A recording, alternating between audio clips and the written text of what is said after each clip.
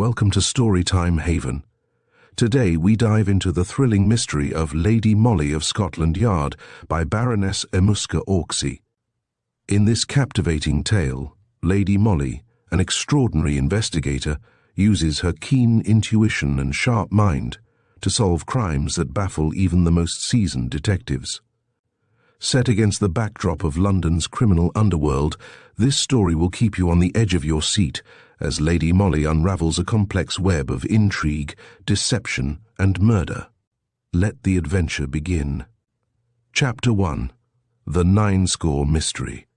Well, some say she is the daughter of a duke, others that she was born in the gutter, and that the handle has been soldered onto her name in order to give her style and influence. I could say a lot, of course, but my lips are sealed, as the poets say. All through her successful career at the Yard, she honored me with her friendship and confidence, but when she took me in partnership, as it were, she made me promise that I would never breathe a word of her private life, and this I swore on my Bible oath, wish I may die, and all the rest of it. Yes, we always called her my lady from the moment that she was put at the head of our section, and the chief called her Lady Molly in our presence. We of the female department are dreadfully snubbed by the men, though don't tell me that women have not 10 times as much intuition as the blundering and sterner sex.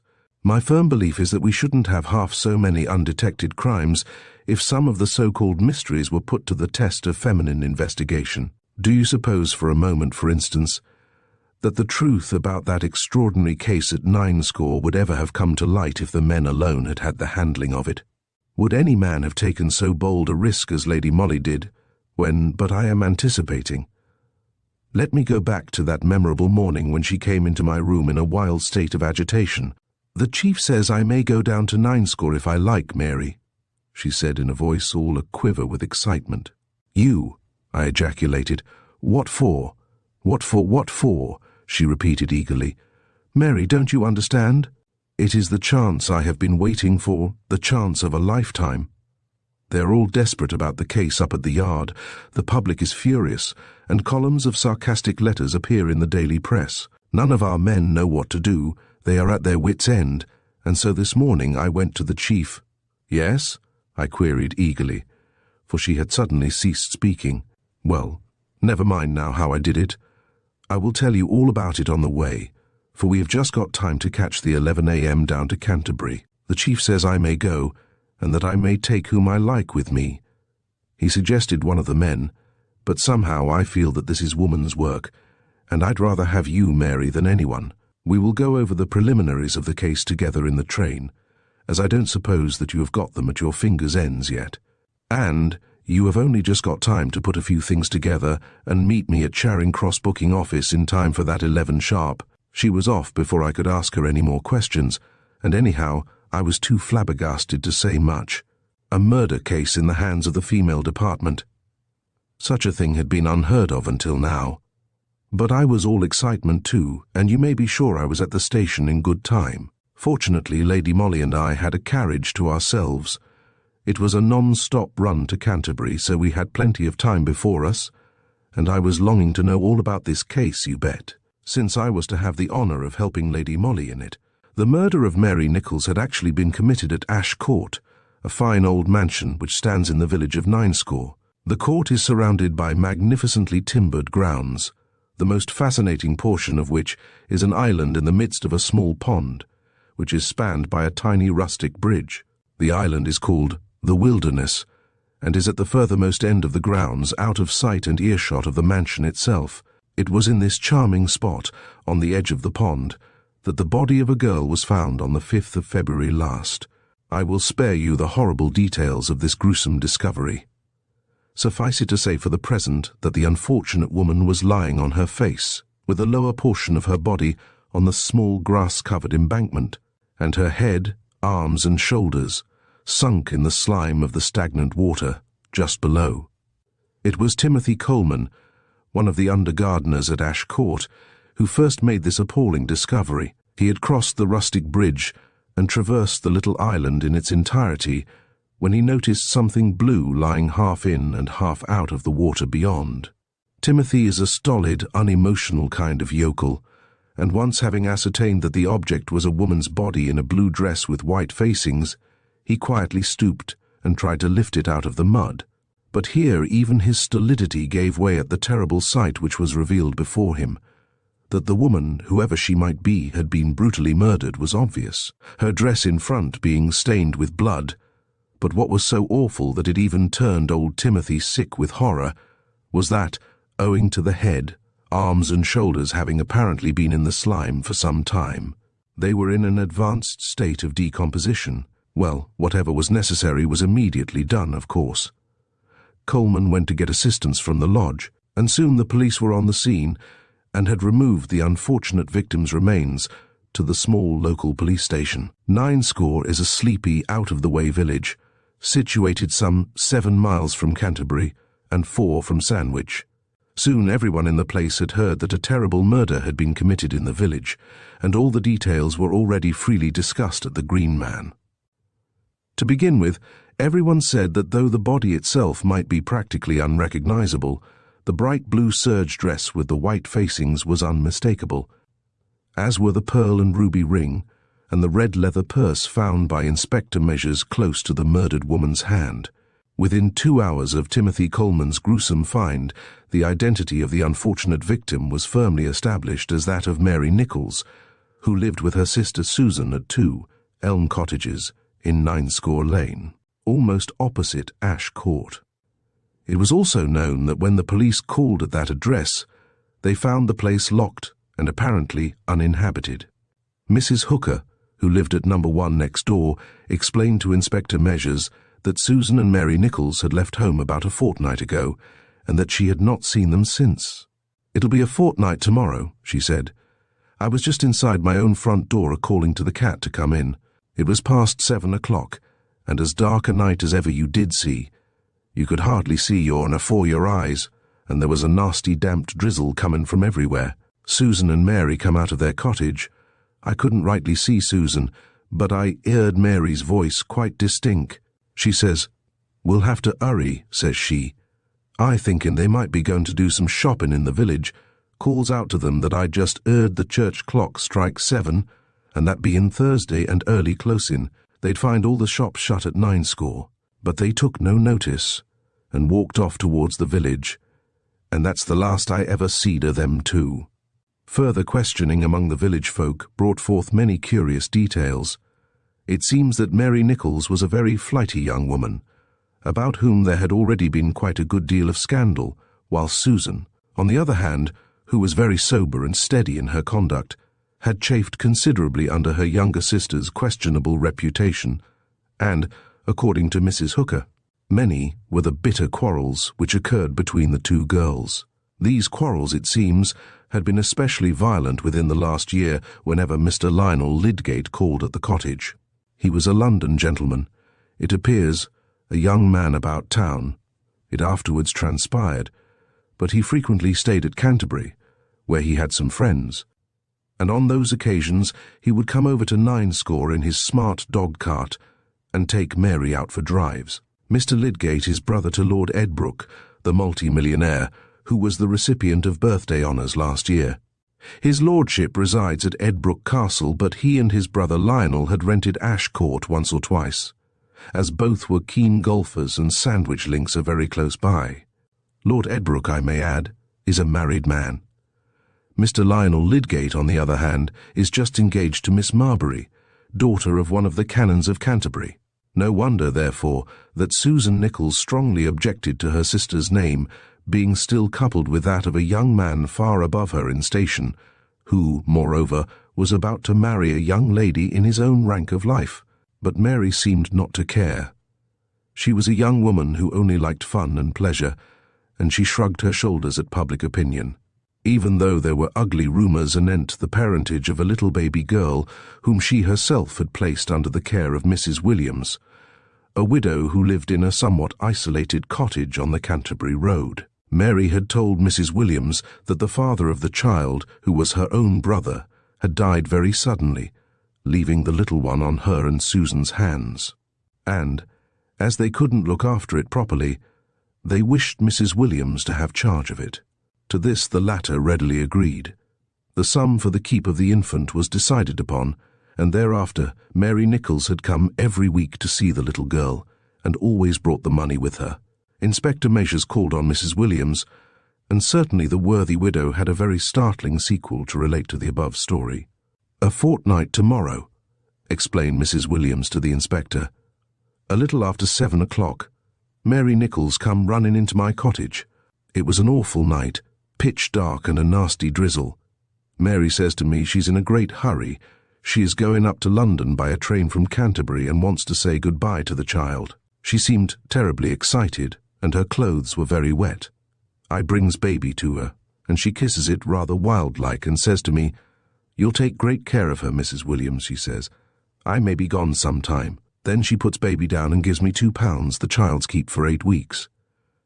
After which, it appears, Mary once more said goodbye and ran out of the cottage, Mrs. Williams going as far as the front door with her. The night was very dark, and she couldn't see if Mary was alone or not, until presently she heard her voice saying tearfully, 'I had to kiss baby.' Then the voice died out in the distance. 'On the way to Canterbury,' Mrs. Williams said most emphatically. So far, you see, Inspector Measures was able to fix the departure of the two sisters Nichols from Ninescore on the night of January 23rd. Obviously, they left their cottage about 7, went to Mrs. Williams, where Susan remained outside, while Mary went in to say goodbye to the child. After that, all traces of them seemed to have vanished. Whether they did go to Canterbury and caught the last up train, at what station they alighted, or when poor Mary came back, could not at present be discovered. According to the medical officer, the unfortunate girl must have been dead 12 or 13 days at the very least, as, though the stagnant water may have accelerated decomposition, the head could not have got into such an advanced state much under a fortnight. At Canterbury Station, neither the booking clerk nor the porters could throw any light upon the subject. Canterbury West is a busy station, and scores of passengers buy tickets and go through the barriers every day. It was impossible, therefore, to give any positive information about two young women who may or may not have travelled by the last up train on Saturday, January 23rd, that is, a fortnight before. One thing only was certain: whether Susan went to Canterbury and travelled by that up train or not, alone or with her sister, Mary had undoubtedly come back to Ninescore either the same night or the following day, since Timothy Coleman found her half-decomposed remains in the grounds of Ash Court a fortnight later. Had she come back to meet her lover, or what? And where was Susan now? From the first, therefore, you see, there was a great element of mystery about the whole case, and it was only natural that the local police should feel that, unless something more definite came out at the inquest, they would like to have the assistance of some of the fellows at the yard. So the preliminary notes were sent up to London, and some of them drifted into our hands. Lady Molly was deeply interested in it from the first, and my firm belief is that she simply worried the chief into allowing her to go down to Ninescore and see what she could do. 2. At first it was understood that Lady Molly should only go down to Canterbury after the inquest, if the local police still felt that they were in want of assistance from London. But nothing was further from my lady's intentions than to wait until then. "I was not going to miss the first act of a romantic drama," she said to me, just as our train steamed into Canterbury Station. "Pick up your bag, Mary. We're going to tramp it to Ninescore two lady artists on a sketching tour, remember, and we'll find lodgings in the village, I dare say." We had some lunch in Canterbury, and then we started to walk the 6.5 miles to Ninescore, carrying our bags. We put up at one of the cottages, where the legend Apartments for Single Respectable Lady or Gentleman had hospitably invited us to enter, and at 8 o'clock the next morning we found our way to the local police station, where the inquest was to take place. Such a funny little place, you know, just a cottage converted for official use, and the small room packed to its utmost holding capacity. The entire able-bodied population of the neighbourhood had, I verily believe, congregated in these 10 cubic yards of stuffy atmosphere.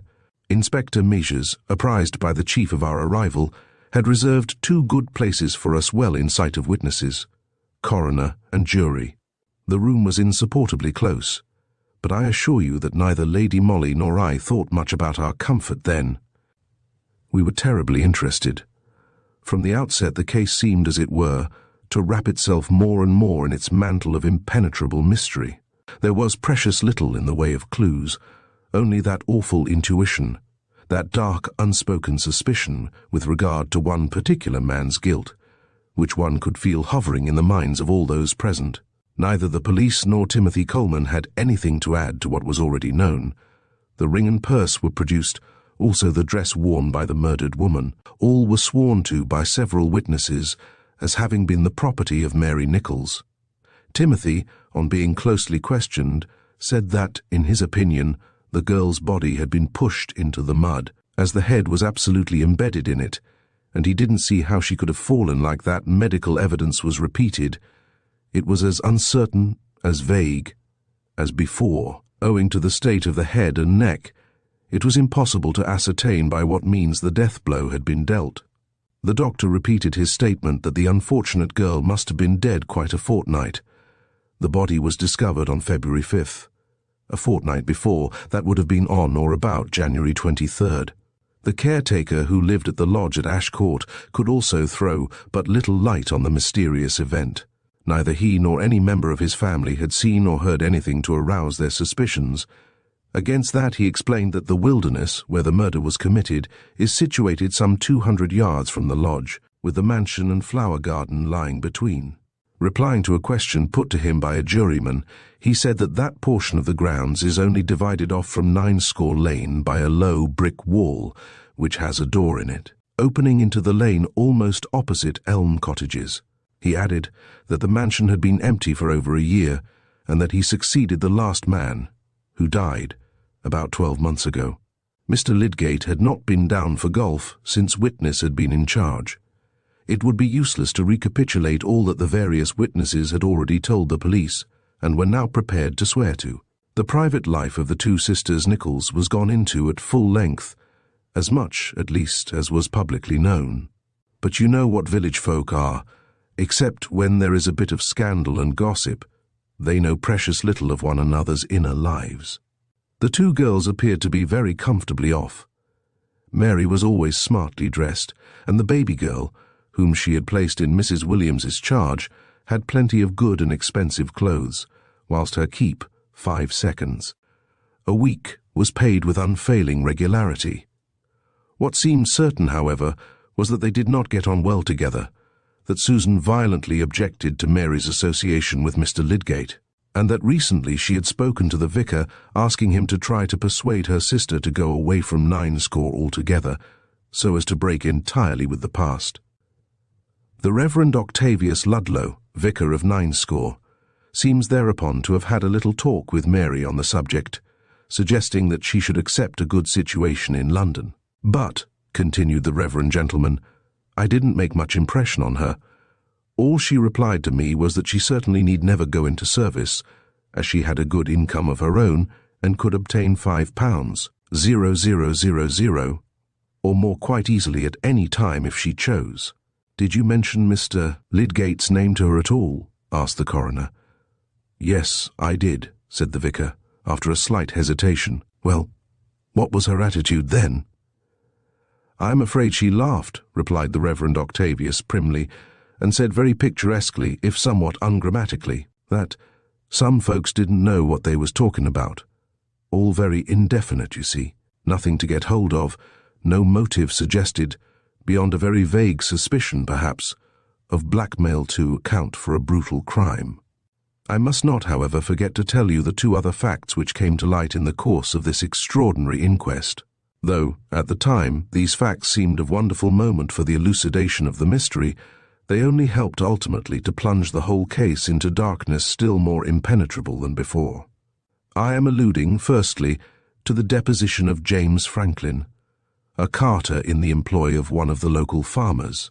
He stated that about 6:30 on that same Saturday night, January 23rd, he was walking along Ninescore Lane, leading his horse and cart, as the night was indeed pitch dark. Just as he came somewhere near Elm Cottages, he heard a man's voice saying in a kind of hoarse whisper, "Open the door, can't you? It's as dark as blazes."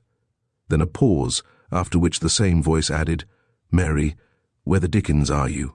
Whereupon a girl's voice replied, "All right, I'm coming." James Franklin heard nothing more after that, nor did he see anyone in the gloom. With the stolidity peculiar to the Kentish peasantry, he thought no more of this until the day when he heard that Mary Nichols had been murdered.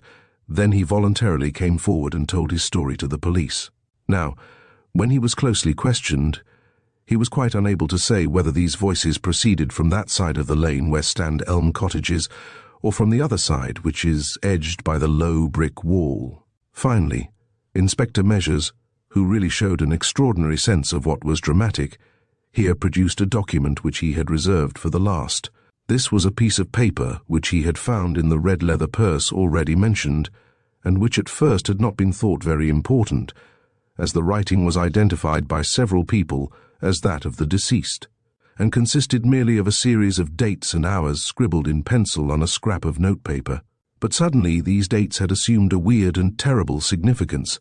Two of them, at least December 26th and January 1st, followed by 10 a.m., were days on which Mr. Lydgate came over to Ninescore and took Mary for drives. One or two witnesses swore to this positively. Both dates had been local meets of the harriers, to which other folk from the village had gone, and Mary had openly said afterwards how much she had enjoyed these. The other dates, there were 6 altogether, were more or less vague. One Mrs. Hooker remembered as being coincident with a day Mary Nichols had spent away from home, but the last date, scribbled in the same handwriting, was January 23rd, and below it the hour 6 p.m. The coroner now adjourned the inquest. An explanation from Mr. Lionel Lydgate had become imperative. Public excitement had by now reached a very high pitch. It was no longer a case of mere local interest. The country inns all round the immediate neighbourhood were packed with visitors from London, artists, journalists, dramatists and actor-managers, whilst the hotels and fly proprietors of Canterbury were doing a roaring trade. Certain facts and one vivid picture stood out clearly before the thoughtful mind in the midst of a chaos of conflicting and irrelevant evidence. The picture was that of the 2 women tramping in the wet and pitch-dark night towards Canterbury. Beyond that, everything was a blur. When did Mary Nichols come back to Ninescore, and why? To keep an appointment made with Lionel Lydgate. It was openly whispered, but that appointment, if the rough notes were interpreted rightly, was for the very day on which she and her sister went away from home. A man's voice called to her at 6:30 certainly, and she replied to it. Franklin, the carter, heard her.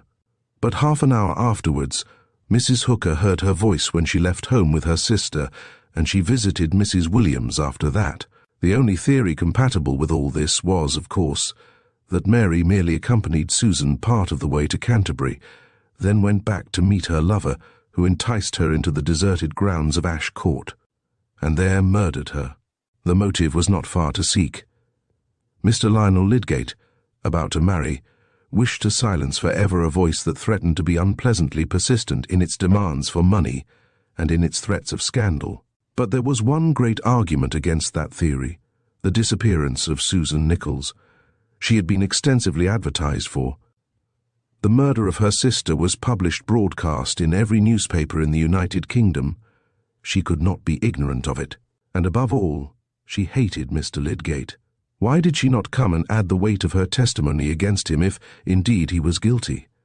And if Mr. Lydgate was innocent, then where was the criminal? And why had Susan Nichols disappeared? Why? Well, the next day would show. Mr. Lionel Lydgate had been cited by the police to give evidence at the adjourned inquest. Good-looking, very athletic, and obviously frightfully upset and nervous, he entered the little courtroom, accompanied by his solicitor, just before the coroner and jury took their seats. He looked keenly at Lady Molly as he sat down, and from the expression of his face I guessed that he was much puzzled to know who she was. He was the first witness called. Manfully and clearly he gave a concise account of his association with the deceased. She was pretty and amusing, he said. I liked to take her out when I was in the neighbourhood. It was no trouble to me. There was no harm in her, whatever the village gossips might say. I know she had been in trouble, as they say, but that had nothing to do with me. It wasn't for me to be hard on a girl, and I fancy that she has been very badly treated by some scoundrel. Here he was hard-pressed by the coroner, who wished him to explain what he meant. But Mr. Lydgate turned obstinate, and to every leading question he replied stolidly and very emphatically, "I don't know who it was. It had nothing to do with me, but I was sorry for the girl because of everyone turning against her, including her sister, and I tried to give her a little pleasure when I could." That was all right. Very sympathetically told. The public quite liked this pleasing specimen of English cricket, golf, and football-loving manhood. Subsequently, Mr. Lydgate admitted meeting Mary on December 26th and January 1st, but he swore most emphatically that that was the last he ever saw of her. Images img 019.jpg caption, "You swear to that, Mr. Lydgate?" asked the coroner. "But the 23rd of January, here insinuated the coroner. "You made an appointment with the deceased then?" "Certainly not," he replied. "But you met her on that day?" "Most emphatically no," he replied quietly. "I went down to Edbrook Castle, my brother's place in Lincolnshire, on the 20th of last month, and only got back to town about 3 days ago." "You swear to that, Mr. Lydgate?" asked the coroner. "I do indeed, and there are a score of witnesses to bear me out. The family, the house party, the servants." He tried to dominate his own excitement. I suppose, poor man, he had only just realized that certain horrible suspicions had been resting upon him. His solicitor pacified him, and presently he sat down, whilst I must say that everyone there present was relieved at the thought that the handsome young athlete was not a murderer after all. To look at him it certainly seemed preposterous, but then of course there was the deadlock, and as there were no more witnesses to be heard, no new facts to elucidate. The jury returned the usual verdict against some person or persons unknown, and we, the keenly interested spectators, were left to face the problem: who murdered Mary Nichols, and where was her sister Susan? 4. After the verdict, we found our way back to our lodgings. Lady Molly tramped along silently with that deep furrow between her brows which I knew meant that she was deep in thought. "Now we'll have some tea," I said, with a sigh of relief, as soon as we entered the cottage door. "No, you won't," replied my lady dryly. "I am going to write out a telegram, and we'll go straight on to Canterbury and send it from there." "To Canterbury," I gasped.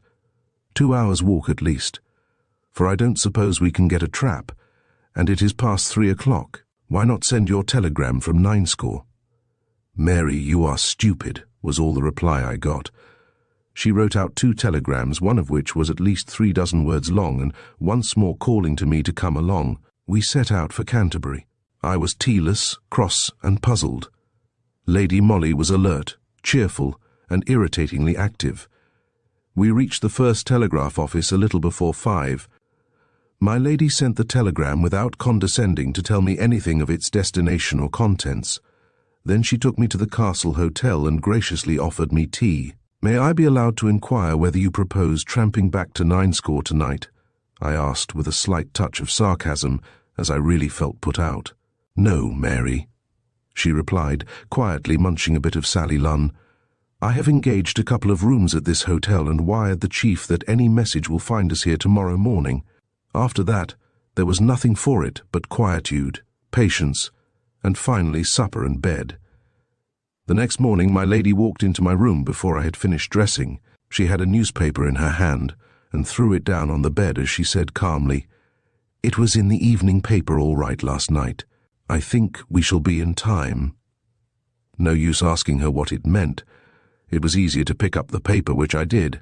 It was a late edition of one of the leading London evening shockers, and at once the front page, with its startling headline, attracted my attention.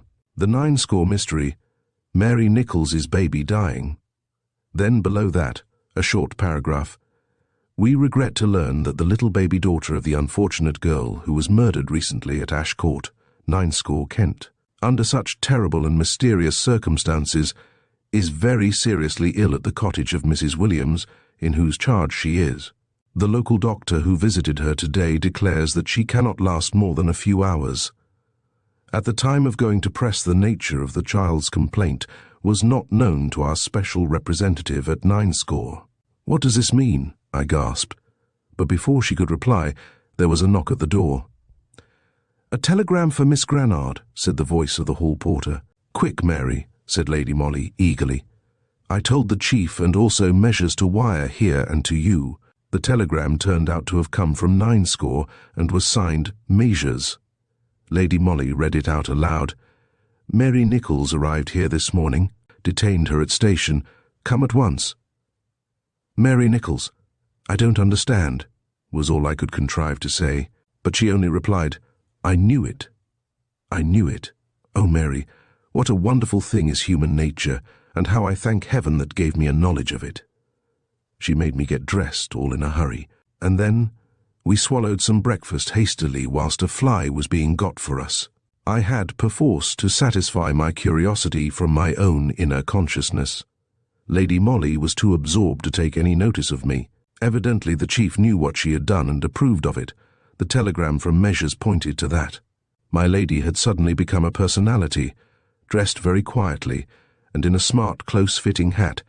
She looked years older than her age, owing also to the seriousness of her mien. The fly took us to 9 fairly quickly. At the little police station we found Measures awaiting us. He had Elliot and Pegram from the yard with him.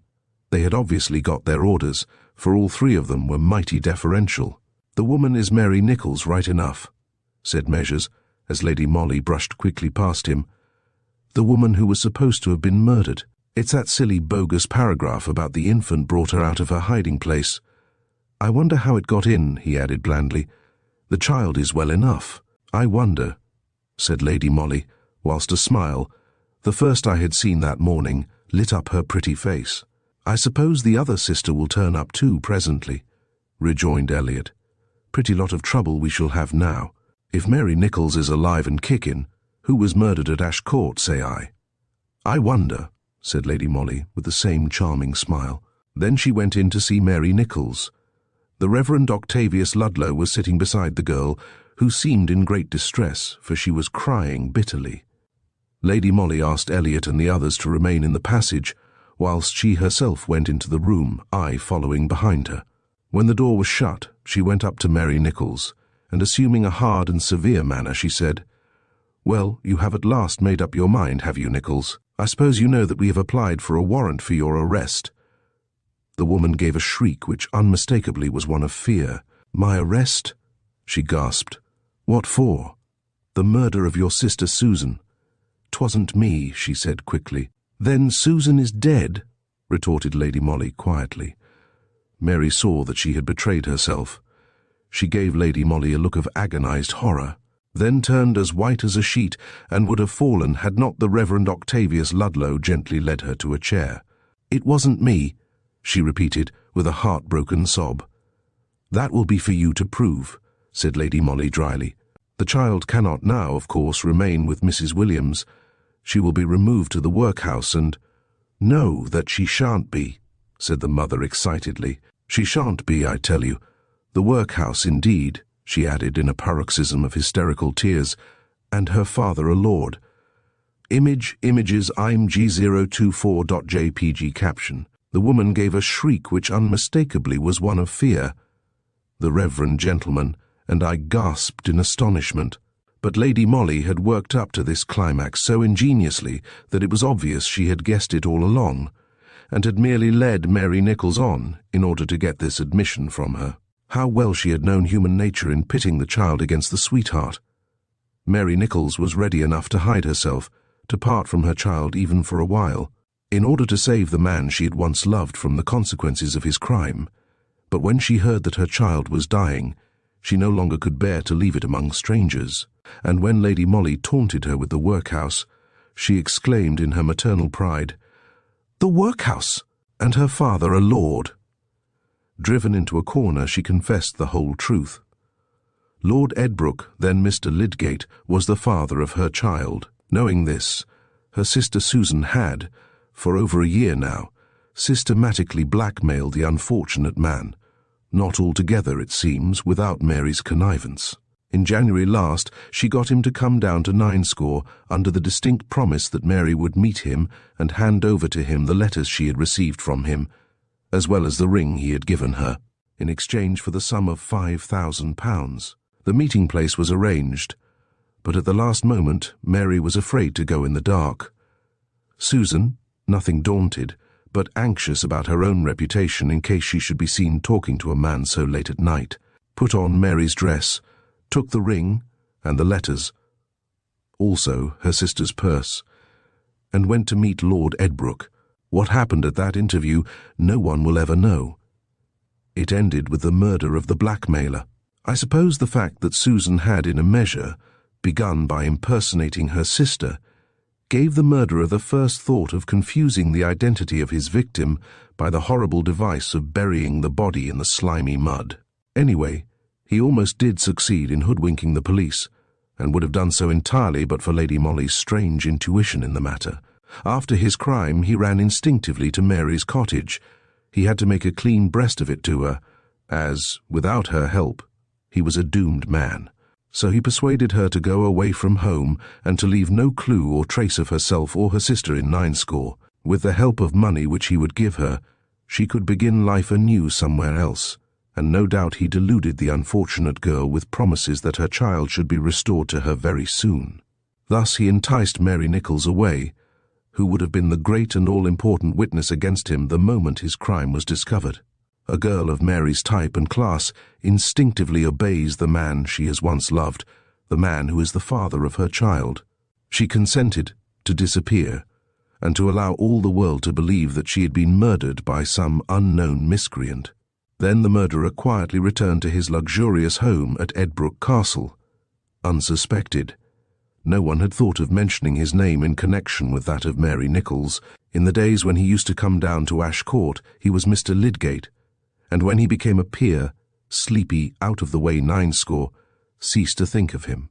Perhaps Mr. Lionel Lydgate knew all about his brother's association with the village girl.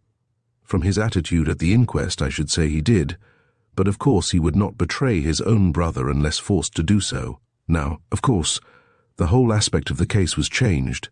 The veil of mystery had been torn asunder owing to the insight, the marvelous intuition, of a woman who, in my opinion, is the most wonderful psychologist of her time. You know the sequel. Our fellows at the Yard, aided by the local police, took their lead from Lady Molly and began their investigations of Lord Edbrook's movements on or about the 23rd of January. Even their preliminary inquiries revealed the fact that his lordship had left Edbrook Castle on the 21st. He went up to town, saying to his wife and household that he was called away on business, and not even taking his valet with him. He put up at the Langham Hotel, but here police investigations came to an abrupt ending.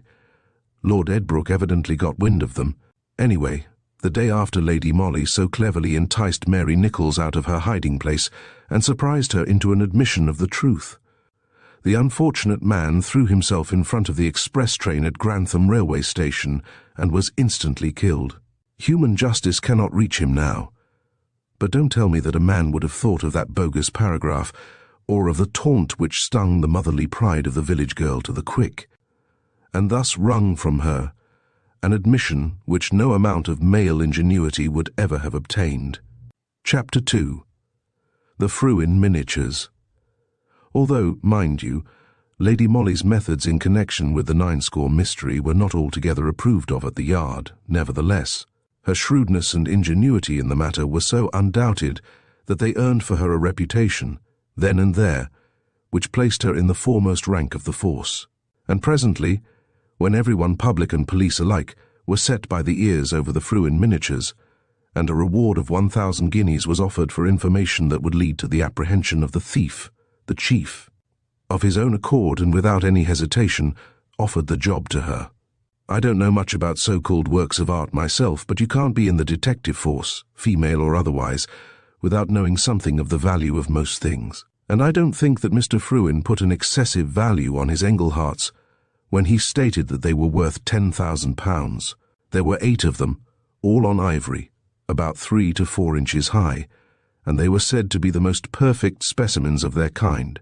Mr. Fruin himself had had an offer for them less than 2 years ago of 200,000 francs from the trustees of the Louvre, which offer, mind you, he had refused. I dare say you know that he was an immensely wealthy man, a great collector himself, as well as dealer, and that several of the most unique and most highly priced works of art found their way into his private collection. Among them, of course, the Engelhardt miniatures were the most noteworthy. For some time before his death, Mr. Fruin had been a great invalid, and for over 2 years he had not been able to go beyond the boundary of his charming property, Blatchley House, near Brighton.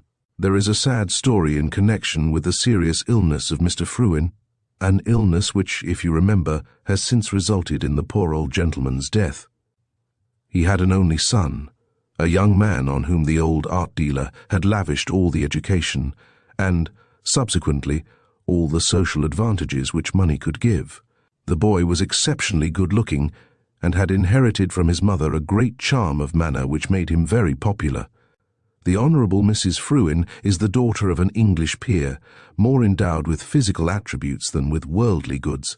Besides that, she is an exceptionally beautiful woman, has a glorious voice, is a fine violinist, and is no mean watercolour artist, having more than once exhibited at the Royal Academy.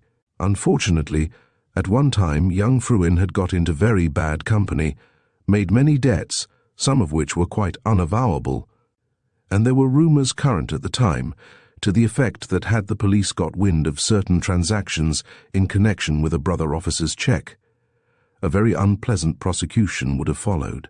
Be that as it may, young Lionel Fruin had to quit his regiment, and presently he went off to Canada, where he is supposed to have gone in for farming. According to the story related by some of the servants at Blatchley House, there were violent scenes between father and son before the former consented to pay some of the young spendthrift's most pressing debts, and then find the further sum of money which was to enable young Fruin to commence a new life in the colonies. Mrs. Fruin, of course, took the matter very much to heart. She was a dainty, refined, artistic creature who idolized her only son, but she had evidently no influence whatever over her husband, who, in common with certain English families of Jewish extraction, had an extraordinary hardness of character where the integrity of his own business fame was concerned. He absolutely never forgave his son what he considered a slur cast upon his name by the young spendthrift. He packed him off to Canada and openly told him that he was to expect nothing further from him. All the Fruin money and the priceless art collection would be left by will to a nephew, James Hyam, whose honour and general conduct had always been beyond reproach. That Mr. Fruin really took his hitherto idolized son's defalcations very much to heart was shown by the fact that the poor old man's health completely broke down after that. He had an apoplectic fit, and, although he somewhat recovered, he always remained an invalid. His eyesight and brain power were distinctly enfeebled, and about 9 months ago he had a renewed seizure, which resulted in paralysis first, and subsequently in his death. The greatest, if not the only, joy the poor old man had, during the 2 years which he spent pinned to an invalid chair, was his art collection. Blatchley House was a perfect art museum, and the invalid would have his chair wheeled up and down the great hall, and along the rooms where his pictures and china, and above all, where his priceless miniatures were stored. He took an enormous pride in these, and it was, I think, with a view to brightening him up a little, that Mrs. Fruin invited Monsieur de Colinville, who had always been a great friend of her husband, to come and stay at Blatchley. Of course, there is no greater connoisseur of art anywhere than that distinguished Frenchman, and it was through him that the celebrated offer of £8,000 was made by the Louvre for the Engelhardt miniatures. Though, of course, the invalid declined the offer, he took a great pleasure and pride in the fact that it had been made as, in addition to Monsieur de Colinville himself, several members of the Committee of Art Advisers to the Louvre came over from Paris in order to try and persuade Mr. Fruin to sell his unique treasures. However, the invalid was obdurate about that. He was not in want of money, and the celebrated Fruin art collection would go intact to his widow for her life, and then to his heir, Mr. James Hyam, a great connoisseur himself and art dealer of St. Petersburg and London. It was really a merciful dispensation of Providence that the old man never knew of the disappearance of his valued miniatures. By the time that extraordinary mystery had come to light, he was dead. On the evening of January the 14th, at 8:30, Mr. Fruin had a third paralytic seizure, from which he never recovered.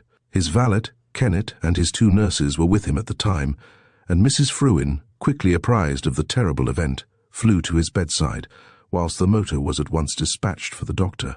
About an hour or two later the dying man seemed to rally somewhat, but he appeared very restless and agitated, and his eyes were roaming anxiously about the room. "I expect it is his precious miniatures he wants," said Nurse Dawson. "He is always quiet when he can play with them." She reached for the large leather case which contained the priceless art treasures, and opening it, placed it on the bed beside the patient. Mr. Fruin, however, was obviously too near death to care even for his favourite toy. He fingered the miniatures with trembling hands for a few moments, and then sank back exhausted on the pillows. "He is dying," said the doctor quietly, turning to Mrs. Fruin. "I have something to say to him," she then said. "Can I remain alone with him for a few minutes?" "Certainly," said the doctor, as he himself discreetly retired. "But I think one of the nurses had better remain within earshot." Nurse Dawson, it appeared, remained within earshot to some purpose, for she overheard what Mrs. Fruin was saying to her dying husband. "It is about Lionel, your only son," she said. "Can you understand what I say?" The sick man nodded. "You remember that he is in Brighton, staying with Alicia. I can go and fetch him in the motor if you will consent to see him." Again the dying man nodded. I suppose Mrs. Fruin took this to mean acquiescence, for the next moment she rang for John Chips, the butler, and gave him instructions to order her motor at once. She then kissed the patient on the forehead and prepared to leave the room, but just before she did so, her eyes lighted on the case of miniatures, and she said to Kennett, the valet, "Give these to Chips, and tell him to put them in the library." She then went to put on her furs preparatory to going out. When she was quite ready, she met Chips on the landing, who had just come up to tell her that the motor was at the door. He had in his hand the case of miniatures which Kennett had given him. "Put the case on the library table, Chips, when you go down," she said. "Yes, madam," he replied. He followed her downstairs, then slipped into the library, put the case on the table as he had been directed, after which he saw his mistress into the motor, and finally closed the front door. 2. About an hour later, Mrs. Fruin came back, but without her son. It transpired afterwards that the young man was more vindictive than his father. He refused to go to the latter's bedside in order to be reconciled at the 11th hour to a man who then had no longer either his wits or his physical senses about him. However, the dying man was spared the knowledge of his son's irreconcilable conduct, for, after a long and wearisome night passed in a state of coma, he died at about 6 a.m. It was quite late the following afternoon when Mrs. Fruin suddenly recollected the case of miniatures, which should have been locked in their accustomed cabinet. She strolled leisurely into the library. She was very fatigued and worn out with the long vigil and the sorrow and anxiety she had just gone through. A quarter of an hour later, John Chips found her in the same room, sitting dazed and almost fainting in an armchair. In response to the old butler's anxious query, she murmured, "The miniatures, where are they?" Scared at the abruptness of the query and at his mistress's changed tone of voice, Chips gazed quickly around him. "You told me to put them on the table, mum," he murmured. "And I did so. They certainly don't seem to be in the room now," he added, with a sudden feeling of terror. "Run and ask one of the nurses at once if the case was taken up to Mr. Fruin's room during the night." Chips, needless to say, did not wait to be told twice. He was beginning to feel very anxious. He spoke to Kennett, and also to the two nurses, and asked them if by any chance the miniatures were in the late master's room. To this Kennett and the nurses replied in the negative. The last they had seen of the miniatures was when Chips took them from the valet, and followed his mistress downstairs with the case in his hands. The poor old butler was in despair, the cook was in hysterics, and consternation reigned throughout the house. The disappearance of the miniatures caused almost a greater excitement than the death of the master, who had been a dying man so long that he was almost a stranger to the servants at Blatchley. Mrs. Fruin was the first to recover her presence of mind. "Send a motor at once to the police station at Brighton," she said very calmly, as soon as she completely realized that the miniatures were nowhere to be found. "It is my duty to see that this matter is thoroughly gone into at once." Within half an hour of the discovery of the theft, Detective Inspector Hankin and Police Constable MacLeod had both arrived from Brighton, having availed themselves of Mrs. Fruin's motor. They are shrewd men, both of them, and it did not take them many minutes before they had made up their minds how the robbery had taken place. By whom it was done was quite another matter, and would take some time and some ingenuity to find out. What Detective Inspector Hankin had gathered was this. While John Chipps saw his mistress into the motor, the front door of the house had, of necessity, been left wide open. The motor then made a start, but after a few paces it stopped, and Mrs. Fruin put her head out of the window and shouted to Chipps some instructions with regard to the nurse's evening collation, which, in view of Mr. Fruin's state, she feared might be forgotten. Chipps, being an elderly man and a little deaf, did not hear her voice distinctly, so he ran up to the motor and she repeated her instructions to him. In Inspector Hankin's mind, there was no doubt that the thief, who must have been hanging about the shrubbery that evening, took that opportunity to sneak into the house, then to hide himself in a convenient spot until he could find an opportunity for the robbery which he had in view. The butler declared that when he returned, he saw nothing unusual. He'd only been gone a little over a minute. He then fastened and bolted the front door, and according to his usual custom, he put up all the shutters of the ground floor windows, including, of course, those in the library. He had no light with him when he did this accustomed round, for, of course, he knew his way well enough in the dark, and the electric chandelier in the hall gave him what light he wanted. While he was putting up the shutters, Chipps was giving no particular thought to the miniatures, but strangely enough, he seems to have thought of them about an hour later. When most of the servants had gone to bed, and he was waiting up for his mistress, he then, quite casually and almost absent-mindedly, when crossing the hall, turned the key of the library door, thus locking it from the outside. Of course, throughout all this we must remember that Blatchley House was not in its normal state that night, since its master was actually dying in a room on the floor above the library. The two nurses and Kennett, the valet, were all awake, and with him during the whole of that night. Kennett certainly was in and out of the room several times, having to run down and fetch various things required by the doctor or the nurses. In order to do this, he did not use the principal staircase, nor did he have to cross the hall, but, as far as the upper landing and the secondary stairs were concerned, he certainly had not noticed anything unusual or suspicious, whilst when Mrs. Fruin came home, she went straight up to the first floor, and certainly noticed nothing in any way to arouse her suspicions. But of course, this meant very little, as she certainly must have been too upset and agitated to see anything. The servants were not apprised of the death of their master until after their breakfast. In the meanwhile, Emily, the housemaid, had been in as usual to do the library. She distinctly noticed, when she first went in, that none of the shutters were up, and that one of the windows was open. She thought at the time that someone must have been in the room before her, and meant to ask Chipps about it, when the news of the master's death drove all thoughts of open windows from her mind.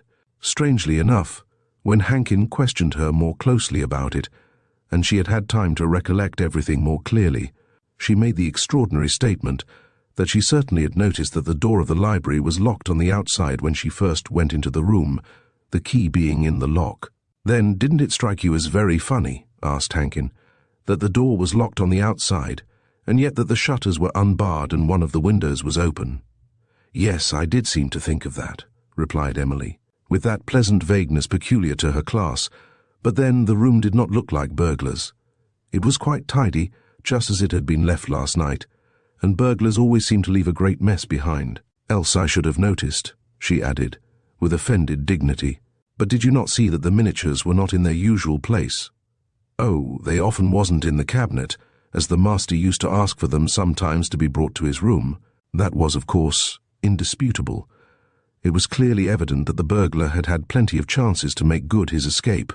You see, the actual time when the miscreant must have sneaked into the room had now been narrowed down to about an hour and a half, between the time when Mrs. Fruin finally left in her motor to about an hour later. When Chipps turned the key in the door of the library, and thus undoubtedly locked the thief in, at what precise time of the night he effected his escape could not anyhow be ascertained. It must have been after Mrs. Fruin came back again, as Hankin held that she or her chauffeur would have noticed that one of the library windows was open. This opinion was not shared by Elliot from the yard, who helped in the investigation of this mysterious crime, as Mrs. Fruin was certainly very agitated and upset that evening, and her powers of perception would necessarily be blunted. As for the chauffeur, we all know that the strong headlights on a motor are so dazzling that nothing can be seen outside their blinding circle of light. Be that as it may, it remained doubtful when the thief made good his escape. It was easy enough to effect, and as there is a square of flagstones in front of the main door and just below the library windows, the thief left not the slightest trace of footprints, whilst the drop from the window is less than 8 feet. What was strange in the whole case, and struck Detective Hankin immediately, was the fact that the burglar, whoever he was, must have known a great deal about the house and its ways. He also must have had a definite purpose in his mind, not usually to be found in the brain of a common housebreaker. He must have meant to steal the miniatures and nothing else, since he made his way straight to the library, and, having secured the booty, at once made good his escape, without trying to get any other article which could more easily be disposed of than works of art. You may imagine, therefore, how delicate a task now confronted Inspector Hankin. You see, he had questioned everyone in the house, including Mr. Fruin's valet and nurses, and from them he casually heard of Mrs. Fruin's parting words to her dying husband, and of her mention of the scapegrace son, who was evidently in the immediate neighbourhood, and whom she wished to come and see his father. Mrs. Fruin, closely questioned by the detective, admitted that her son was staying in Brighton, and that she saw him that very evening. "Mr. Lionel Fruin is staying at the Metropole Hotel," she said coldly, "and he was dining with my sister, Lady Stayne, last night. He was in the house at Sussex Square when I arrived in my motor," she added hastily, guessing, perhaps, the unavowed suspicion which had arisen in Hankin's mind. "And he was still there when I left. I drove home very fast, naturally, as my husband's condition was known to me to be quite hopeless, and that he was not expected to live more than perhaps a few hours. We covered the 7 miles between this house and that of my sister in less than a quarter of an hour." This statement of Mrs. Fruin's was, if you remember, fully confirmed both by her sister and her brother-in-law, Lady Stayne and Sir Michael. There was no doubt that young Lionel Fruin was staying at the Hotel Metropole in Brighton, that he was that evening dining with the Staynes at Sussex Square, when his mother arrived in her motor. Mrs. Fruin stayed about an hour, during which time she presumably tried to influence her son to go back to Bletchley with her in order to see his dying father. Of course, what exactly happened at that family interview, none of the 4 people present was inclined to reveal. Against that, both Sir Michael and Lady Stayne were prepared to swear that Mr. Lionel Fruin was in the house when his mother arrived, and that he did not leave them until long after she had driven away. There lay the hitch, you see, for already the public jumped to conclusions, and terribly prejudiced as it is in a case of this sort, it had made up its mind that Mr. Lionel Fruin, once more pressed for money, had stolen his father's precious miniatures in order to sell them in America for a high sum. Everyone's sympathy was dead against the young son who refused to be reconciled to his father, although the latter was dying. According to one of the footmen in Lady Stayne's employ, who had taken whiskies and sodas in while the interview between Mrs. Fruin and her son was taking place, Mr. Lionel had said very testily, "It's all very well, mother, but that is sheer sentimentality. The governor threw me on my beam ends when a little kindness and help would have meant a different future to me. He chose to break my life because of some early peccadilloes, and I am not going to fawn round him and play the hypocrite when he has no intention of altering his will and has cut me off with a shilling. He must be half imbecile by now, and won't know me anyway." But with all this, and with public opinion so dead against him, it was quite impossible to bring the crime home to the young man. The burglar, whoever he was, must have sneaked into the library some time before Chips closed the door on the outside, since it was still so found by Emily the following morning. Thereupon the public, determined that Lionel Fruin should in some way be implicated in the theft, made up its mind that the doting mother, hearing of her son's woeful want of money, stole the miniatures herself that night and gave them to him. When Lady Molly heard this theory, she laughed and shrugged her pretty shoulders. "Old Mr. Fruin was dying, was he not, at the time of the burglary?" she said. "Why should his wife, soon to become his widow, take the trouble to go through a laboured and daring comedy of a burglary in order to possess herself of things which would become hers within the next few hours. Even if, after Mr. Fruin's death, she could not actually dispose of the miniatures, the old man left her a large sum of money and a big income by his will, with which she could help her spendthrift son as much as she pleased. This was, of course, why the mystery in this strange case was so deep. At the Yard they did all that they could.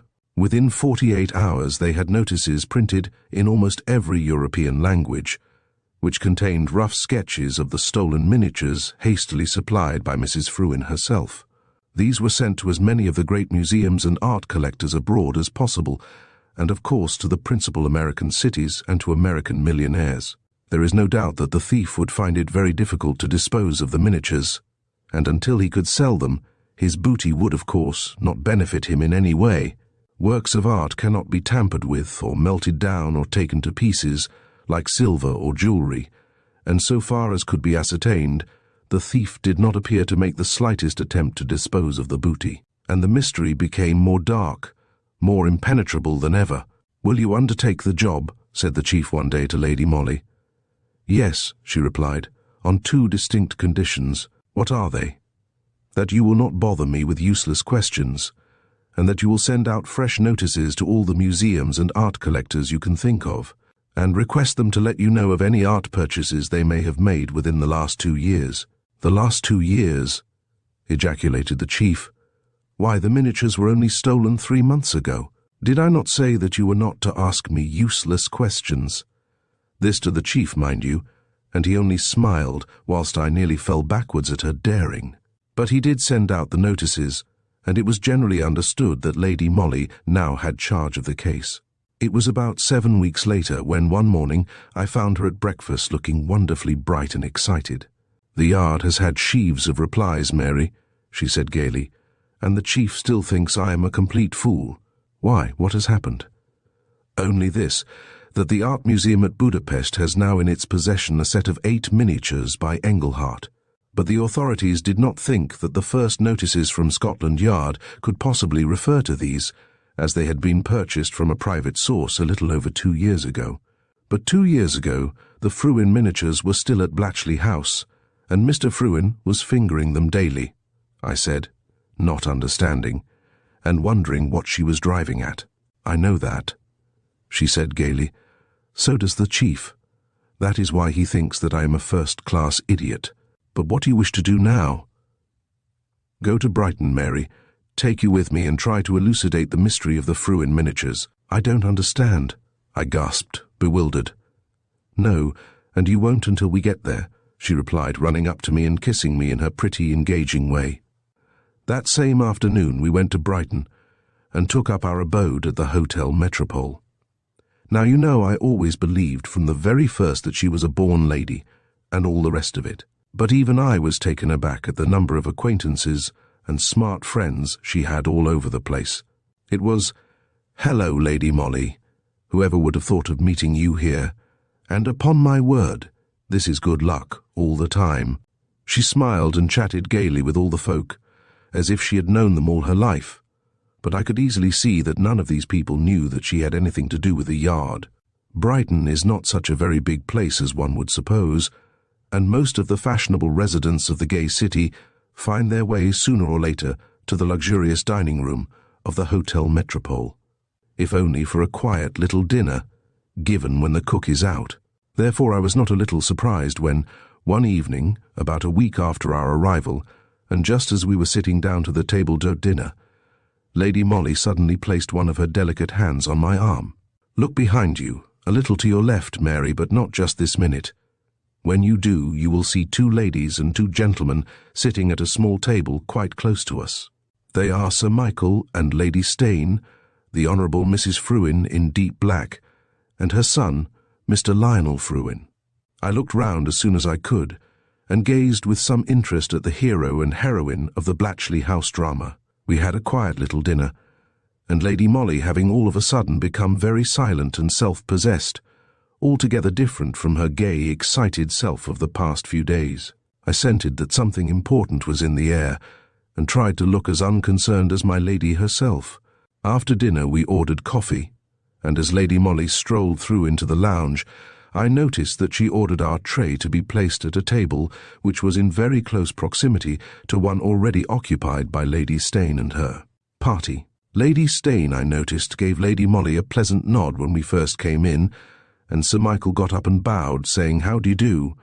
We sat down and began a desultory conversation together. Soon, as usual, we were joined by various friends and acquaintances who all congregated round our table and set themselves to entertaining us right pleasantly. Presently the conversation drifted to art matters, Sir Anthony Truscott being there, who is, as you know, one of the keepers of the art department at South Kensington Museum. "I am crazy about miniatures just now," said Lady Molly in response to a remark from Sir Anthony. I tried not to look astonished. "And Miss Granard and I," continued my lady quite unblushingly, "have been travelling all over the continent in order to try and secure some rare specimens." "Indeed," said Sir Anthony. "Have you found anything very wonderful?" "We certainly have discovered some rare works of art," replied Lady Molly. "Have we not, Mary? Now the 2 Engleharts we bought at Budapest are undoubtedly quite unique." "Englehart and at Budapest," remarked Sir Anthony. "I thought I knew the collections at most of the great continental cities, but I certainly have no recollection of such treasures in the Hungarian capital." "Oh, they were only purchased 2 years ago and have only been shown to the public recently," remarked Lady Molly. "There was originally a set of 8, so the comptroller, Mr. Pulski, informed me. He bought them from an English collector whose name I have now forgotten, and he is very proud of them. But they cost the country a great deal more money than it could afford, and in order somewhat to recoup himself, Mr. Pulski sold 2 out of the 8 at, I must say, a very stiff price." While she was talking, I could not help noticing the strange glitter in her eyes. Then a curious smothered sound broke upon my ear. I turned and saw Mrs. Fruin looking with glowing and dilated eyes at the charming picture presented by Lady Molly. "I should like to show you my purchases," said the latter to Sir Anthony. "1 or 2 foreign connoisseurs have seen the 2 miniatures and declare them to be the finest in existence. Mary," she added, turning to me, "would you be so kind as to run up to my room and get me the small sealed packet which is at the bottom of my dressing-case? Here are the keys." A little bewildered, yet guessing by her manner that I had a part to play, I took the keys from her and went up to her room. In her dressing-case, I certainly found a small, square, flat packet, and with that in my hand I prepared to go downstairs again. I had just locked the bedroom door when I was suddenly confronted by a tall, graceful woman dressed in deep black, whom I at once recognized as the Honourable Mrs. Fruin. "You are Miss Granard?" she said quickly and excitedly. Her voice was tremulous, and she seemed a prey to the greatest possible excitement. Without waiting for my reply, she continued eagerly, "Miss Granard, there is no time to be more explicit, but I give you my word, the word of a very wretched, heartbroken woman, that my very life depends upon my catching a glimpse of the contents of the parcel that you now have in your hand." "But," I murmured, hopelessly bewildered. "There is no but," she replied. "It is a matter of life and death. Here are £200, Miss Granard, if you will let me handle that packet." And with trembling hands, she drew a bundle of banknotes from her reticule. I hesitated, not because I had any notion of acceding to Mrs. Fruin's request, but because I did not quite know how I ought to act at this strange juncture, when a pleasant, mellow voice broke in suddenly. "You may take the money, Mary, if you wish. You have my permission to hand the packet over to this lady." And Lady Molly, charming, graceful and elegant in her beautiful directoire gown, stood smiling some few feet away, with Hankin just visible in the gloom of the corridor. She advanced towards us, took the small packet from my hands and held it out towards Mrs. Fruin. "Will you open it?" she said. "Or shall I?" Mrs. Fruin did not move. She stood as if turned to stone. Then with dexterous fingers my lady broke the seals of the packet and drew from it a few sheets of plain white cardboard and a thin piece of match-boarding. "There," said Lady Molly, fingering the bits of cardboard while she kept her fine large eyes fixed on Mrs. Fruin. £200 is a big price to pay for a sight of these worthless things." "Then this was a vulgar trick," said Mrs. Fruin, drawing herself up with an air which did not affect Lady Molly in the least. "A trick, certainly," she replied with her winning smile. "Vulgar, if you will call it so pleasant to us all, Mrs. Fruin, since you so readily fell into it. Well, and what are you going to do next?" "Report the matter to my chief," said Lady Molly quietly. "We have all been very severely blamed for not discovering sooner the truth about the disappearance of the Fruin miniatures." "You don't know the truth now," retorted Mrs. Fruin. "Oh, yes, I do," replied Lady Molly, still smiling. "I know that 2 years ago your son, Mr. Lionel Fruin, was in terrible monetary difficulties. There was something unavowable, which he dared not tell his father. You had to set to work to find money somehow. You had no capital at your own disposal, and you wished to save your son from the terrible consequences of his own folly. It was soon after M. de Colinville's visit. Your husband had had his first apoplectic seizure. His mind and eyesight were somewhat impaired. You are a clever artist yourself, and you schemed out a plan whereby you carefully copied the priceless miniatures and then entrusted them to your son for sale to the art museum at Budapest, where there was but little likelihood of their being seen by anyone who knew they had belonged to your husband. English people do not stay more than one night there, at the Hotel Hungaria. Your copies were works of art in themselves, and you had no difficulty in deceiving your husband in the state of mind he then was. But when he lay dying, you realized that his will would inevitably be proved, wherein he bequeathed the miniatures to Mr. James Hyam, and that these would have to be valued for probate. Frightened now that the substitution would be discovered, you devised the clever comedy of the burglary at Blatchley, which, in the circumstances, could never be brought home to you or your son. I don't know where you subsequently concealed the spurious Engelhart miniatures which you calmly took out of the library and hid away during the night of your husband's death, but no doubt our men will find that out," she added quietly. "Now that they are on the track." With a frightened shriek, Mrs. Fruin turned as if she would fly, but Lady Molly was too quick for her, and barred the way. Then, with that wonderful charm of manner, and that innate kindliness which always characterized her, she took hold of the unfortunate woman's wrist. "Let me give you a word of advice," she said gently. "We at the Yard will be quite content with a confession from you, which will clear us of negligence and satisfy us that the crime has been brought home to its perpetrator. After that, try and enter into an arrangement with your husband's legatee, Mr. James Hyam. Make a clean breast of the whole thing to him, and offer him full monetary compensation. For the sake of the family he won't refuse. He would have nothing to gain by bruiting the whole thing abroad, and for his own sake, and that of his late uncle, who was so good to him, I don't think you would find him hard to deal with." Mrs. Fruin paused a while, undecided and still defiant. Then her attitude softened. She turned and looked full at the beautiful, kind eyes turned eagerly up to hers, and pressing Lady Molly's tiny hand in both her own, she whispered, "I will take your advice. God bless you." She was gone, and Lady Molly called Hankin to her side. "Until we have that confession, Hankin," she said, with the quiet manner she always adopted where matters connected with her work were concerned, "mum's the word." "Aye, and after that too, my lady," replied Hankin earnestly. "You see, she could do anything she liked with the men, and I, of course, was her slave. Now we have got the confession. Mrs. Fruin is on the best of terms with Mr. James Hyam, who has behaved very well about the whole thing, and the public has forgotten all about the mystery of the Fruin miniatures." Chapter 3. The Irish Tweed Coat.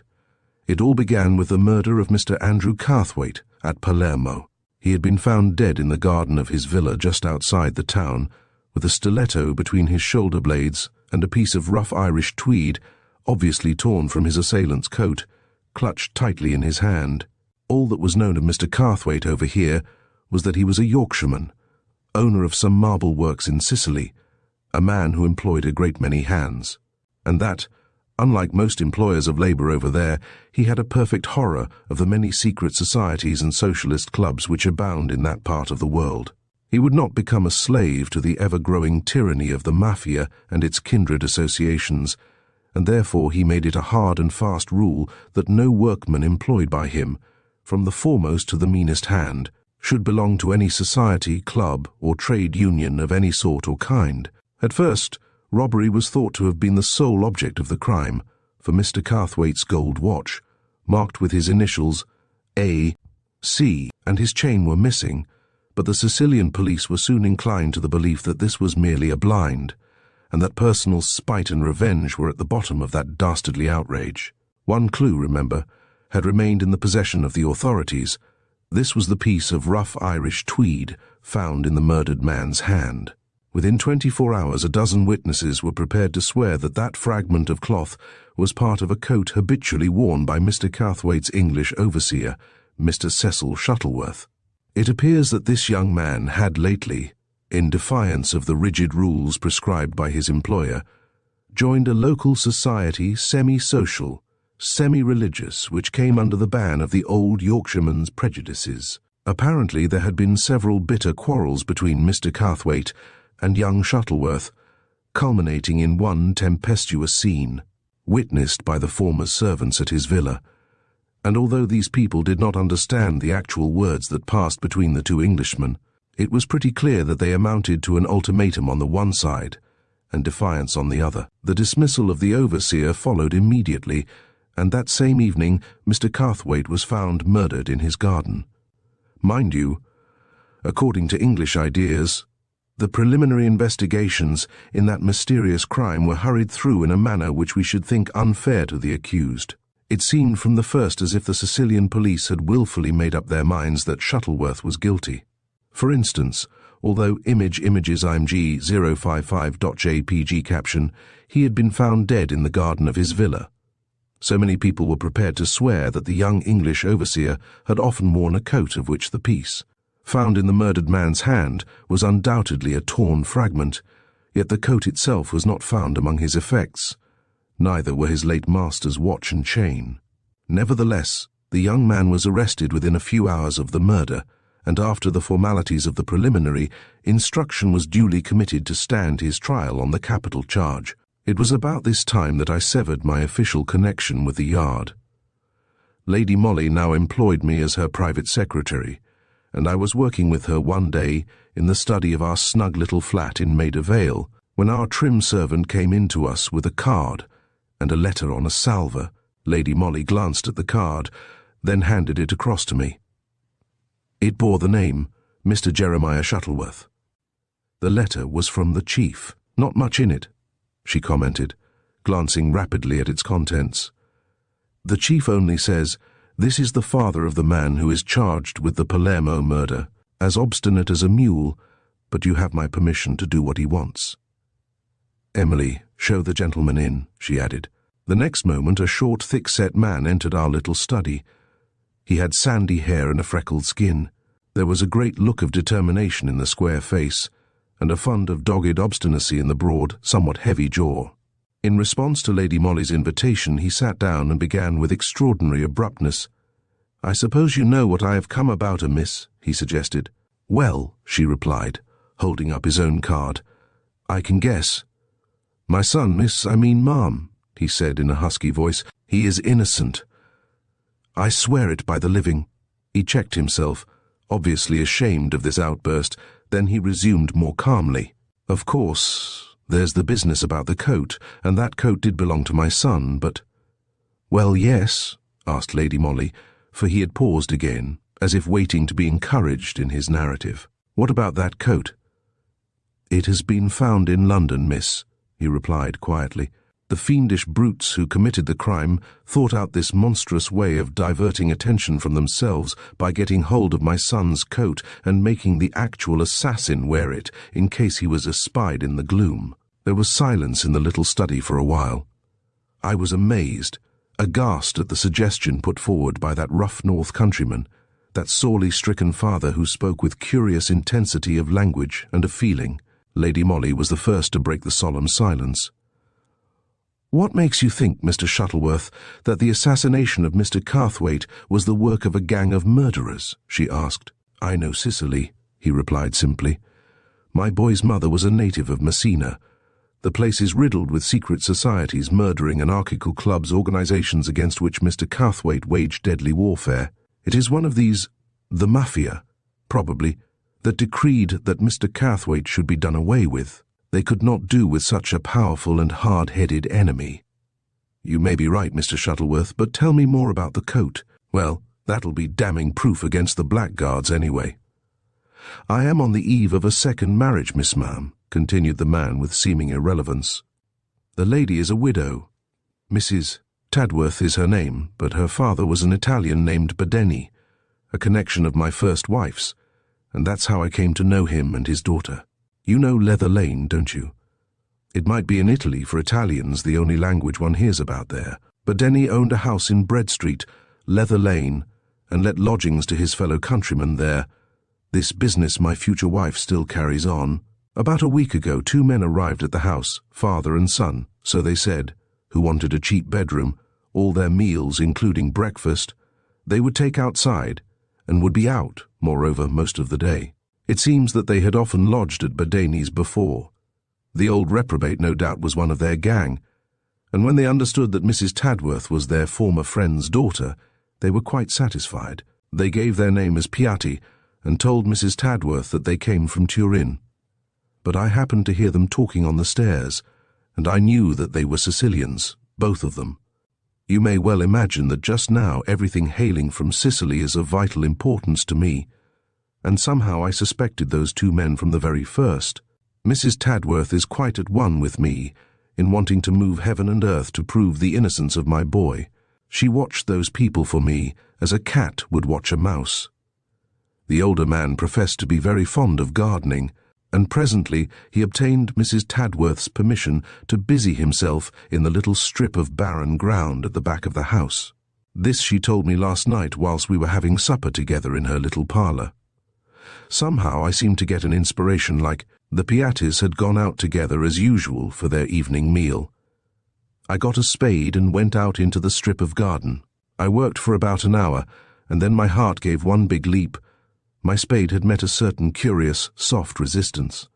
The next moment I was working away with hands and nails, and soon unearthed a coat. The coat, miss, he continued, unable now to control his excitement, with the bit torn out of the back, and in the pocket, the watch and chain belonging to the murdered man, for they bear the initials A.C. The fiendish brutes! I knew it, and now I can prove the innocence of my boy. Again there was a pause. I was too much absorbed in the palpitating narrative to attempt to breathe a word, and I knew that Lady Molly was placidly waiting until the man had somewhat recovered from his vehement outburst. Of course, you can prove your boy's innocence now, she said, smiling encouragingly into his flushed face. But what have you done with the coat? Left it buried where I found it, he replied more calmly. They must not suspect that I am on their track. She nodded approvingly. No doubt, then. My chief has told you the best course to pursue now will be to place the whole matter in the hands of the English police. Our people at Scotland Yard will then immediately communicate with the Sicilian authorities, and in the meanwhile we can keep the 2 men in Leather Lane well under surveillance. Yes, he told me all that, said Mr. Shuttleworth quietly. Well? And I told him that his communicating with the Sicilian police authorities would result in my boy's trial being summarily concluded, in his being sent to the gallows, whilst every proof of his innocence would be destroyed, or at any rate kept back until too late. You are mad, Mr. Shuttleworth, she ejaculated. Maybe I am, he rejoined quietly. You see, you do not know Sicily, and I do. You do not know its many clubs and bands of assassins, beside whom the so-called Russian nihilists are simple, blundering children.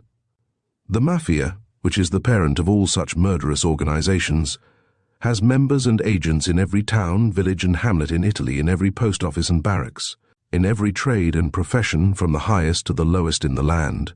The Sicilian police force is infested with it, so are the Italian customs. I would not trust either with what means my boy's life and more to me, but the police would suppress the evidence connected with the proofs which I hold. At the frontier the coat, the watch and chain would disappear. Of that I am as convinced as that I am a living man. Lady Molly made no comment. She was meditating. That there was truth in what the man said, no one could deny.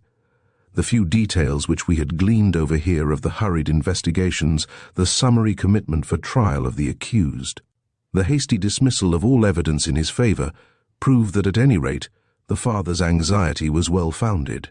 But then, what in the world do you propose to images img 063.jpg caption? Well, said Lady Molly, what is it that you want us to do in the matter? Do, said Lady Molly after a while. Do you want to take the proofs over yourself to your boy's advocate? Is that it? No, that would be no good, he replied simply. I am known in Sicily. I should be watched, probably murdered too, and my death would not benefit my boy. But what then? My boy's uncle is chief officer of police at Cividale, on the Austro-Italian frontier.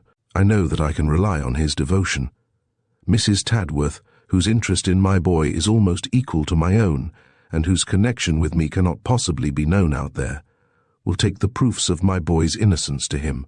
He will know what to do, and how to reach my son's advocate safely, which no one else could guarantee to do.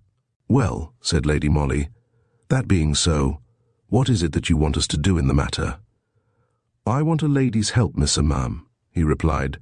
Someone who is able, willing, strong, and if possible, enthusiastic, to accompany Mrs. Tadworth, perhaps in the capacity of a maid, just to avert the usual suspicious glances thrown at a lady travelling alone.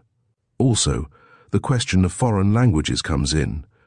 The gentleman I saw at Scotland Yard said that if you cared to go, he would give you a fortnight's leave of absence. Yes, I'll go, rejoined Lady Molly simply.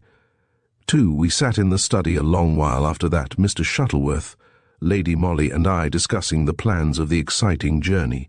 For I too, as you will see, was destined to play my small part in this drama, which had the life or death of an innocent man for its denouement. I don't think I need bore you with an account of our discussion. All, I think, that will interest you is the plan of campaign we finally decided upon. There seemed to be no doubt that Mr. Shuttleworth had succeeded so far in not arousing the suspicions of the Piattis.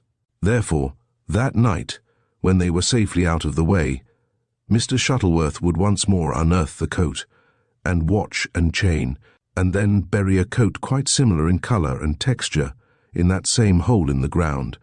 This might perhaps serve to put the miscreants off their guard, if by any chance one of them should busy himself again in the garden.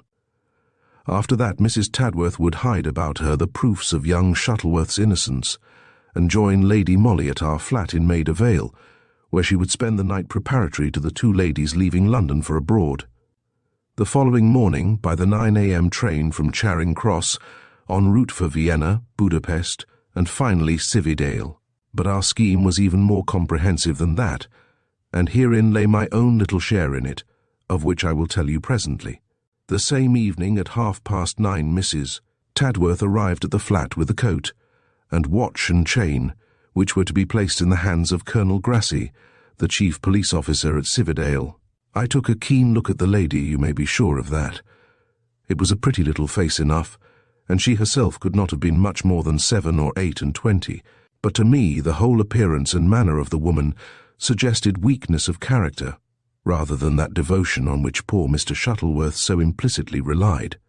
I suppose that it was on that account that I felt unaccountably downhearted and anxious when I bade farewell to my own dear lady, a feeling in which she obviously did not share. Then I began to enact the role which had been assigned to me. I dressed up in Mrs. Tadworth's clothes. We were about the same height, and putting on her hat and closely fitting veil, I set out for Leather Lane. For as many hours as I could possibly contrive to keep up the deception, I was to impersonate Mrs. Tadworth in her own house. As I dare say you have guessed by now, that lady was not in affluent circumstances, and the house in a small by-street off Leather Lane did not boast of a staff of servants. In fact, Mrs. Tadworth did all the domestic work herself, with the help of a charwoman for a couple of hours in the mornings. That charwoman had, in accordance with Lady Molly's plan, been given a week's wages in lieu of notice. As Mrs. Tadworth would be supposed the next day to be confined to my room with a cold, and Emily, our own little maid, a bright girl, who would go through fire and water for Lady Molly or for me, would represent a new charwoman. As soon as anything occurred to arouse my suspicions that our secret had been discovered, I was to wire to Lady Molly at the various points which she gave me. Thus provided with an important and comprehensive part, I duly installed myself at Bread Street, Leather Lane. Emily, who had been told just enough of the story, and no more, to make her eager, excited, and satisfied, entered into the spirit of her role as eagerly as I did myself. That first night was quite uneventful. The Piattis came home some time after 11 and went straight up to their room. Emily, looking as like a bedraggled charwoman as her trim figure would allow, was in the hall the next morning when the two men started off for breakfast. She told me afterwards that the younger one looked at her very keenly and asked her why the other servant had gone. Emily replied with due and proper vagueness, whereupon the Sicilians said no more and went out together. That was a long and wearisome day which I spent cooped up in the tiny, stuffy parlour, ceaselessly watching the tiny patch of ground at the back, devoured with anxiety, following the travellers in my mind on their way across Europe. Towards midday, one of the Piattis came home and presently strolled out into the garden. Evidently the change of servants had aroused his suspicions, for I could see him feeling about the earth with his spade and looking up now and again towards the window of the parlour, whereat I contrived to show him the form of a pseudo-Mrs. Tadworth moving about the room. Mr. Shuttleworth and I were having supper in that same back parlour at about 9 o'clock on that memorable evening, when we suddenly heard the front door being opened with a latchkey and then very cautiously shut again. One of the two men had returned at an hour most unusual for their otherwise very regular habits.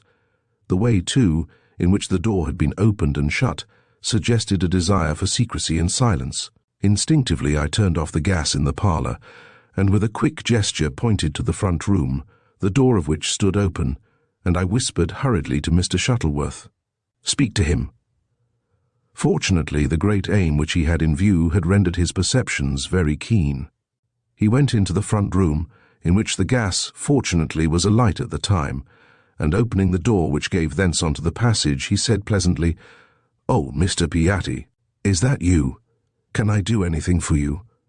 "Ah, yes, thank you," replied the Sicilian, whose voice I could hear was husky and unsteady. "If you would be so kind, I feel so fainting and queer tonight, the warm weather, I think. Would you be so kind to fetch me a little, ammoniac sal volatile, you call it, I think, from the apothecary? I would go lie on my bed, if you would be so kind." "Why, of course I will, Mr. Piatti," said Mr. Shuttleworth, who somehow got an intuition of what I wanted to do and literally played into my hands. "I'll go at once." He went to get his hat from the rack in the hall whilst the Sicilian murmured profuse thank yous, and then I heard the front door bang to. From where I was I could not see Piatti, but I imagined him standing in the dimly lighted passage, listening to Mr. Shuttleworth's retreating footsteps. Presently I heard him walking along towards the back door, and soon I perceived something moving about in the little bit of ground beyond. He had gone to get his spade. He meant to unearth the coat and the watch and chain which, for some reason or another, he must have thought were no longer safe in their original hiding place. Had the gang of murderers heard that the man who frequently visited their landlady was the father of Cecil Shuttleworth over at Palermo? At that moment I paused neither to speculate nor yet to plan. I ran down to the kitchen, for I no longer wanted to watch Piatti. I knew what he was doing. I didn't want to frighten Emily, and she had been made to understand all along that she might have to leave the house with me again at any time. At a moment's notice, she and I had kept our small handbag ready packed in the kitchen, whence we could reach the area steps quickly and easily. Now I quietly beckoned to her that the time had come. She took the bag and followed me. Just as we shut the area gate behind us, we heard the garden door violently slammed. Piatti had got the coat, and by now was examining the pockets in order to find the watch and chain. Within the next 10 seconds, he would realize that the coat which he held was not the one which he had buried in the garden, and that the real proofs of his guilt, or his complicity in the guilt of another, had disappeared. We did not wait for those 10 seconds, but flew down Bread Street, in the direction of Leather Lane, where I knew Mr. Shuttleworth would be on the lookout for me. "Yes," I said hurriedly. Directly I spied him at the angle of the street. "It's all up. I'm off to Budapest by the early Continental tomorrow morning. I shall catch them at the Hungaria. See Emily safely to the flat." Obviously there was no time to lose, and before either Mr. Shuttleworth or Emily could make a remark, I had left them standing, and had quickly mixed my insignificant personality with the passers-by. I strolled down Leather Lane quite leisurely, you see. My face was unknown to the Piattis. They had only seen dim outlines of me behind very dirty window panes. I did not go to the flat. I knew Mr. Shuttleworth would take care of Emily, so that night I slept at the Grand Hotel, Charing Cross, leaving the next morning by the 9 a.m., having booked my berth on the Orient Express as far as Budapest. 3. Well, you know the saying. It is easy to be wise after the event. Of course, when I saw the older Piatti standing in the hall of the Hotel Hungaria at Budapest, I realized that I had been followed from the moment that Emily and I ran out of the house at Bread Street. The son had obviously kept me in view whilst I was still in London, and the father had travelled across Europe, unperceived by me in the same train as myself, had seen me step into the fiacre at Budapest, and heard me tell the smart coachman to drive to the Hungaria. I made hasty arrangements for my room, and then asked if Mrs. Carey from London was still at the hotel with her maid for, that was the name under which Mrs. Tadworth was to travel, and was answered in the affirmative.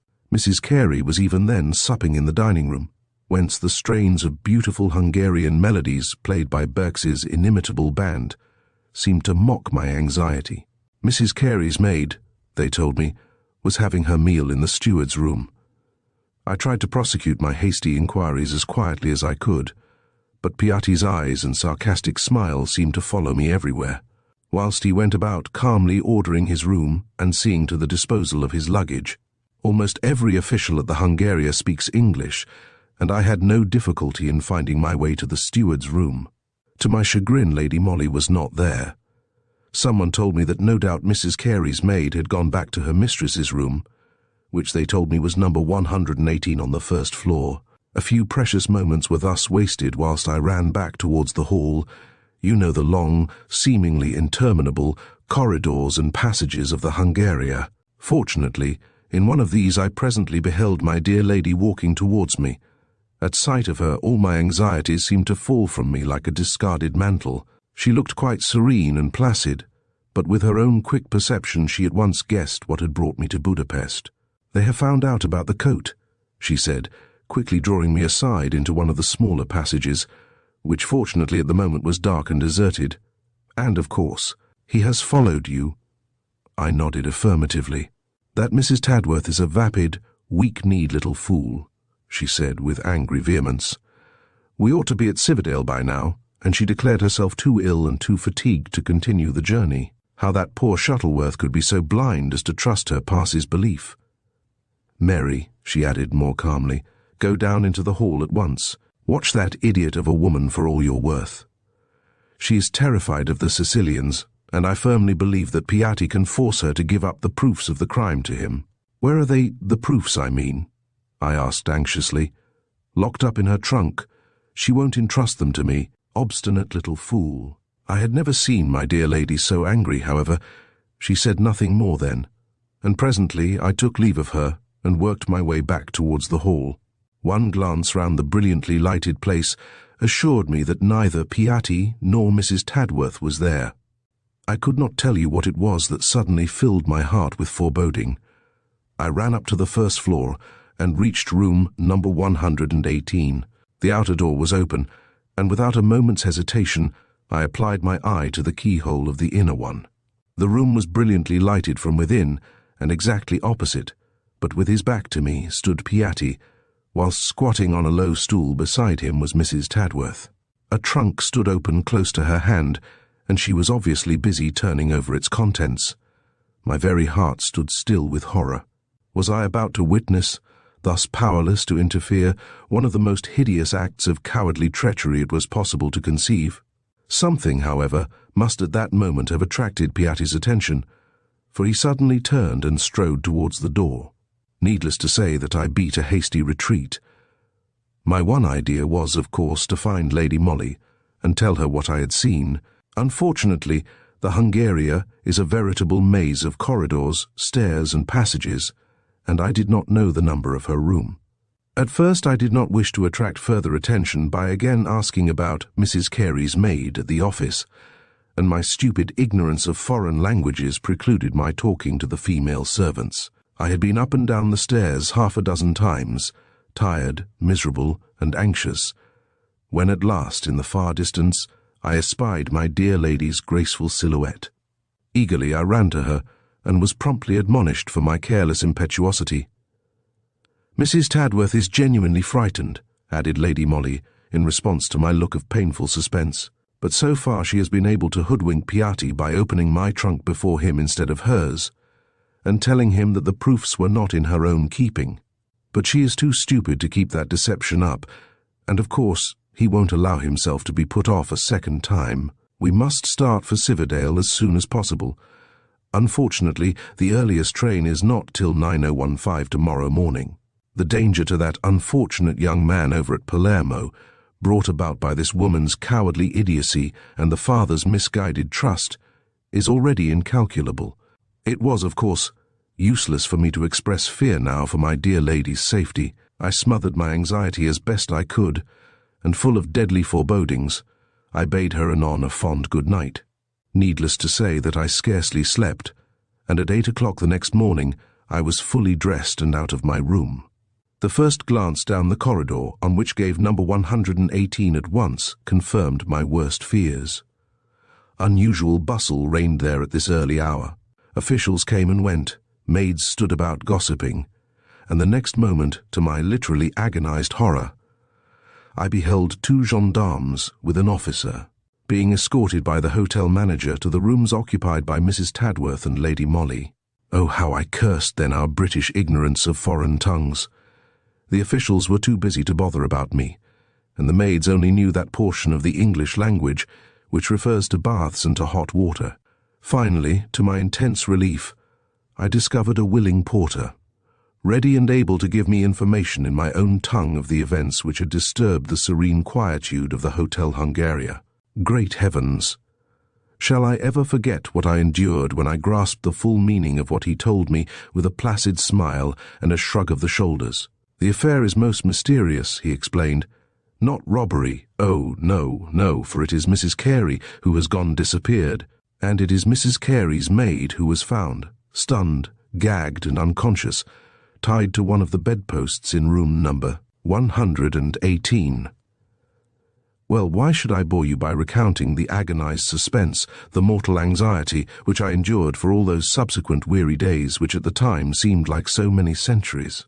My own dear lady, the woman for whom I would have gone through fire and water with a cheerful smile, had been brutally assaulted, almost murdered, so the smiling porter assured me, and my very existence was ignored by the stolid officials, who looked down upon me with a frown of impassive disapproval whilst I entreated, raged and stormed alternately, begging to be allowed to go and nurse the sick lady, who was my own dearest friend, dearer than any child could be to its mother. Oh, that awful red tapeism that besets one at every turn, paralyses and disheartens one. What I suffered I really could not describe, but if I was not allowed to see Lady Molly, at least I was able to wreak vengeance upon her cowardly assailants. Mrs. Tadworth, by her disappearance, had tacitly confessed her participation in the outrage. Of that I had no doubt, but I was equally certain that she was both too stupid and too weak to commit such a crime unaided. Piatti was at the bottom of it all. Without a moment's hesitation, I laid information against him through the medium of an interpreter. I accused him boldly of being an accessory to the assault for purposes of robbery. Unswervingly I repeated my story of how I had seen him in close conversation the day before with Mrs. Carey, whose real name I declared to be Mrs. Tadworth, the chief object of the robbery. I suggested to be a valuable gold watch and chain, with initials A.C., belonging to my friend, who had travelled with Mrs. Carey to Budapest as her companion, not her maid. This was a bold move on my part, and I felt reckless, I can tell you. Fortunately, my story was corroborated by the fact that the floor valet had seen Piatti hanging about the corridor outside No at an extraordinarily early hour of the morning. My firm belief was that the wretch had been admitted into the room by that horrid Mrs. Tadworth. He had terrorized her, probably had threatened her life. She had then agreed out of sheer cowardice to deliver to him the proofs of his own guilt in the Palermo murder case, and when Lady Molly, hearing the voices, came out of her own room, Piatti knocked her down, lest she should intervene. Mrs. Tadworth thereupon, weak and silly little fool, was seized with panic, and succeeded, no doubt with his help, in leaving the hotel, and probably Budapest, before the outrage was discovered. Why Piatti had not done likewise, I could not conjecture. He seems to have gone back quietly to his own room after that, and it was not till an hour later that the chambermaid, surprised at seeing the door of number 118 slightly ajar, had peeped in, and there was greeted by the awful sight of the maid, gagged, bound, and unconscious. Well, I gained my wish, and had the satisfaction presently of knowing that Piatti, although, mind you, he emphatically denied my story from beginning to end, had been placed under arrest pending further inquiries. The British consul was very kind to me, though I was not allowed to see my dear lady, who had been removed to the hospital. I heard that the Hungarian police were moving heaven and earth to find Mrs. Carey and bring her to justice. Her disappearance told severely against her, and after 3 days of such intense anxiety as I never wished to live through again, I received a message from the consulate informing me that Mrs. Carey had been arrested at Alsorev on the Austro-Hungarian frontier, and was even now on her way to Budapest under escort. You may imagine how I quivered with anxiety and with rage when, on the morning after that welcome news, I was told that Mrs. Carey was detained at the gendarmerie and had asked to see Miss Mary Granard from London, at present residing at the Hotel Hungaria. The impudent wretch! Wanting to see me indeed. Well, I too wanted to see her, the woman whom I despised as a coward and a traitor, who had betrayed the fond and foolish trust of a stricken father, who had dashed the last hopes of an innocent man in danger of his life, and who, finally, had been the cause of an assault that had all but killed, perhaps, the woman I loved best in the world. I felt like the embodiment of hate and contempt. I loathed the woman, and I hied me in a fiacre to the gendarmerie, escorted by one of the clerks from the consulate, simply thirsting with the desire to tell an ignoble female exactly what I thought of her. I had to wait some 2 or 3 minutes in the bare barrack-like room of the gendarmerie. Then the door opened. There was a rustle of silk, followed by the sound of measured footsteps of soldiery. And the next moment, Lady Molly, serene and placid, and, as usual, exquisitely dressed, stood smiling before me. "You have got me into this plight, Mary," she said with her merry laugh. "You'll have to get me out of it again." "But I don't understand," was all that I could gasp. "It is very simple, and I'll explain it all fully when we are on our way home to Maida Vale," she said. "For the moment, you and Mrs. Tadworth will have to make sundry affidavits that I did not assault my maid, nor rob her of a watch and chain. The British consul will help you, and it is only a question of days, and in the meanwhile, I may tell you that Budapest's prison life is quite interesting, and not so uncomfortable as one would imagine." Of course, the moment she spoke, I got an intuition of what had really occurred, and I can assure you that I was heartily ashamed that I should ever have doubted Lady Molly's cleverness in carrying through successfully so important, so vital a business as the righting of an innocent man. Mrs. Tadworth was pusillanimous and stupid. At Budapest she cried a halt, for she really felt unstrung and ill after the hurried journey, the change of air and food and what not. Lady Molly, however, had no difficulty in persuading her that during the enforced stay of 24 hours at the Hungaria, their 2 roles should be reversed. Lady Molly would be Mrs. Carey, coming from England, whilst Mrs. Tadworth would be the maid. My dear lady, not thinking at the time that my knowledge of this fact would be of any importance to her own plans, had not mentioned it to me during the brief interview which I had with her. Then, when Piatti arrived upon the scene, Mrs. Tadworth got into a real panic. Fortunately, she had the good sense, or the cowardice, then and there to entrust the coat and watch and chain to Lady Molly.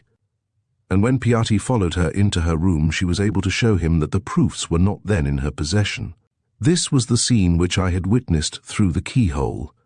But of course, the Sicilian would return to the charge, and equally, of course, Mrs. Tadworth would sacrifice the Shuttleworths, father and son, to save her own skin. Lady Molly knew that. She is strong, active, and determined. She had a brief hand-to-hand struggle with Mrs. Tadworth that night, and finally succeeded in tying her, half unconscious, to the bedpost, thus assuring herself that for at least 24 hours that vapid little fool would be unable to either act for herself or to betray my dear intrepid lady's plans. When, the following morning, Piatti opened the door of number 118, which had purposely been left on the latch, he was greeted with the sight of Mrs. Tadworth pinioned and half dead with fear, whilst the valuable proofs of his own guilt and young Shuttleworth's innocence had completely disappeared.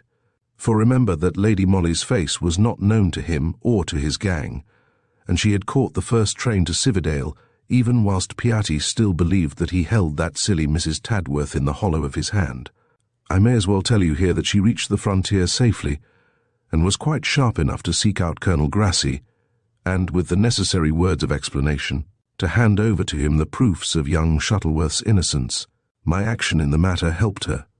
At the hotel she was supposed to be the mistress and Mrs. Tadworth the maid, and everyone was told that Mrs. Carey's maid had been assaulted and removed to the hospital. But I denounced Piatti then and there, thinking he had attacked my dear lady, and I got him put under lock and key so quickly that he had not the time to communicate with his associates. Thanks to Colonel Grassi's exertions, young Shuttleworth was acquitted of the charge of murder, but I may as well tell you here that neither Piatti nor his son, nor any of that gang, were arrested for the crime.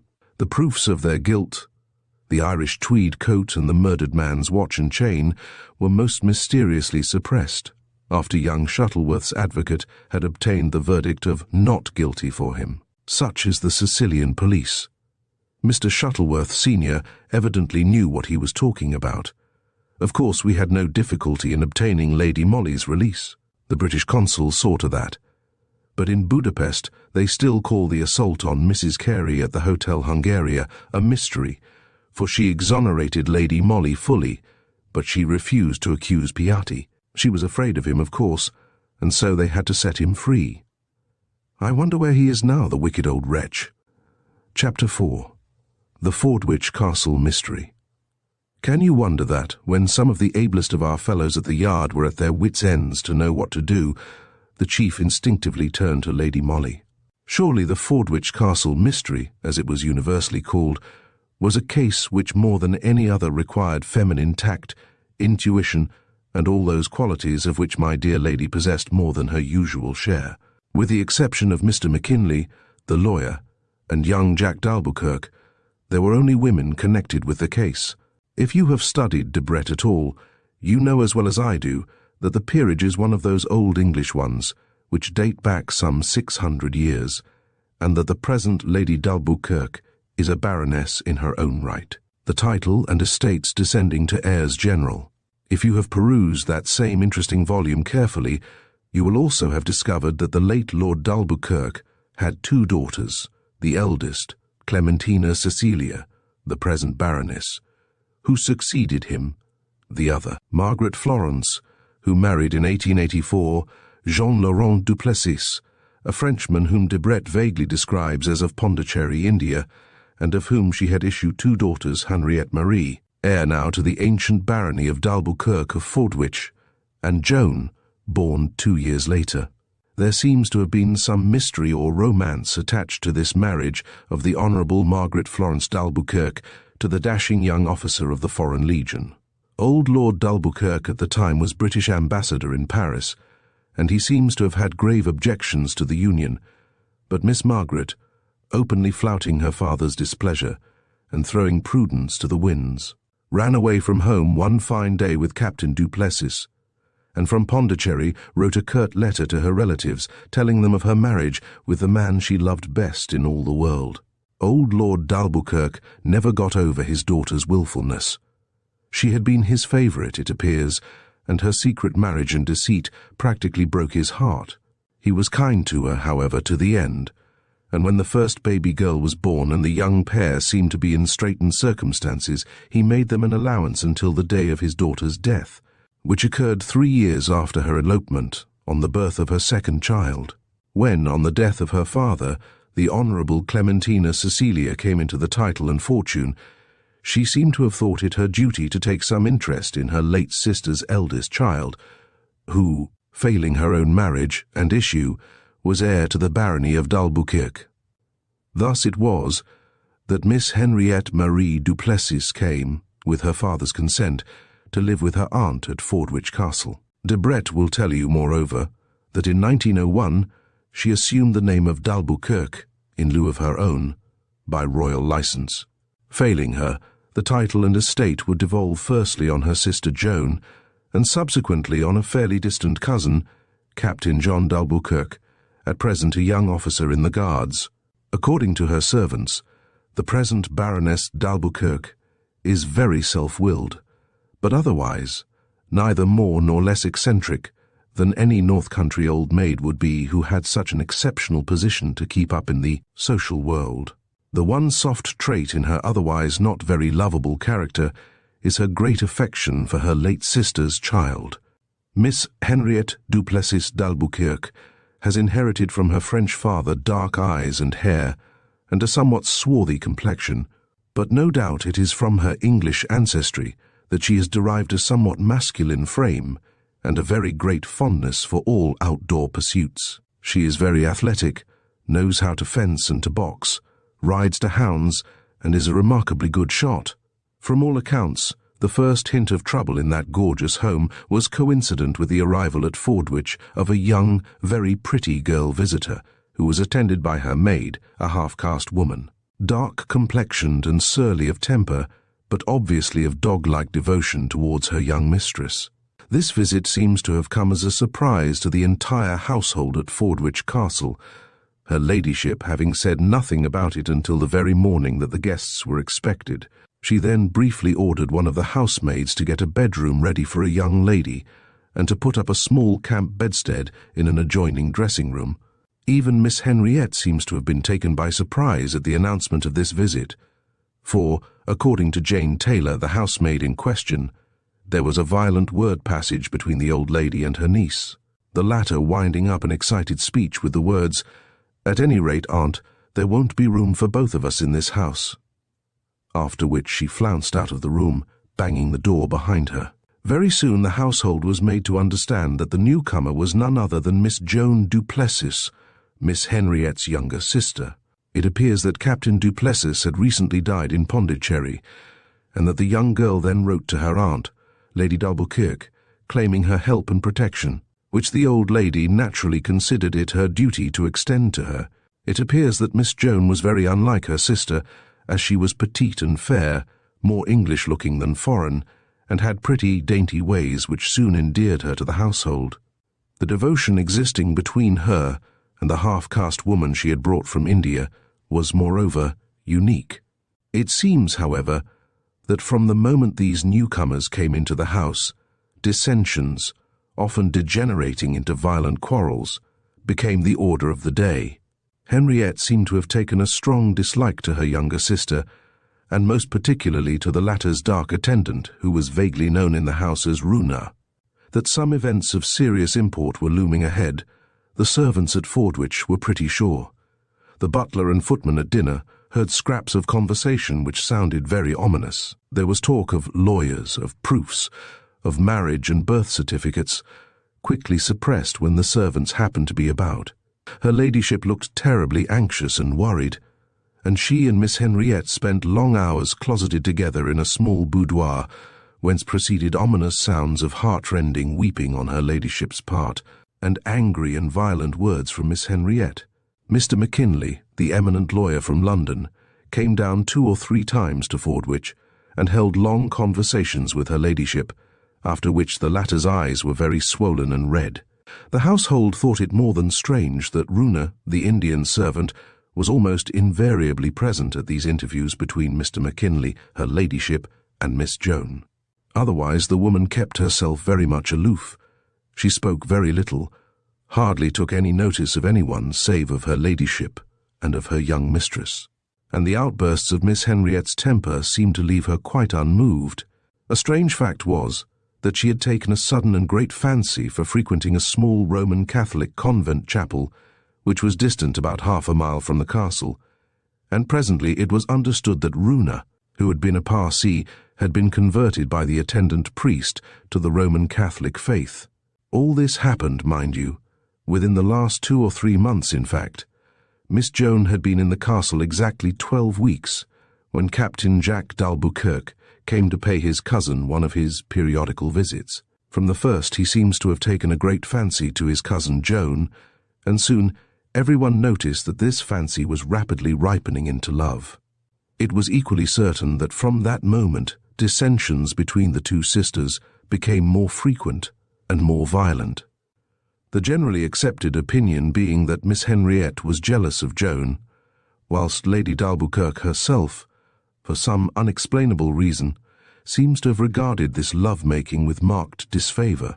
Then came the tragedy. One morning Joan ran downstairs, pale and trembling from head to foot, moaning and sobbing as she ran. "Runa, my poor old Runa, I knew it. I knew it." Captain Jack happened to meet her at the foot of the stairs. He pressed her with questions, but the girl was unable to speak. She merely pointed mutely to the floor above. The young man, genuinely alarmed, ran quickly upstairs. He threw open the door leading to Runa's room, and there, to his horror, he saw the unfortunate woman lying across the small camp bedstead, with a handkerchief over her nose and mouth, and her throat cut. The sight was horrible. Poor Runa was obviously dead. Without losing his presence of mind, Captain Jack quietly shut the door again, after urgently begging Joan to compose herself and to try to keep up, at any rate until the local doctor could be sent for and the terrible news gently broken to Lady d'Albuquerque. The doctor, hastily summoned, arrived some 20 minutes later. He could but confirm Joan's and Captain Jack's fears. Runa was indeed dead. In fact, she had been dead some hours. From the very first, mind you, the public took a more than usually keen interest in this mysterious occurrence. The evening papers on the very day of the murder were ablaze with flaming headlines such as, "The Tragedy at Fordwich Castle, Mysterious Murder of an Important Witness, Grave Charges Against Persons in High Life," and so forth. As time went on, the mystery deepened more and more, and I suppose Lady Molly must have had an inkling that sooner or later the chief would have to rely on her help and advice, for she sent me down to attend the inquest, and gave me strict orders to keep eyes and ears open for every detail in connection with the crime, however trivial it might seem. She herself remained in town, awaiting a summons from the chief. The inquest was held in the dining room of Fordwich Castle, and the noble hall was crowded to its utmost when the coroner and jury finally took their seats. After having viewed the body of the poor murdered woman upstairs, the scene was dramatic enough to please any novelist, and an awed hush descended over the crowd when, just before the proceedings began, a door was thrown open, and in walked stiff and erect the Baroness d'Albuquerque, escorted by her niece, Miss Henriette, and closely followed by her cousin, Captain Jack of the Guards. The old lady's face was as indifferent and haughty as usual, and so was that of her athletic niece. Captain Jack, on the other hand, looked troubled and flushed. Everyone noted that, directly he entered the room, his eyes sought a small, dark figure that sat silent and immovable beside the portly figure of the great lawyer. Mr. Hubert McKinley. This was Miss Joan Duplessis, in a plain black stuff gown, her young face pale and tear-stained. Dr. Walker, the local practitioner, was, of course, the first witness called. His evidence was purely medical. He deposed to having made an examination of the body and stated that he found that a handkerchief saturated with chloroform had been pressed to the woman's nostrils, probably while she was asleep. Her throat having subsequently been cut with a sharp knife, death must have been instantaneous, as the poor thing did not appear to have struggled at all. In answer to a question from the coroner, the doctor said that no great force or violence would be required for the gruesome deed, since the victim was undeniably unconscious when it was done. At the same time, it argued unusual coolness and determination. The handkerchief was produced, also the knife. The former was a bright-coloured one, stated to be the property of the deceased. The latter was a foreign, old-fashioned hunting knife, one of a panoply of small arms and other weapons which adorned a corner of the hall. It had been found by Detective Elliot in a clump of gorse on the adjoining golf links. There could be no question that it had been used by the murderer for his fell purpose, since at the time it was found it still bore traces of blood. Captain Jack was the next witness called. He had very little to say, as he merely saw the body from across the room, and immediately closed the door again, and having begged his cousin to compose herself, called his own valet, and sent him off for the doctor. Some of the staff of Fordwich Castle were called, all of whom testified to the Indian woman's curious taciturnity, which left her quite isolated among her fellow servants. Miss Henriette's maid, however, Jane Partlet, had one or two more interesting facts to record. She seems to have been more intimate with the deceased woman than anyone else, and on one occasion at least, had quite a confidential talk with her. She talked chiefly about her mistress, said Jane, in answer to a question from the coroner, to whom she was most devoted. She told me that she loved her so, she would readily die for her. Of course, I thought that silly-like and just mad foreign talk, but Runa was very angry when I laughed at her, and then she undid her dress in front, and showed me some papers, which were sewn in the lining of her dress. All these papers, my little Missy's fortune, she said to me. Runa guard these with her life. Someone must kill Runa before taking them from her. This was about 6 weeks ago, continued Jane, whilst a strange feeling of awe seemed to descend upon all those present whilst the girl spoke. Lately she became much more silent, and on my once referring to the papers, she turned on me savage-like, and told me to hold my tongue. Asked if she had mentioned the incident of the papers to anyone, Jane replied in the negative. Except to Miss Henriette, of course, she added, after a slight moment of hesitation. Throughout all these preliminary examinations, Lady d'Albuquerque, sitting between her cousin Captain Jack and her niece Henriette, had remained quite silent in an erect attitude expressive of haughty indifference. Henriette, on the other hand, looked distinctly bored. Once or twice she had yawned audibly, which caused quite a feeling of anger against her among the spectators. Such callousness in the midst of so mysterious a tragedy, and when her own sister was obviously in such deep sorrow, impressed everyone very unfavourably. It was well known that the young lady had had a fencing lesson just before the inquest in the room immediately below that, where Runa lay dead, and that within an hour of the discovery of the tragedy she was calmly playing golf. Then Miss Joan Duplessis was called.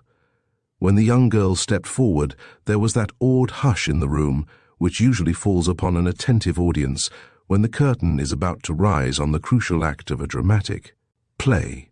But she was calm and self-possessed, and wonderfully pathetic-looking in her deep black, and with the obvious lines of sorrow which the sad death of a faithful friend had traced on her young face. In answer to the coroner, she gave her name as Joan Clarissa Duplessis, and briefly stated that until the day of her servant's death she had been a resident at Fordwich Castle, but that since then she had left that temporary home, and had taken up her abode at the d'Albuquerque Arms, a quiet little hostelry on the outskirts of the town. There was a distinct feeling of astonishment on the part of those who were not aware of this fact, and then the coroner said kindly, "You were born, I think, in Pondicherry, in India, and are the younger daughter of Captain and Mrs. Duplessis, who was own sister to her ladyship." "I was born in Pondicherry," replied the young girl quietly, "and I am the only legitimate child of the late Captain and Mrs. Duplessis, own sister to her ladyship." A wave of sensation, quickly suppressed by the coroner, went through the crowd at these words.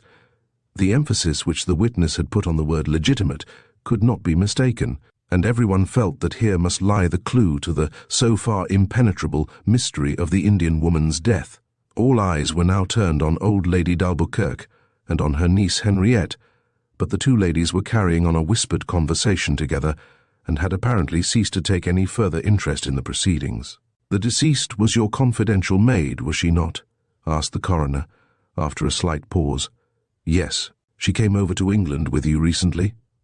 "Yes, she had to accompany me in order to help me to make good my claim to being my late mother's only legitimate child, and therefore the heir to the barony of d'Albuquerque."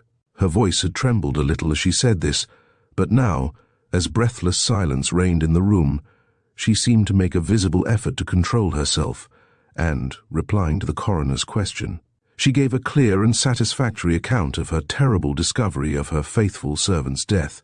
Her evidence had lasted about a quarter of an hour or so, when suddenly the coroner put the momentous question to her.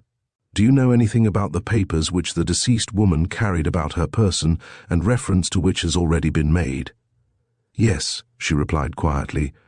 "They were the proofs relating to my claim. My father, Captain Duplessis, had in early youth, and before he met my mother, contracted a secret union with a half-caste woman, who was Runa's own sister. Being tired of her, he chose to repudiate her. She had no children, but the legality of the marriage was never for a moment in question. After that, he married my mother, and his first wife subsequently died, chiefly of a broken heart, but her death only occurred 2 months after the birth of my sister Henriette. My father, I think, had been led to believe that his first wife had died some 2 years previously, and he was no doubt very much shocked when he realized what a grievous wrong he had done our mother. In order to mend matters somewhat, he and she went through a new form of marriage, a legal one this time, and my father paid a lot of money to Runa's relatives to have the matter hushed up. Less than a year after this second and only legal marriage, I was born and my mother died. Then these papers of which so much has been said, what did they consist of? There were the marriage certificates of my father's first wife and 2 sworn statements as to her death, 2 months after the birth of my sister Henriette, one by Dr. Renaud, who was at the time a well-known medical man in Pondicherry, and the other by Runa herself, who had held her dying sister in her arms. "Doctor, Renaud is dead, and now Runa has been murdered, and all the proofs have gone with her." Her voice broke in a passion of sobs, which, with manifest self-control, she quickly suppressed. In that crowded court you could have heard a pin drop, so great was the tension of intense excitement and attention. "Then those papers remained in your maid's possession? Why was that?" asked the coroner. "I did not dare to carry the papers about with me," said the witness, while a curious look of terror crept into her young face. As she looked across at her aunt and sister, Runa would not part with them. She carried them in the lining of her dress, and at night they were all under her pillow. After her death, and when Dr. Walker had left, I thought it my duty to take possession of the papers which meant my whole future to me, and which I desired then to place in Mr. McKinley's charge. But though I carefully searched the bed and all the clothing by my poor Runa's side, I did not find the papers. They were gone. I won't attempt to describe to you the sensation caused by the deposition of this witness. All eyes wandered from her pale young face to that of her sister, who sat almost opposite to her, shrugging her athletic shoulders and gazing at the pathetic young figure before her with callous and haughty indifference. "Now, putting aside the question of the papers for the moment," said the coroner after a pause, "do you happen to know anything of your late servant's private life? Had she an enemy or perhaps a lover?" "No," replied the girl. "Runa's whole life was centered in me and in my claim. I had often begged her to place our papers in Mr. McKinley's charge, but she would trust no one. I wish she had obeyed me," here moaned the poor girl involuntarily, "and I should not have lost what means my whole future to me, and the being who loved me best in all the world would not have been so foully murdered." Of course, it was terrible to see this young girl thus instinctively, and surely unintentionally, proffering so awful an accusation against those who stood so near to her. That the whole case had become hopelessly involved and mysterious, nobody could deny. Can you imagine the mental picture formed in the mind of all present by the story, so pathetically told, of this girl who had come over to England in order to make good her claim which she felt to be just, and who, in one fell swoop, saw that claim rendered very difficult to prove through the dastardly murder of her principal witness? That the claim was seriously jeopardized by the death of Runa and the disappearance of the papers was made very clear, mind you, through the statements of Mr. McKinley, the lawyer. He could not say very much, of course, and his statements could never have been taken as actual proof, because Runa and Joan had never fully trusted him and had never actually placed the proofs of the claim in his hands. He certainly had seen the marriage certificate of Captain Duplessis's first wife, and a copy of this, as he very properly stated, could easily be obtained. The woman seems to have died during the great cholera epidemic of 1881, when, owing to the great number of deaths which occurred, the deceit and concealment practiced by the natives at Pondicherry, and the supineness of the French government, death certificates were very casually and often incorrectly made out. Runa had come over to England ready to swear that her sister had died in her arms 2 months after the birth of Captain Duplessis's eldest child, and there was the sworn testimony of Dr. Renaud. Since dead, these affidavits Mr. McKinley had seen and read. Against that, the only proof which now remained of the justice of Joan Duplessis's claim was the fact that her mother and father went through a second form of marriage some time after the birth of their first child, Henriette. This fact was not denied, and of course it could be easily proved, if necessary, but even then it would in no way be conclusive. It implied the presence of a doubt in Captain Duplessis's mind, a doubt which the second marriage ceremony may have served to set at rest, but it in no way established the illegitimacy of his eldest daughter. In fact, the more Mr. McKinley spoke, the more convinced did everyone become that the theft of the papers had everything to do with the murder of the unfortunate Runa. She would not part with the proofs which meant her mistress's fortune, and she paid for her devotion with her life. Several more witnesses were called after that. The servants were closely questioned, the doctor was recalled, but in spite of long and arduous efforts, the coroner and jury could not bring a single real fact to light beyond those already stated. The Indian woman had been murdered. The papers which she always carried about her body had disappeared. Beyond that, nothing. An impenetrable wall of silence and mystery. The butler at Fordwich Castle had certainly missed the knife with which Runa had been killed from its accustomed place on the morning after the murder had been committed, but not before, and the mystery further gained in intensity from the fact that the only purchase of chloroform in the district had been traced to the murdered woman herself. She had gone down to the local chemist one day, some 2 or 3 weeks previously, and shown him a prescription for cleansing the hair which required some chloroform in it. He gave her a very small quantity in a tiny bottle, which was subsequently found empty on her own dressing table. No one at Fordwich Castle could swear to having heard any unaccustomed noise during that memorable night. Even Joan, who slept in the room adjoining that where the unfortunate Runa lay, said she had heard nothing unusual. But then, the door of communication between the 2 rooms was shut, and the murderer had been quick and silent. Thus this extraordinary inquest drew to a close, leaving in its train an air of dark suspicion and of unexplainable horror.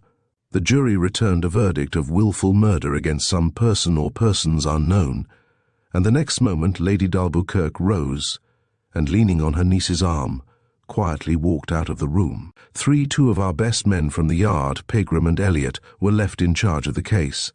They remained at Fordwich, the little town close by, as did Miss Joan, who had taken up her permanent abode at the d'Albuquerque Arms, whilst I returned to town immediately after the inquest. Captain Jack had rejoined his regiment, and apparently the ladies of the castle had resumed their quiet, luxurious life, just the same as heretofore. The old lady led her own somewhat isolated, semi-regal life. Miss Henriette fenced and boxed, played hockey and golf, and over the fine castle and its haughty inmates there hovered like an ugly bird of prey the threatening presence of a nameless suspicion. The 2 ladies might choose to flout public opinion, but public opinion was dead against them. No one dared formulate a charge, but everyone remembered that Miss Henriette had, on the very morning of the murder, been playing golf in the field where the knife was discovered, and that if Miss Joan Duplessis ever failed to make good her claim to the barony of d'Albuquerque, Miss Henriette would remain in undisputed possession. So now, when the ladies drove past in the village street, no one doffed a cap to salute them, and when at church the parson read out the 6th commandment, "Thou shalt do no murder," all eyes gazed with fearsome awe at the old Baroness and her niece. Images IMG 104.jpg caption: She was ashy pale, staring straight before her. Splendid isolation reigned at Fordwich Castle. The daily papers grew more and more sarcastic at the expense of the Scotland Yard authorities, and the public more and more impatient. Then it was that the chief grew desperate and sent for Lady Molly, the result of the interview being that I once more made the journey down to Fordwich, but this time in the company of my dear lady, who had received carte blanche from headquarters to do whatever she thought right in the investigation of the mysterious crime. She and I arrived at Fordwich at 8 p.m., after the usual long wait at Newcastle. We put up at the d'Albuquerque Arms, and over a hasty and very bad supper, Lady Molly allowed me a brief insight into her plans. "I can see every detail of that murder, Mary," she said earnestly. "Just as if I had lived at the castle all the time. I know exactly where our fellows are wrong, and why they cannot get on. But, although the chief has given me a free hand, what I am going to do is so irregular that if I fail I shall probably get my immediate conge. Whilst some of the disgrace is bound to stick to you, it is not too late. You may yet draw back and leave me to act alone." I looked her straight in the face. Her dark eyes were gleaming. There was the power of second sight in them, or of marvellous intuition of men and things. "I'll follow your lead, my Lady Molly," I said quietly. "Then go to bed now," she replied, with that strange transition of manner which to me was so attractive and to everyone else so unaccountable. In spite of my protest, she refused to listen to any more talk or to answer any more questions, and perforce I had to go to my room.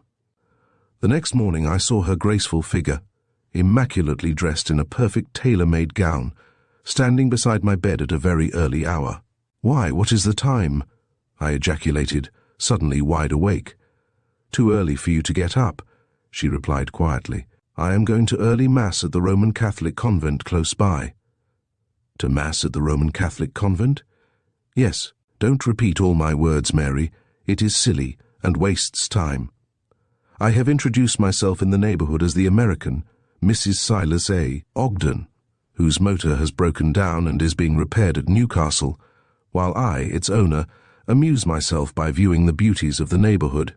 Being a Roman Catholic, I go to Mass first, and, having met Lady d'Albuquerque once in London, I go to pay her a respectful visit afterwards.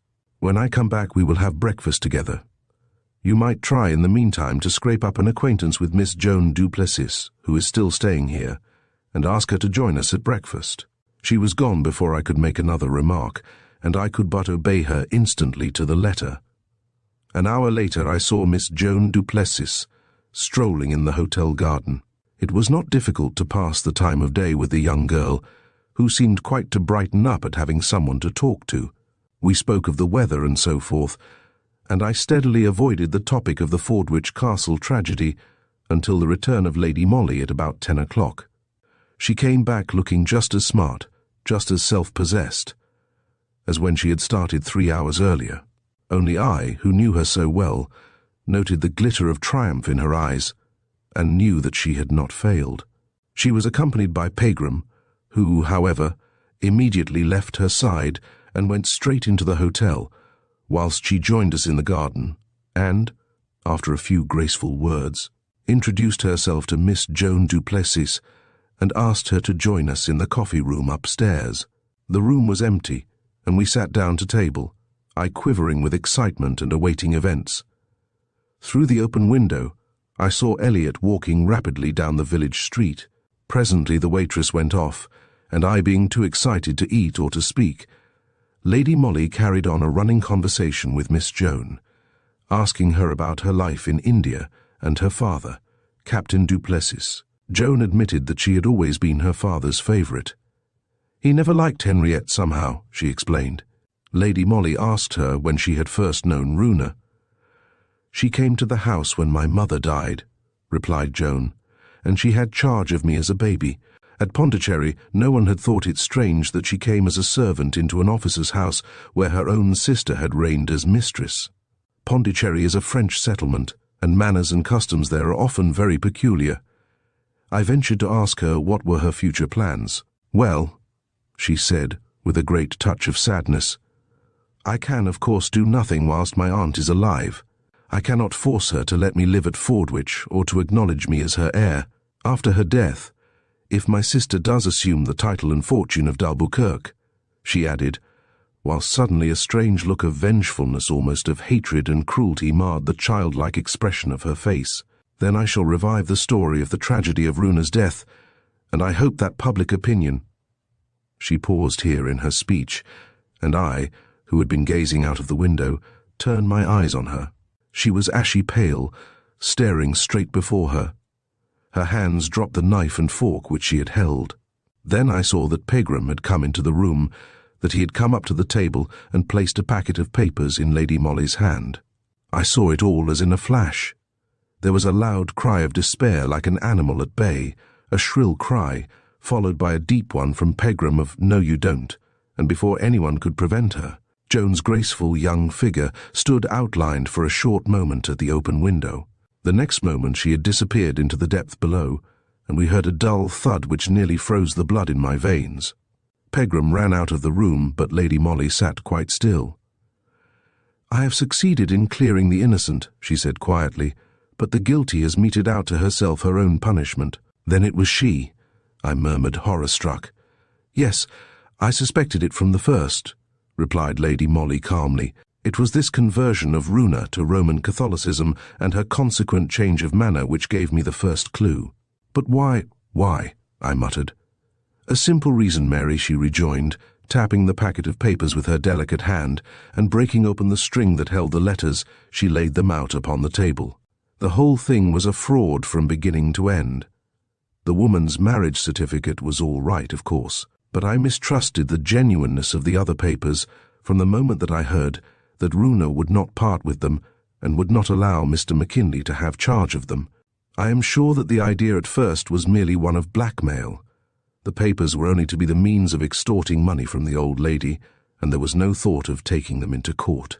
Runa's part was, of course, the important thing in the whole case, since she was here prepared to swear to the actual date of the first Madame du Plessis's death. The initiative, of course, may have come either from Joan or from Captain du Plessis himself, out of hatred for the family who would have nothing to do with him and his favourite younger daughter. That, of course, we shall never know. At first Runa was a Parsi, with a dog-like devotion to the girl whom she had nursed as a baby, and who no doubt had drilled her well into the part she was to play. But presently she became a Roman Catholic, an ardent convert, remember, with all a Roman Catholic's fear of hellfire. I went to the convent this morning. I heard the priest's sermon there, and I realized what an influence his eloquence must have had over poor, ignorant, superstitious Runa. She was still ready to die for her young mistress, but she was no longer prepared to swear to a lie for her sake. After Mass I called at Fordwich Castle. I explained my position to old Lady d'Albuquerque, who took me into the room where Runa had slept and died. "There I found two things," continued Lady Molly, as she opened the elegant reticule which still hung upon her arm, and placed a big key in a prayer book before me.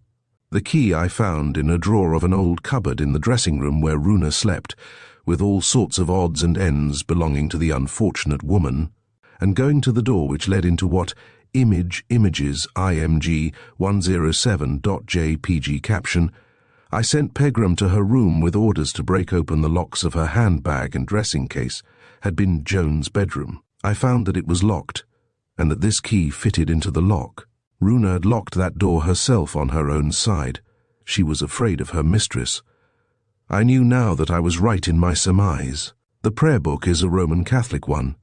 It is heavily thumb-marked there, where false oaths and lying are denounced as being deadly sins for which hell-fire would be the punishment. Runa, terrorized by fear of the supernatural, a new convert to the faith, was afraid of committing a deadly sin. Who knows what passed between the two women, both of whom have come to so violent and terrible an end? Who can tell what prayers, tears, persuasions Joan du Plessis employed from the time she realized that Runa did not mean to swear to the lie which would have brought her mistress wealth and glamour, until the awful day when she finally understood that Runa would no longer even hold her tongue, and devised a terrible means of silencing her forever. With this certainty before me, I ventured on my big coup. I was so sure, you see. I kept Joan talking in here, whilst I sent Pegram to her room with orders to break open the locks of her handbag and dressing case. There. I told you that if I was wrong, I would probably be dismissed the force for irregularity, as of course I had no right to do that. But if Pegram found the papers there where I felt sure they would be, we could bring the murderer to justice. I know my own sex pretty well, don't I, Mary? I knew that Joan du Plessis had not destroyed, never would destroy those papers. Even as Lady Molly spoke, we could hear heavy tramping outside the passage. I ran to the door, and there was met by Pegram. "She's quite dead, miss," he said.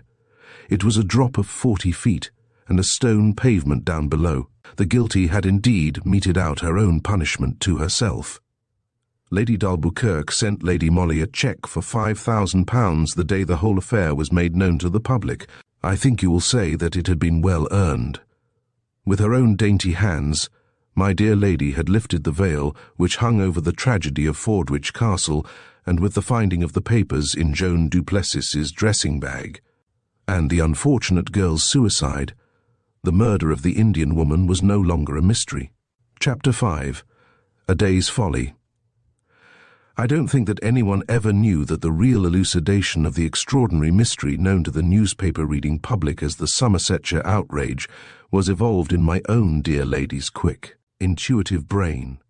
As a matter of fact, to this day, as far as the public is concerned, the Somersetshire outrage never was properly explained. And it is a very usual thing for those busybodies who are so fond of criticizing the police to point to that case as an instance of remarkable incompetence on the part of our detective department.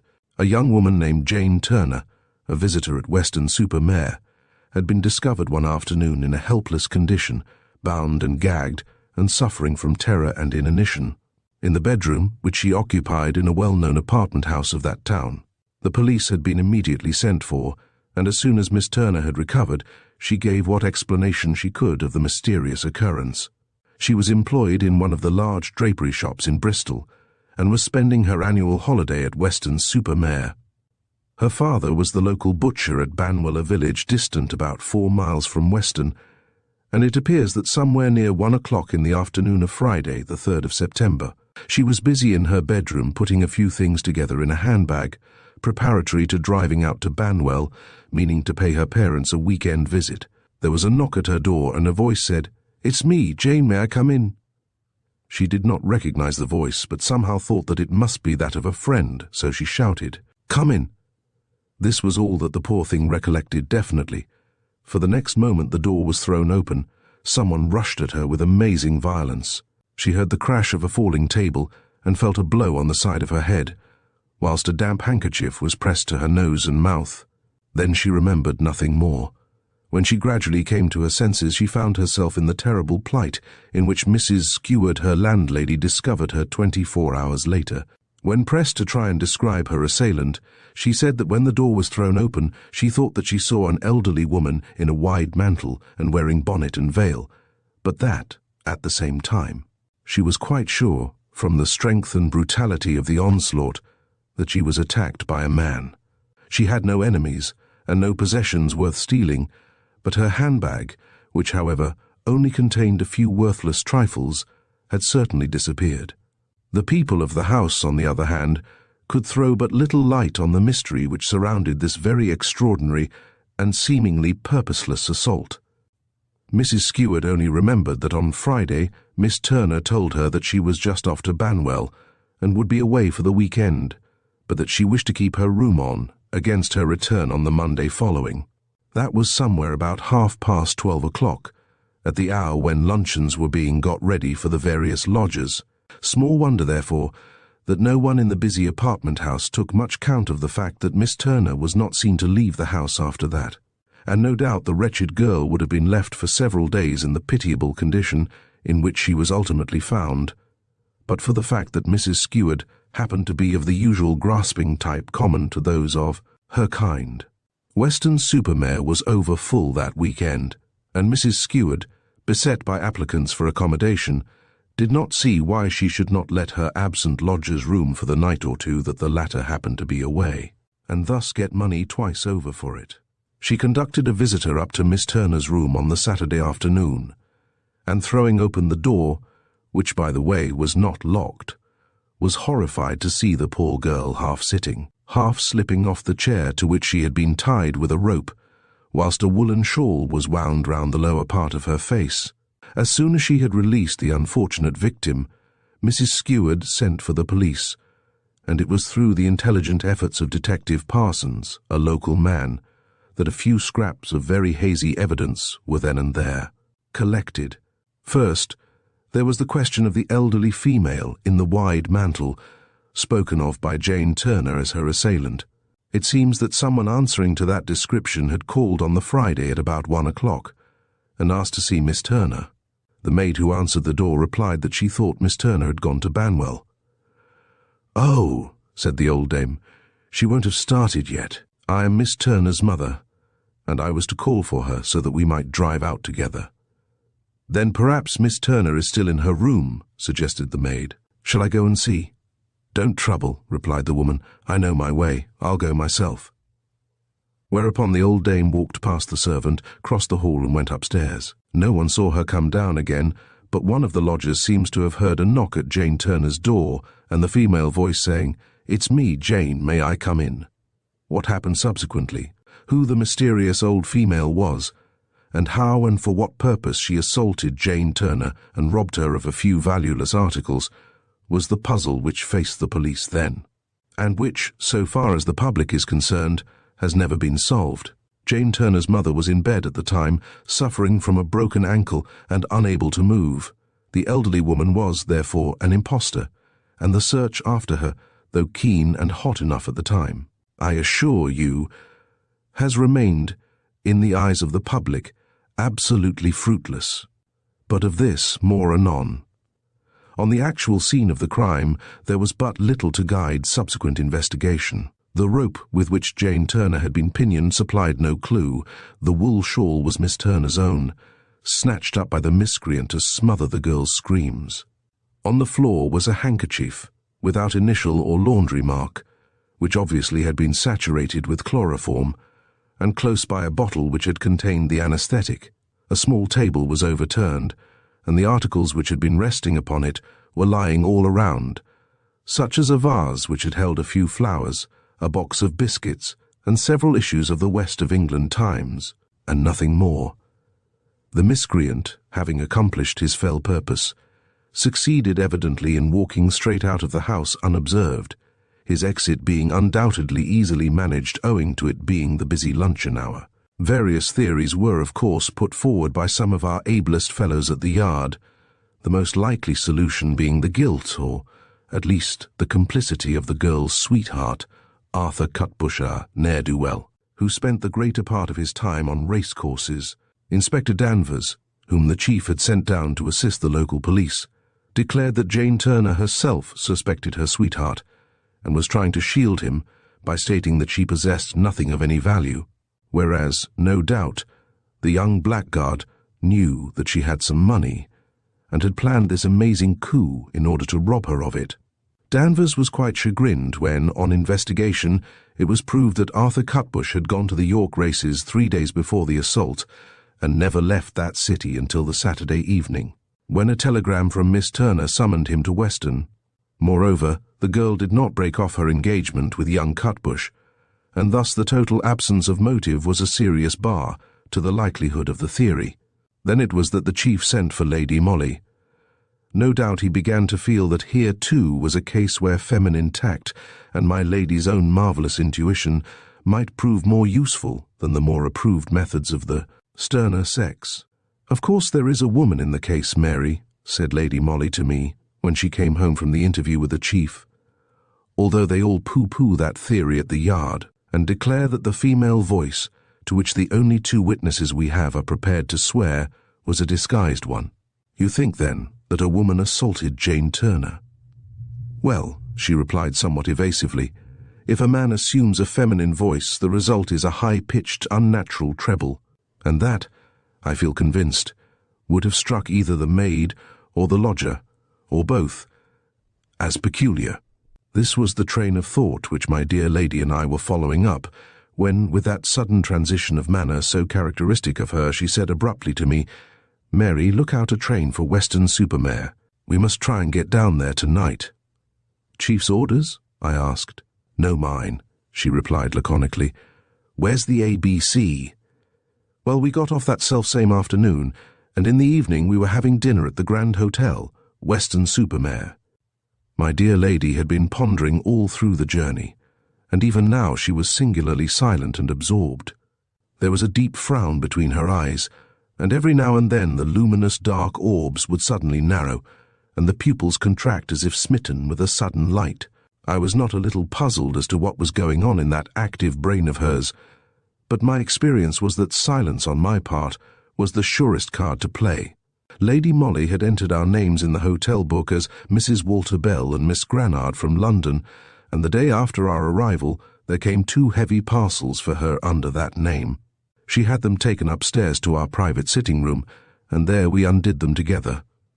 To my astonishment, they contained stacks of newspapers.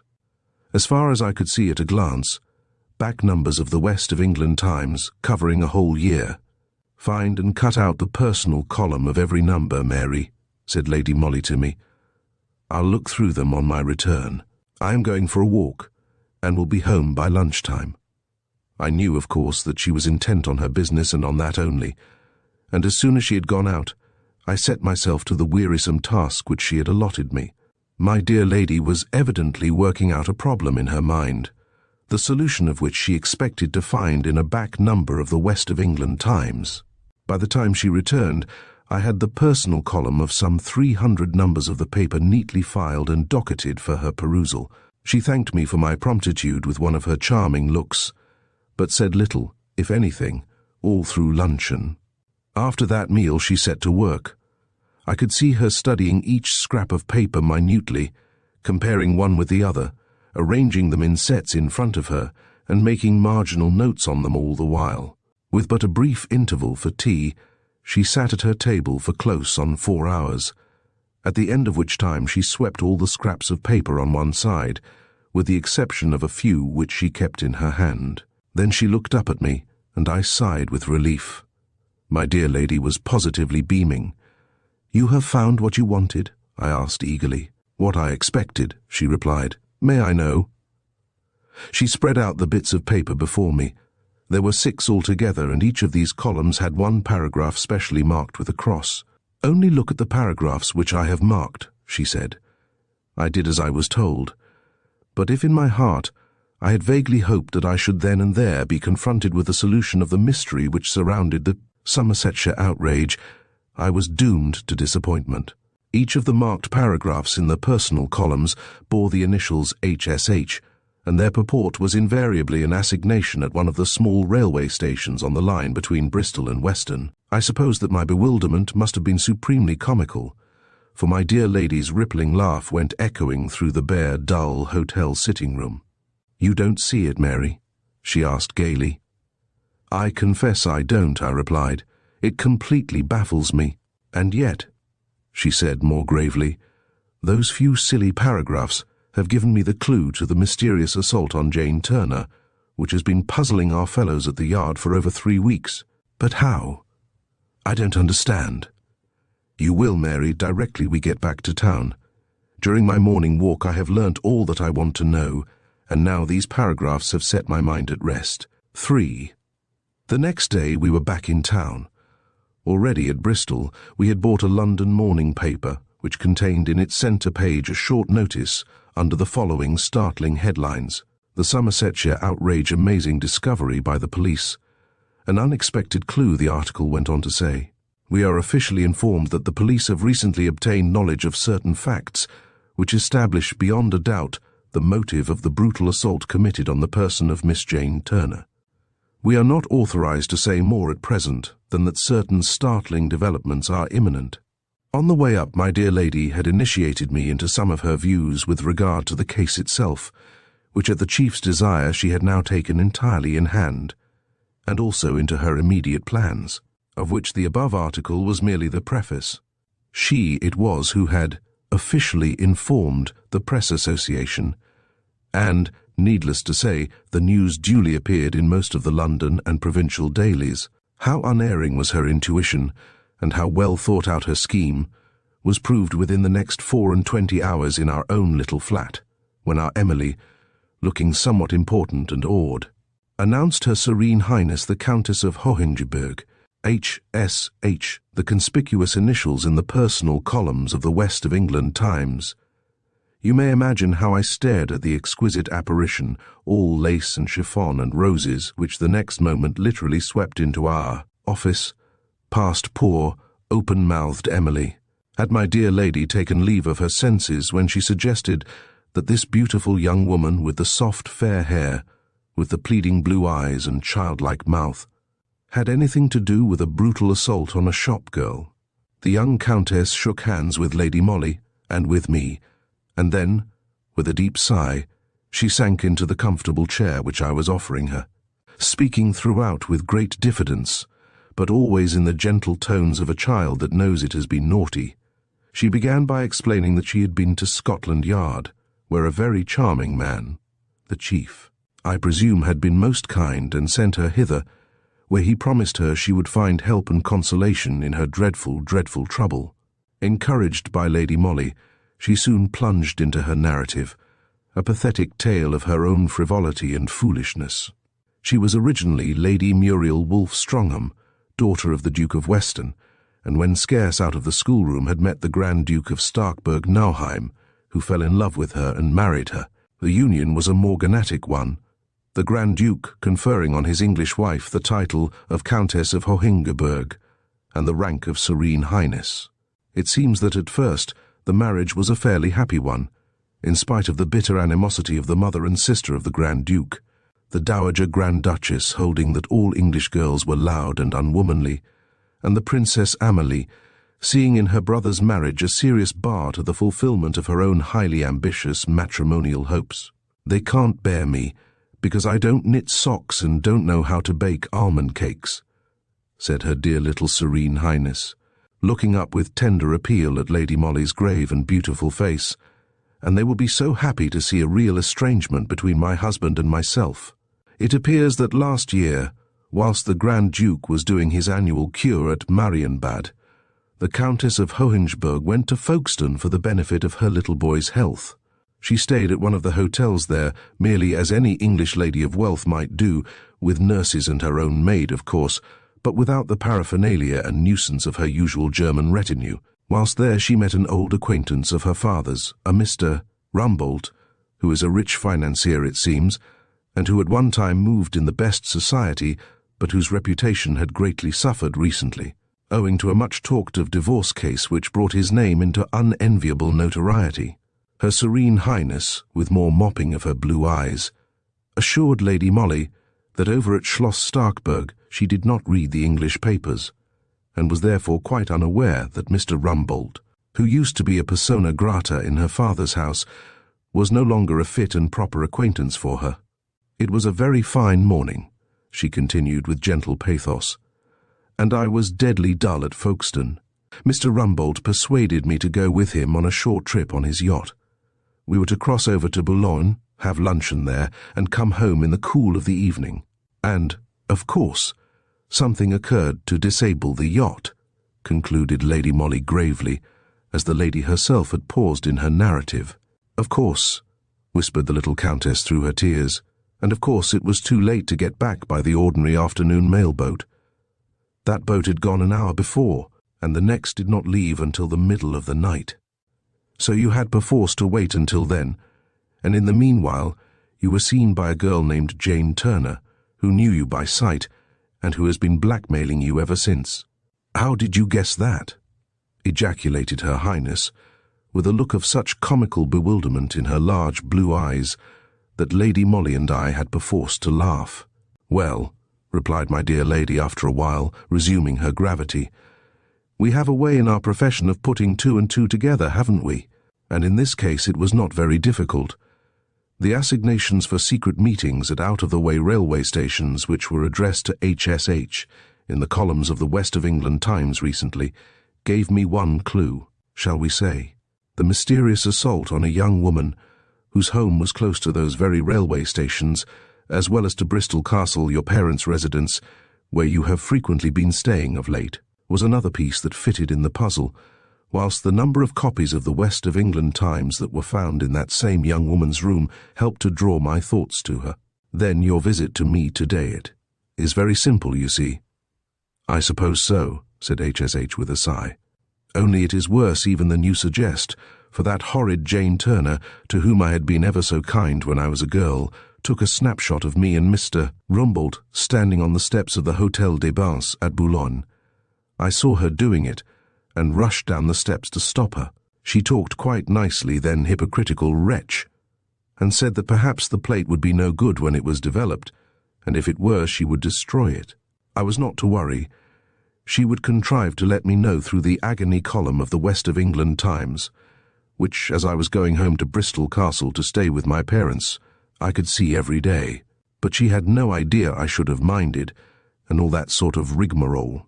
Oh, she is a wicked girl, isn't she, to worry me so? And once again, the lace handkerchief found its way to the most beautiful pair of blue eyes I think I have ever seen. I could not help smiling, though I was really very sorry for the silly, emotional, dear little thing.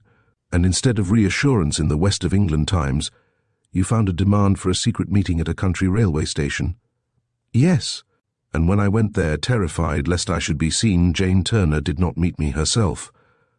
Her mother came and at once talked of selling the photograph to my husband or to my mother-in-law. She said it was worth £4,000 to Jane, and that she had advised her daughter not to sell it to me for less.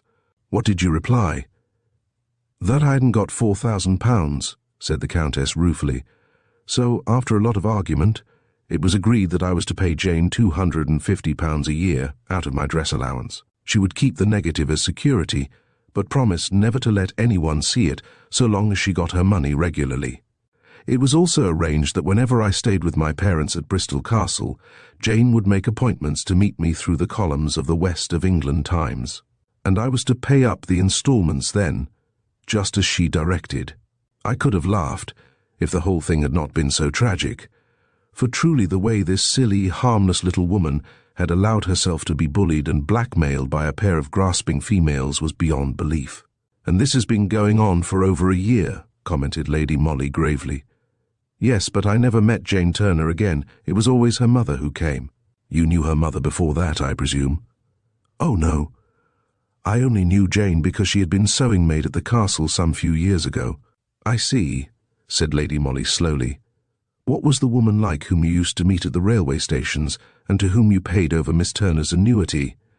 Oh, I couldn't tell you what she was like. I never saw her properly. Never saw her properly, ejaculated Lady Molly, and it seemed to my well-trained ears as if there was a ring of exultation in my dear lady's voice. No, replied the little Countess ruefully. She always appointed a late hour of the evening, and those little stations on that line are very badly lighted. I had such difficulties in getting away from home without exciting comment, and used to beg her to let me meet her at a more convenient hour. But she always refused. Lady Molly remained thoughtful for a while, then she asked abruptly, "Why don't you prosecute Jane Turner for blackmail?" "Oh, I dare not, ejaculated the little Countess, in genuine terror. My husband would never forgive me, and his female relations would do their best afterwards to widen the breach between us. It was because of the article in the London newspaper about the assault on Jane Turner, the talk of a clue and of startling developments, that I got terrified and went to Scotland Yard. Oh, no, no, no. Promise me that my name won't be dragged into this case. It would ruin me forever." She was sobbing now. Her grief and fear were very pathetic to witness, and she moaned through her sobs, "Those wicked people know that I daren't risk an exposure, and simply prey upon me like vampires because of that. The last time I saw the old woman, I told her that I would confess everything to my husband. I couldn't bear to go on like this. But she only laughed. She knew I should never dare." "When was this?" asked Lady Molly. "About 3 weeks ago, just before Jane Turner was assaulted and robbed of the photographs." "How do you know she was robbed of the photographs?" "She wrote and told me so," replied the young Countess, who seemed strangely awed now by my dear lady's earnest question, and from a dainty reticule she took a piece of paper, which bore traces of many bitter tears on its crumpled surface. This she handed to Lady Molly, who took it from her. It was a typewritten letter, which bore no signature. Lady Molly perused it in silence first, then read its contents out aloud to me. "To HSH, the Countess of Hohenberg. You think I have been worrying you the past 12 months about your adventure with Mr. Rumbold in Boulogne, but it was not me. It was one who has power over me, and who knew about the photograph. He made me act as I did, but whilst I kept the photo you were safe. Now he has assaulted me and nearly killed me, and taken the negative away. I can and will get it out of him again, but it will mean a large sum down. Can you manage £1,000? "When did you get this?" asked Lady Molly. "Only a few days ago," replied the Countess. "And oh, I have been enduring agonies of doubt and fear for the past 3 weeks, for I had heard nothing from Jane since the assault, and I wondered what had happened. You have not sent a reply, I hope?" "No, I was going to when I saw the article in the London paper, and the fear that all had been discovered threw me into such a state of agony that I came straight up to town and saw the gentleman at Scotland Yard who sent me on to you." "Oh," she entreated again and again, "you won't do anything that will cause a scandal. Promise me, promise me. I believe I should commit suicide rather than face it, and I could find £1,000. "I don't think you need do either," said Lady Molly. "Now, may I think over the whole matter quietly to myself," she added, "and talk it over with my friend here. I may be able to let you have some good news shortly." She rose, intimating kindly that the interview was over, but it was by no means that yet, for there was still a good deal of entreaty and a great many tears on the one part, and reiterated kind assurances on the other. However, when, some 10 minutes later, the dainty clouds of lace and chiffon were finally wafted out of our office, we both felt that the poor, harmless, unutterably foolish little lady felt distinctly consoled and more happy than she had been for the past 12 months. "Yes, she has been an utter little goose," Lady Molly was saying to me an hour later when we were having luncheon, "but that Jane Turner is a remarkably clever girl. I suppose you think, as I do, that the mysterious elderly female who seems to have impersonated the mother all through was an accomplice of Jane Turner's, and that the assault was a put-up job between them," I said. "Inspector Danvers will be delighted, for this theory is a near approach to his own." Was all the comment vouchsafed on my remark. "I'm sure it was Arthur Cutbush, the girl's sweetheart, after all," I retorted hotly, "and you'll see that put to the test of sworn evidence. His alibi at the time of the assault itself won't hold good. Moreover now," I added triumphantly, "we have knowledge images IMG 128.jpg caption. 10 minutes later the dainty clouds of lace and chiffon were finally wafted out, which has been lacking all along the motive." "Ah," said my lady, smiling at my enthusiasm.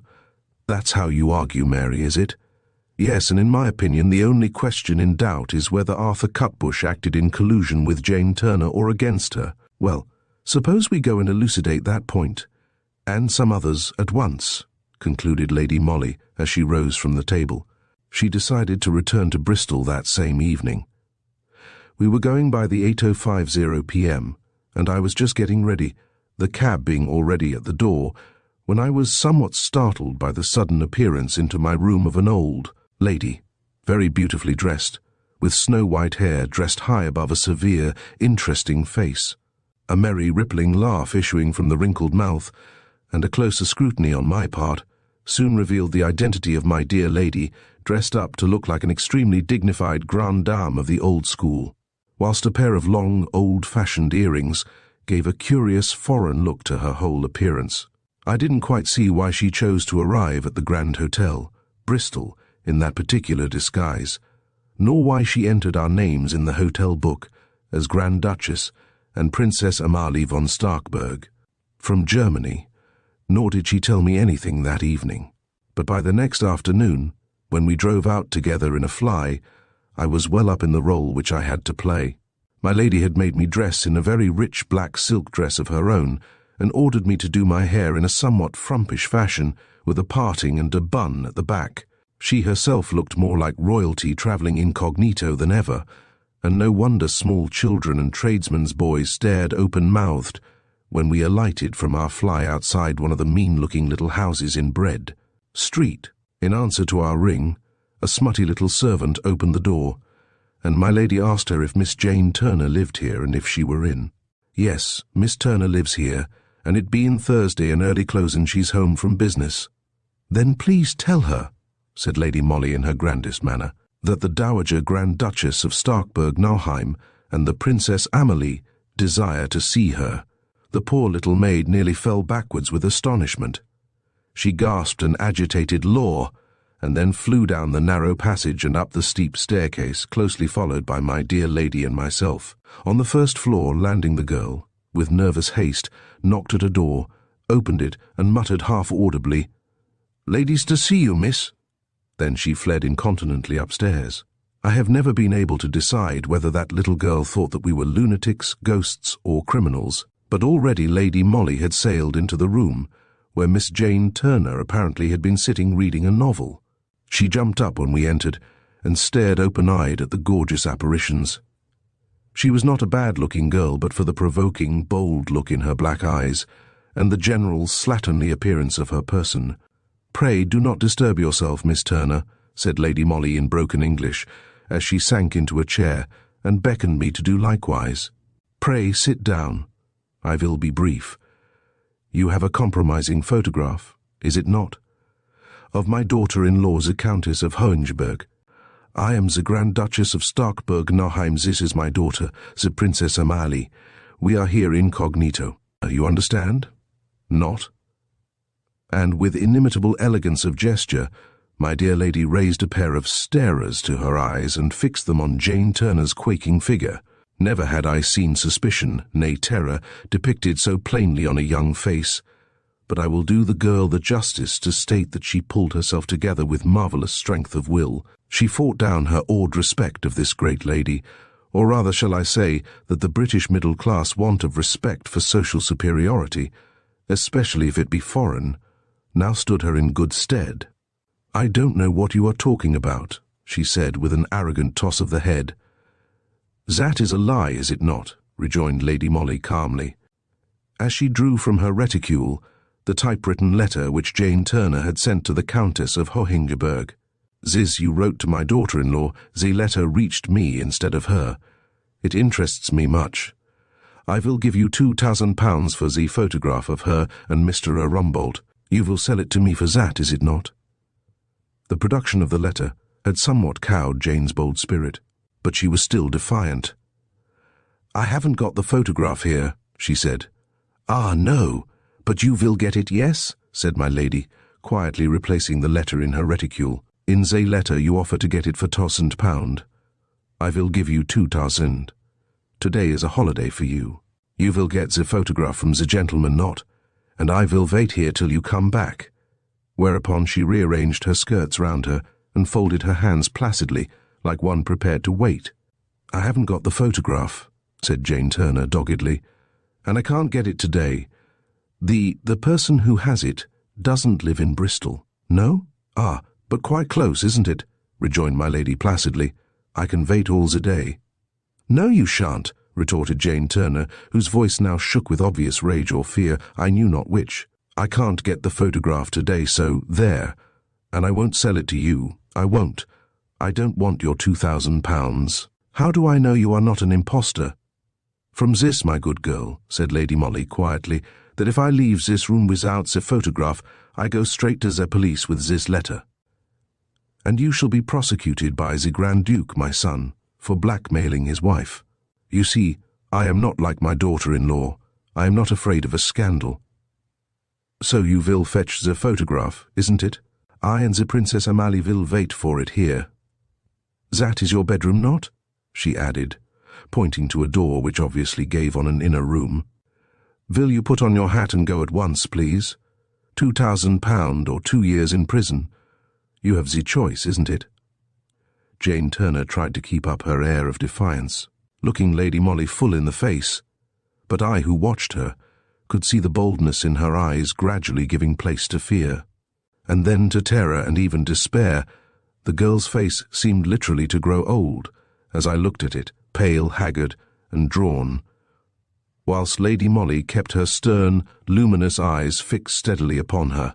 Then, with a curious, wild gesture, which somehow filled me with a nameless fear, Jane Turner turned on her heel and ran into the inner room. There followed a moment of silence. To me it was tense and agonizing. I was straining my ears to hear what was going on in that inner room. That my dear lady was not as callous as she wished to appear was shown by the strange look of expectancy in her beautiful eyes. The minutes sped on, how many I could not afterwards have said. I was conscious of a clock ticking monotonously over the shabby mantelpiece, of an errand boy outside shouting at the top of his voice, of the measured step of the cab horse which had brought us hither being walked up and down the street. Then suddenly there was a violent crash, as of heavy furniture being thrown down. I could not suppress a scream, for my nerves by now were terribly on the jar. "Quick, Mary, the inner room," said Lady Molly. "I thought the girl might do that." I dared not pause in order to ask what that meant, but flew to the door. It was locked. "Downstairs, quick," commanded my lady. I ordered Danvers to be on the watch outside. You may imagine how I flew, and how I blessed my dear lady's forethought in the midst of her daring plan, when, having literally torn open the front door, I saw Inspector Danvers in plain clothes, calmly patrolling the street. I beckoned to him. He was keeping a sharp lookout, and together we ran back into the house. Fortunately, the landlady and the servant were busy in the basement, and had neither heard the crash nor seen me run in search of Danvers. My dear lady was still alone in the dingy parlour, stooping against the door of the inner room, her ear glued to the keyhole. "Not too late, I think," she whispered hurriedly. "Break it open, Danvers." Danvers, who is a great strong man, soon put his shoulder to the rickety door, which yielded to the first blow. The sight which greeted us filled me with horror, for I had never seen such a tragedy before. The wretched girl, Jane Turner, had tied a rope to a ring in the ceiling, which I suppose at one time held a hanging lamp. The other end of that rope she had formed into a slip noose, and passed round her neck. She had apparently climbed onto a table, and then used her best efforts to end her life by kicking the table away from under her. This was the crash which we had heard, and which had caused us to come to her rescue. Fortunately, her feet had caught in the back of a chair close by. The slip noose was strangling her, and her face was awful to behold, but she was not dead. Danvers soon got her down. He is a first-aid man, and has done these terrible jobs before. As soon as the girl had partially recovered, Lady Molly sent him and me out of the room. In the dark and dusty parlour, where but a few moments ago I had played my small part in a grim comedy, I now waited to hear what the sequel to it would be. Danvers had been gone some time, and the shades of evening were drawing in.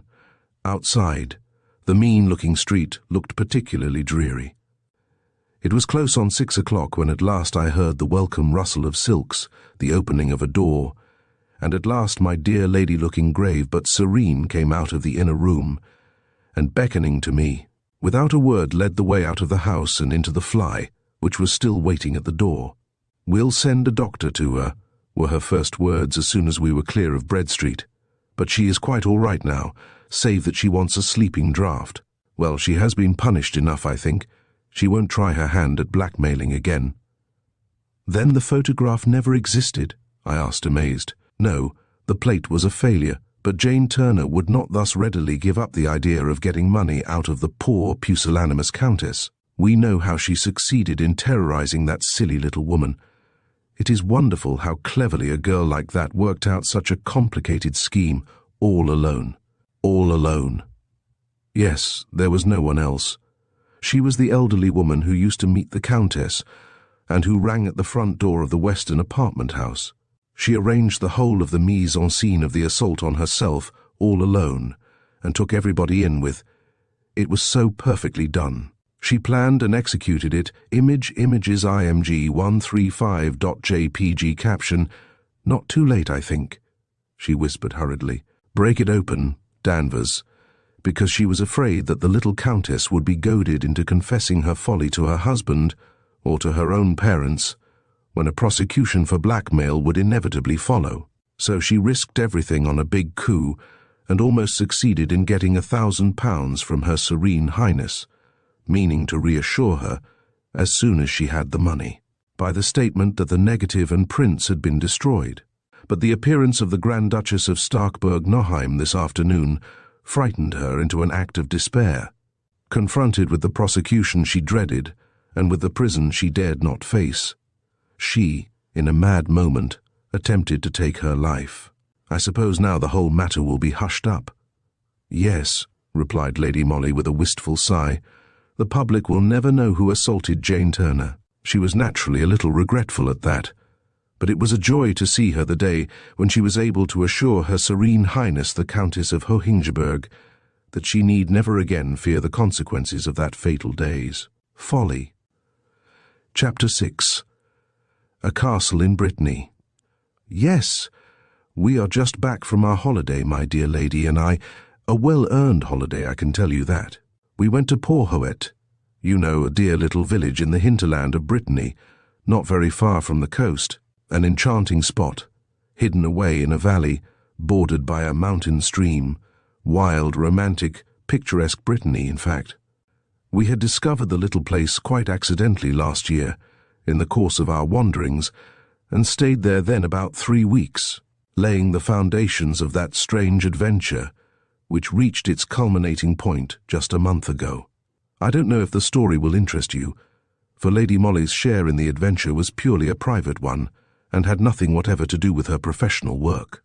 At the same time, it illustrates in a very marked manner that extraordinary faculty which she possesses of divining her fellow creatures' motives and intentions. We had rooms and pension in the dear little convent on the outskirts of the village, close to the quaint church and the picturesque presbytery, and soon we made the acquaintance of the curé, a simple-minded, kindly old man, whose sorrow at the thought that 2 such charming English ladies as Lady Molly and myself should be heretics was more than counterbalanced by his delight in having someone of the great outside world, as he called it, to talk to, whilst he told us quite ingenuously something of his own simple life, of this village which he loved, and also of his parishioners. One personality among the latter occupied his thoughts and conversation a great deal, and I must say interested us keenly. It was that of Miss Angela de Geneville, who owned the magnificent chateau of Porhoët, one of the 7 wonders of architectural France. She was an Englishwoman by birth, being of a Jersey family, and was immensely wealthy, her uncle, who was also her godfather, having bequeathed to her the largest cigar factory in St. Heliers, besides 750,000 sterling. To say that Miss de Geneville was eccentric was, but to put it mildly, in the village she was generally thought to be quite mad. The curé vaguely hinted that a tragic love story was at the bottom of all her eccentricities. Certain it is that, for no apparent reason, and when she was still a youngish woman, she had sold the Jersey business and realized the whole of her fortune. After 2 years of continuous travelling, she came to Brittany on a visit to her sister, the widowed Marquise de Terhoven, who owned a small property close to Porhoët, and lived there in retirement and poverty, with her only son Amédée. Miss Angela de Geneville was agreeably taken with the beauty and quietude of this remote little village. The beautiful chateau of Porhoët being for sale at the time, she bought it, took out letters of naturalization, became a French subject, and from that moment never went outside the precincts of her newly acquired domain. She never returned to England, and, with the exception of the curé and her own sister and nephew, saw no one beyond her small retinue of servants. But the dear old curé thought all the world of her, for she was supremely charitable to him and to the poor, and scarcely a day passed but he told us something, either of her kindness or of her eccentric ways. One day he arrived at the convent at an unaccustomed hour. We had just finished our simple déjeuner of steaming coffee and rolls when we saw him coming towards us across the garden. That he was excited and perturbed was at once apparent by his hurried gait and by the flush on his kindly face. He bade us a very hasty good morning, my daughters, and plunged abruptly into his subject.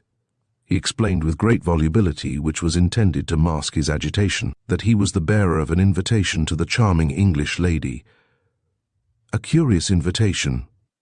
Ah, yes, perhaps Mademoiselle de Geneville, very eccentric, but she is in great trouble, in very serious trouble, and very ill too, now poor lady half paralyzed and feeble, yes, feeble in the brain, and then her nephew, the Marquis Amédée de Terhoven, such a misguided young man, has got into bad company in that den of wickedness called Paris. Since then it has been debts, always debts. His mother is so indulgent. Too indulgent, but an only son. The charming English ladies would understand. It was very sad, very, very sad, and no wonder Mademoiselle de Geneville was very angry. She had paid Monsieur le Marquis's debts once, twice, 3 times, but now she will not pay any more. But she is in great trouble, and wants a friend, a female friend, One of her own country, she declares, for he himself, alas, was only a poor cure de village, and did not understand great ladies and their curious ways. It would be true Christian charity if the charming English lady would come and see Mademoiselle. But her own sister, the Marquise, suggested Lady Molly, breaking in on the old man's volubility. Ah, her sister, of course, he replied with a sigh. Madame la Marquise, but then she is Monsieur le Marquis's mother, and the charming English lady would understand a mother's heart, of course. But I am a complete stranger to Miss de Genneville, protested Lady Molly. Ah, but Mademoiselle has always remained an Englishwoman at heart, replied the cure.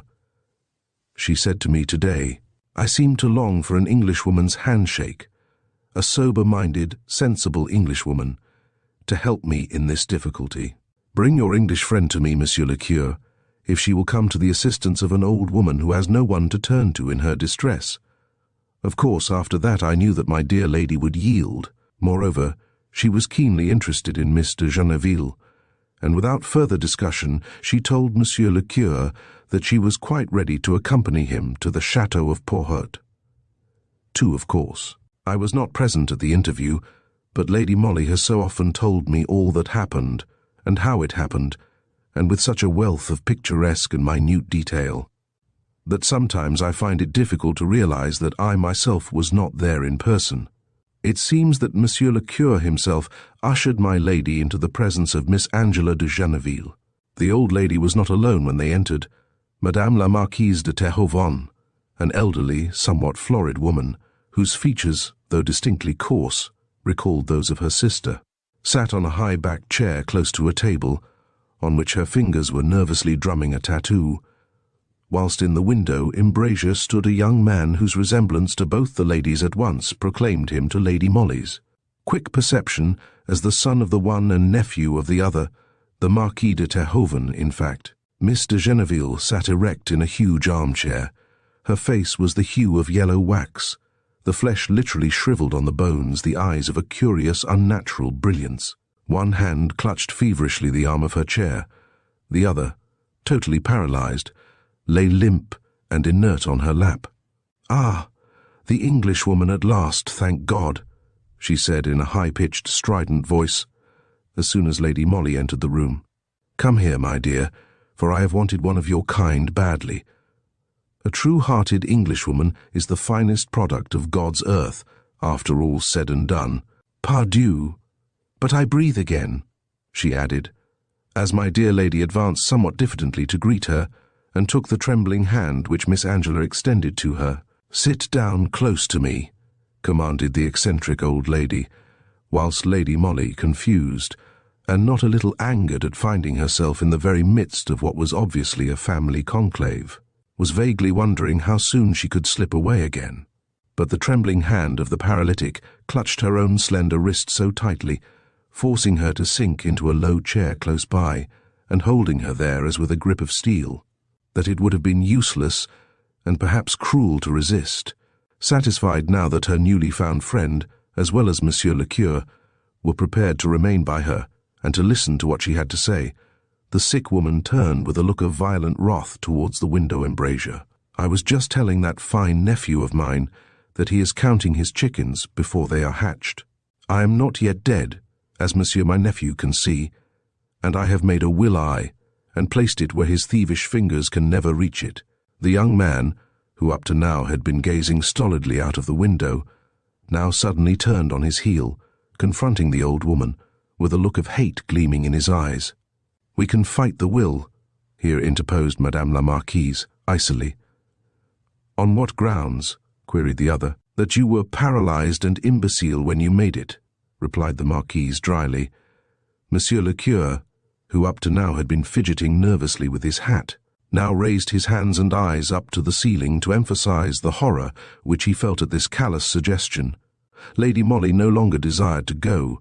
The half-paralyzed grip on her wrist had relaxed, but she sat there quietly, interested with every fibre of her quick intelligence in the moving drama which was being unfolded before her. There was a pause now, a silence broken only by the monotonous ticking of a monumental, curious-looking clock which stood in an angle of the room. Miss de Genneville, had made no reply to her sister's cruel taunt, but a look, furtive, maniacal, almost dangerous, now crept into her eyes. Images, img144.jpg caption, confronting the old woman with a look of hate gleaming in his eyes. Then she addressed the cure. "I pray you, pen, ink, and paper here on this table," she requested.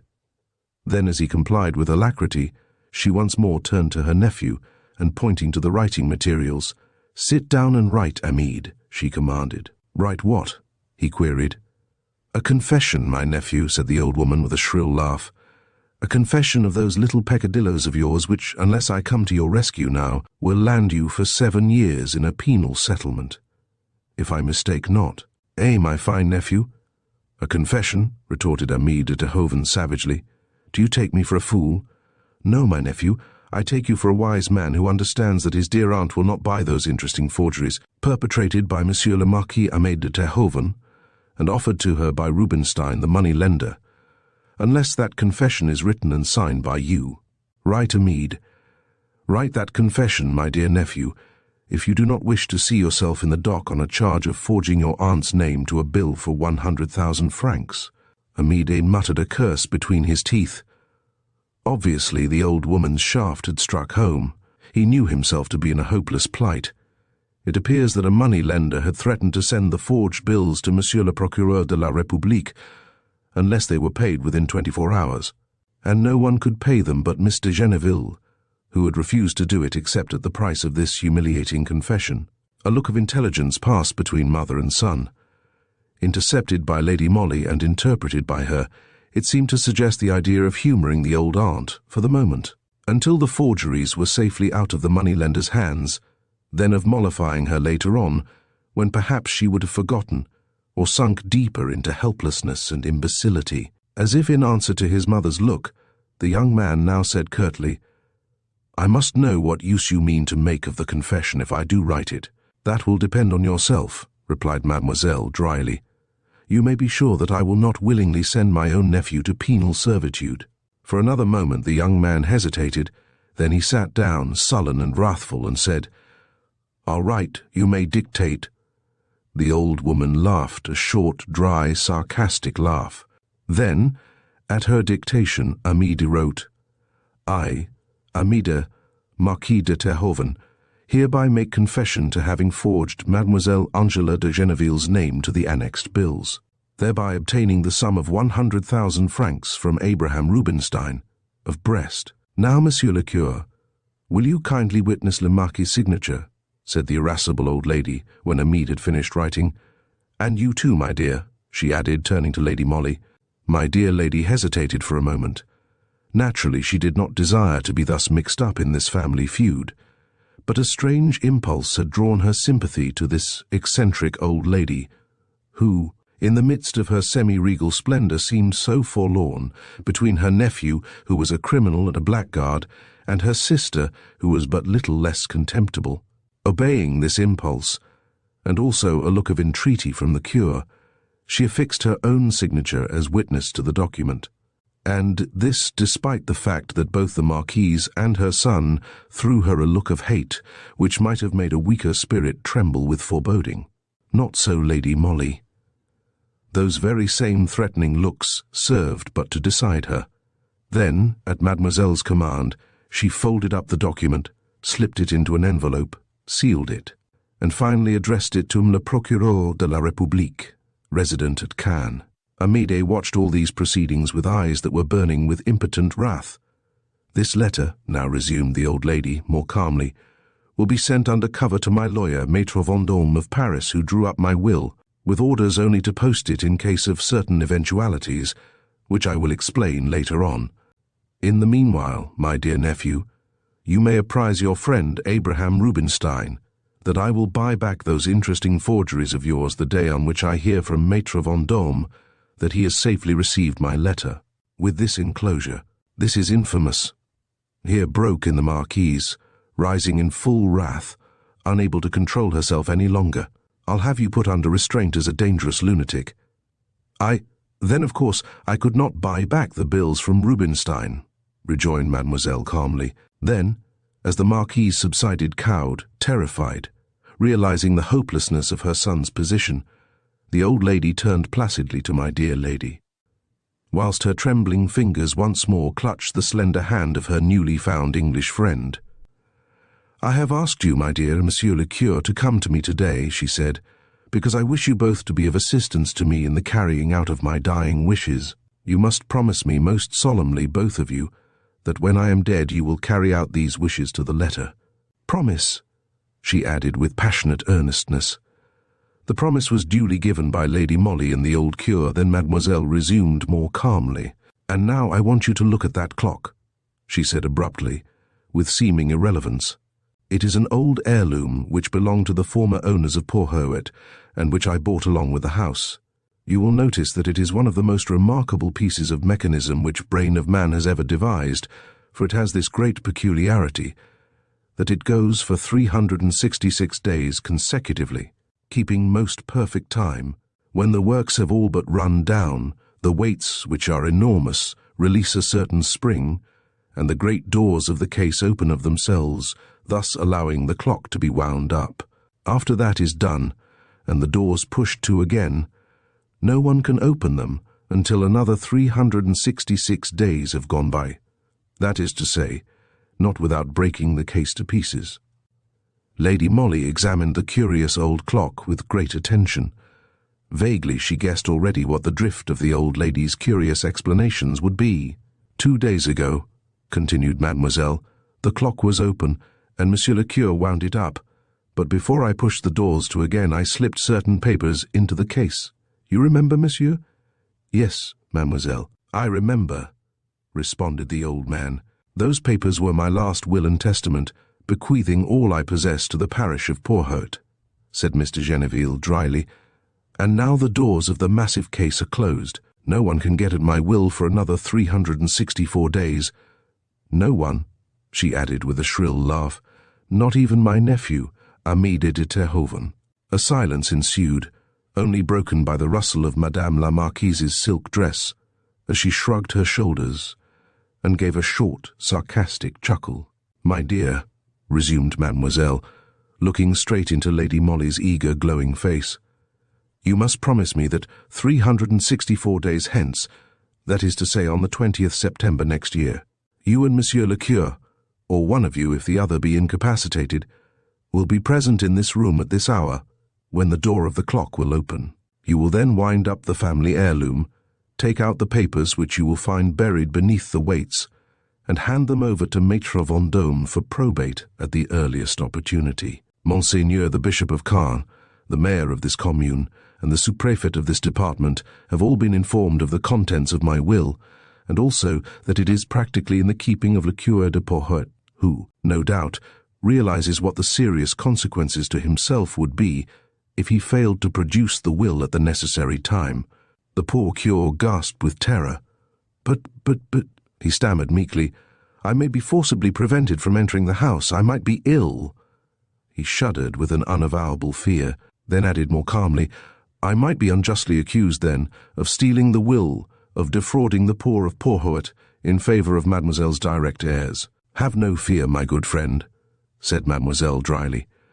"Though I have one foot in the grave, I am not quite so imbecile as my dear sister and nephew here would suggest, and I have provided for every eventuality. If you are ill or otherwise prevented by outside causes from being present here on the day and hour named, this charming English lady will be able to replace you. But if either of you is forcibly prevented from entering this house, or if, having entered this room, the slightest violence or even pressure is put upon you, or if you should find the clock broken, damaged and stripped of its contents, all you need do is to apprise Maître Vendôme of the fact. He will know how to act. What would he do? Send a certain confession we all know of to Monsieur le Procureur de la République," replied the old lady, fixing the young Marquis Hamid with her irascible eye.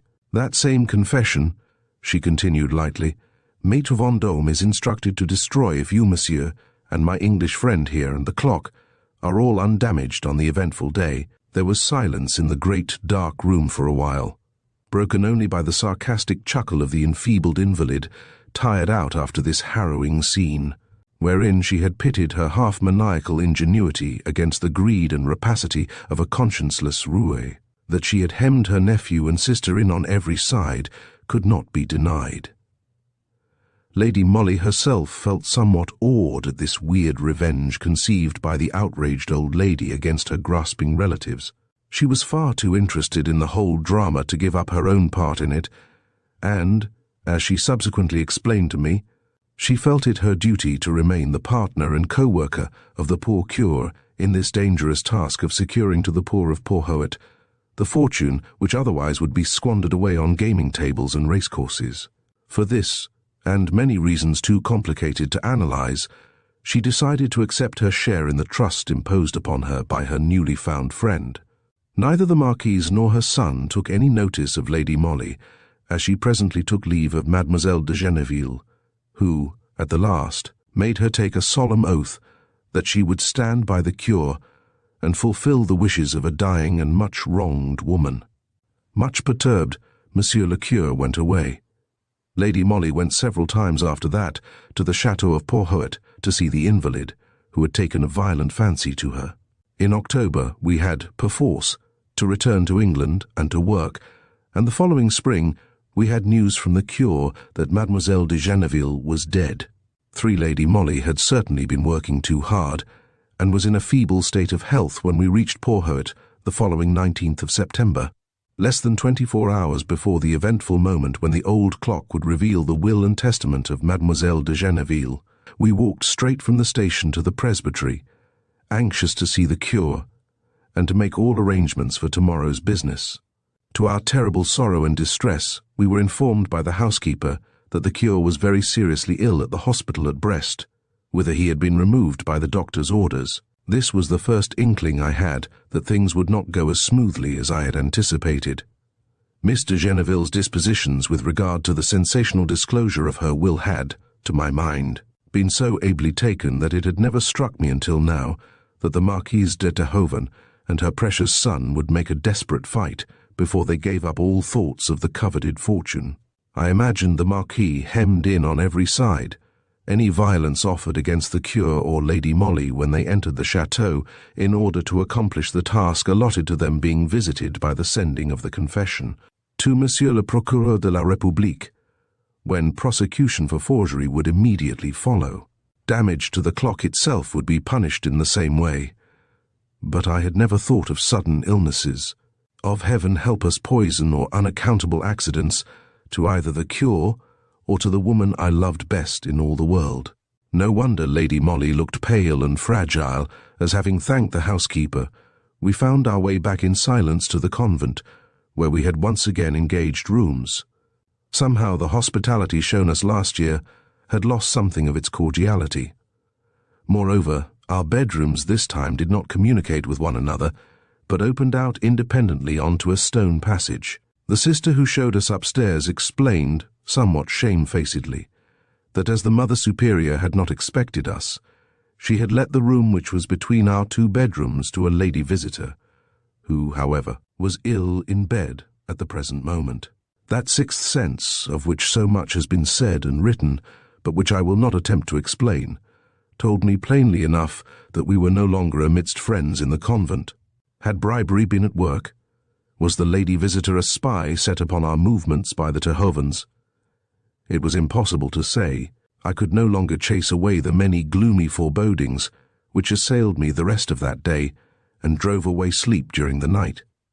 I can assure you that in my heart I wished all eccentric old ladies and their hidden wills at the bottom of the sea. My dear lady was apparently also very deeply perturbed. Any attempt on my part to broach the subject of Miss de Genneville's will was promptly and authoritatively checked by her. At the same time I knew her well enough to guess that all these nameless dangers which seemed to have crept up round her only served to enhance her determination to carry out her old friend's dying wishes to the letter. We went to bed quite early, for the first time without that delightful final gossip, when events, plans, surmises and work were freely discussed between us. The unseen lady visitor in the room which separated us acted as a wet blanket on our intimacy. I stayed with Lady Molly until she was in bed. She hardly talked to me while she undressed, but when I kissed her good night, she whispered almost inaudibly right into my ear, "The Terhoven faction are at work. They may waylay you and offer you a bribe to keep me out of the chateau tomorrow. Pretend to fall in with their views. Accept all bribes and place yourself at their disposal. I must not say more now. We are being spied upon." That my lady was, as usual, right in her surmises was proved within the next 5 minutes. I had slipped out of her room and was just going into mine when I heard my name spoken hardly above a whisper. Whilst I felt my arm gently seized from behind, an elderly, somewhat florid woman stood before me attired in a dingy-coloured dressing gown. She was pointing towards my own bedroom door, implying her desire to accompany me to my room. Remembering my dear lady's parting injunctions, I nodded in acquiescence. She followed me, after having peered cautiously up and down the passage. Then, when the door was duly closed, and she was satisfied that we were alone, she said very abruptly, "Miss Granard, tell me, you are poor, eh? A paid companion to your rich friend, what?" Still thinking of Lady Molly's commands, I replied with a pathetic sigh. "Then," said the old lady eagerly, "would you like to earn 50,000 francs? The eagerness with which I responded, "Rather," apparently pleased her, for she gave a sigh of satisfaction. "You know the story of my sister's will of the clock?" she asked eagerly. "Of your friend's role in this shameless business?" Once more I nodded. I knew that my lady had guessed rightly. This was the Marquise de Terhoven, planted here in the convent to gain my confidence, to spy on Lady Molly, and to offer me a bribe. Now for some clever tactics on my part. "Can you prevent your friend from being at the chateau tomorrow before 1 o'clock?" asked the Marquise. "Easily," I replied calmly. "How?" "She is ill, as you know. The doctor has ordered her a sleeping draught. I administer it. I can arrange that she has a strong dose in the morning instead of her other medicine. She will sleep till the late afternoon." I rattled this off glibly in my best French. Madame la Marquise heaved a deep sigh of relief. "Ah, that is good," she said. "Then listen to me. Do as I tell you, and tomorrow you will be richer by 50,000 francs. Come to the chateau in the morning, dressed in your friend's clothes. My son will be there. Together you will assist at the opening of the secret doors, and when my son has wound up the old clock himself, he will place 50,000 francs in your hands." "But Monsieur le Curé," I suggested tentatively. "He is ill," she replied curtly. But as she spoke these 3 words, there was such an evil sneer in her face, such a look of cruel triumph in her eyes, that all my worst suspicions were at once confirmed. Had these people's unscrupulous rapacity indeed bribed some needy country practitioner to put the cure temporarily out of the way? It was too awful to think of, and I can tell you that I needed all my presence of mind, all my desire to act my part bravely and intelligently to the end, not to fly from this woman in horror. She gave me a few more instructions with regard to the services which she and her precious son would expect of me on the morrow.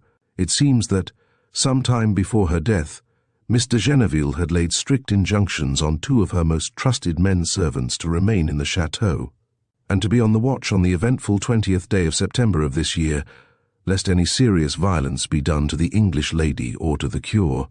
It was with a view to allay any suspicion which might arise in the minds of these 2 men that the Marquis desired me to impersonate Lady Molly tomorrow, and to enter with him, on seemingly friendly terms, the room where stood the monumental clock. For these services, together with those whereby Lady Molly was to be sent into a drugged sleep whilst the theft of the will was being carried through, I, Mary Granard, was to receive from Monsieur le Marquis de Terhoven the sum of 50,000 francs.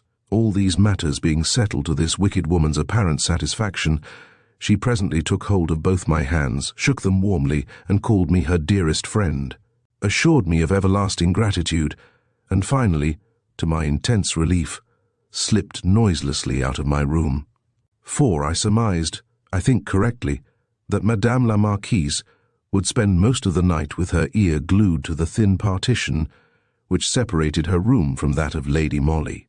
So I did not dare to go and report myself and the momentous conversation which I had just had, and vaguely wondered when I should have an opportunity of talking matters over with my dear lady without feeling that a spy was at my heels. The next morning when I went into her room, to my boundless amazement, and before I had time to utter a word, she moaned audibly, as if in great pain, and said feebly but very distinctly, "Oh, Mary, I'm so glad you've come. I feel terribly ill.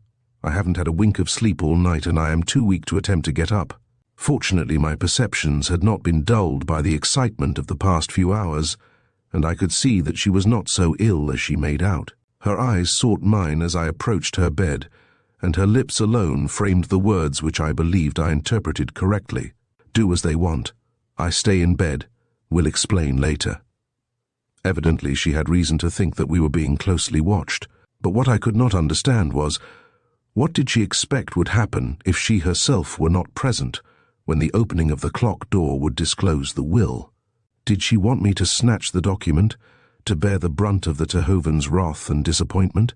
It was not like her to be afraid of fulfilling a duty, however dangerous that fulfillment might prove, and it certainly was not like her to break a promise given to a dying person. But of course my business was to obey.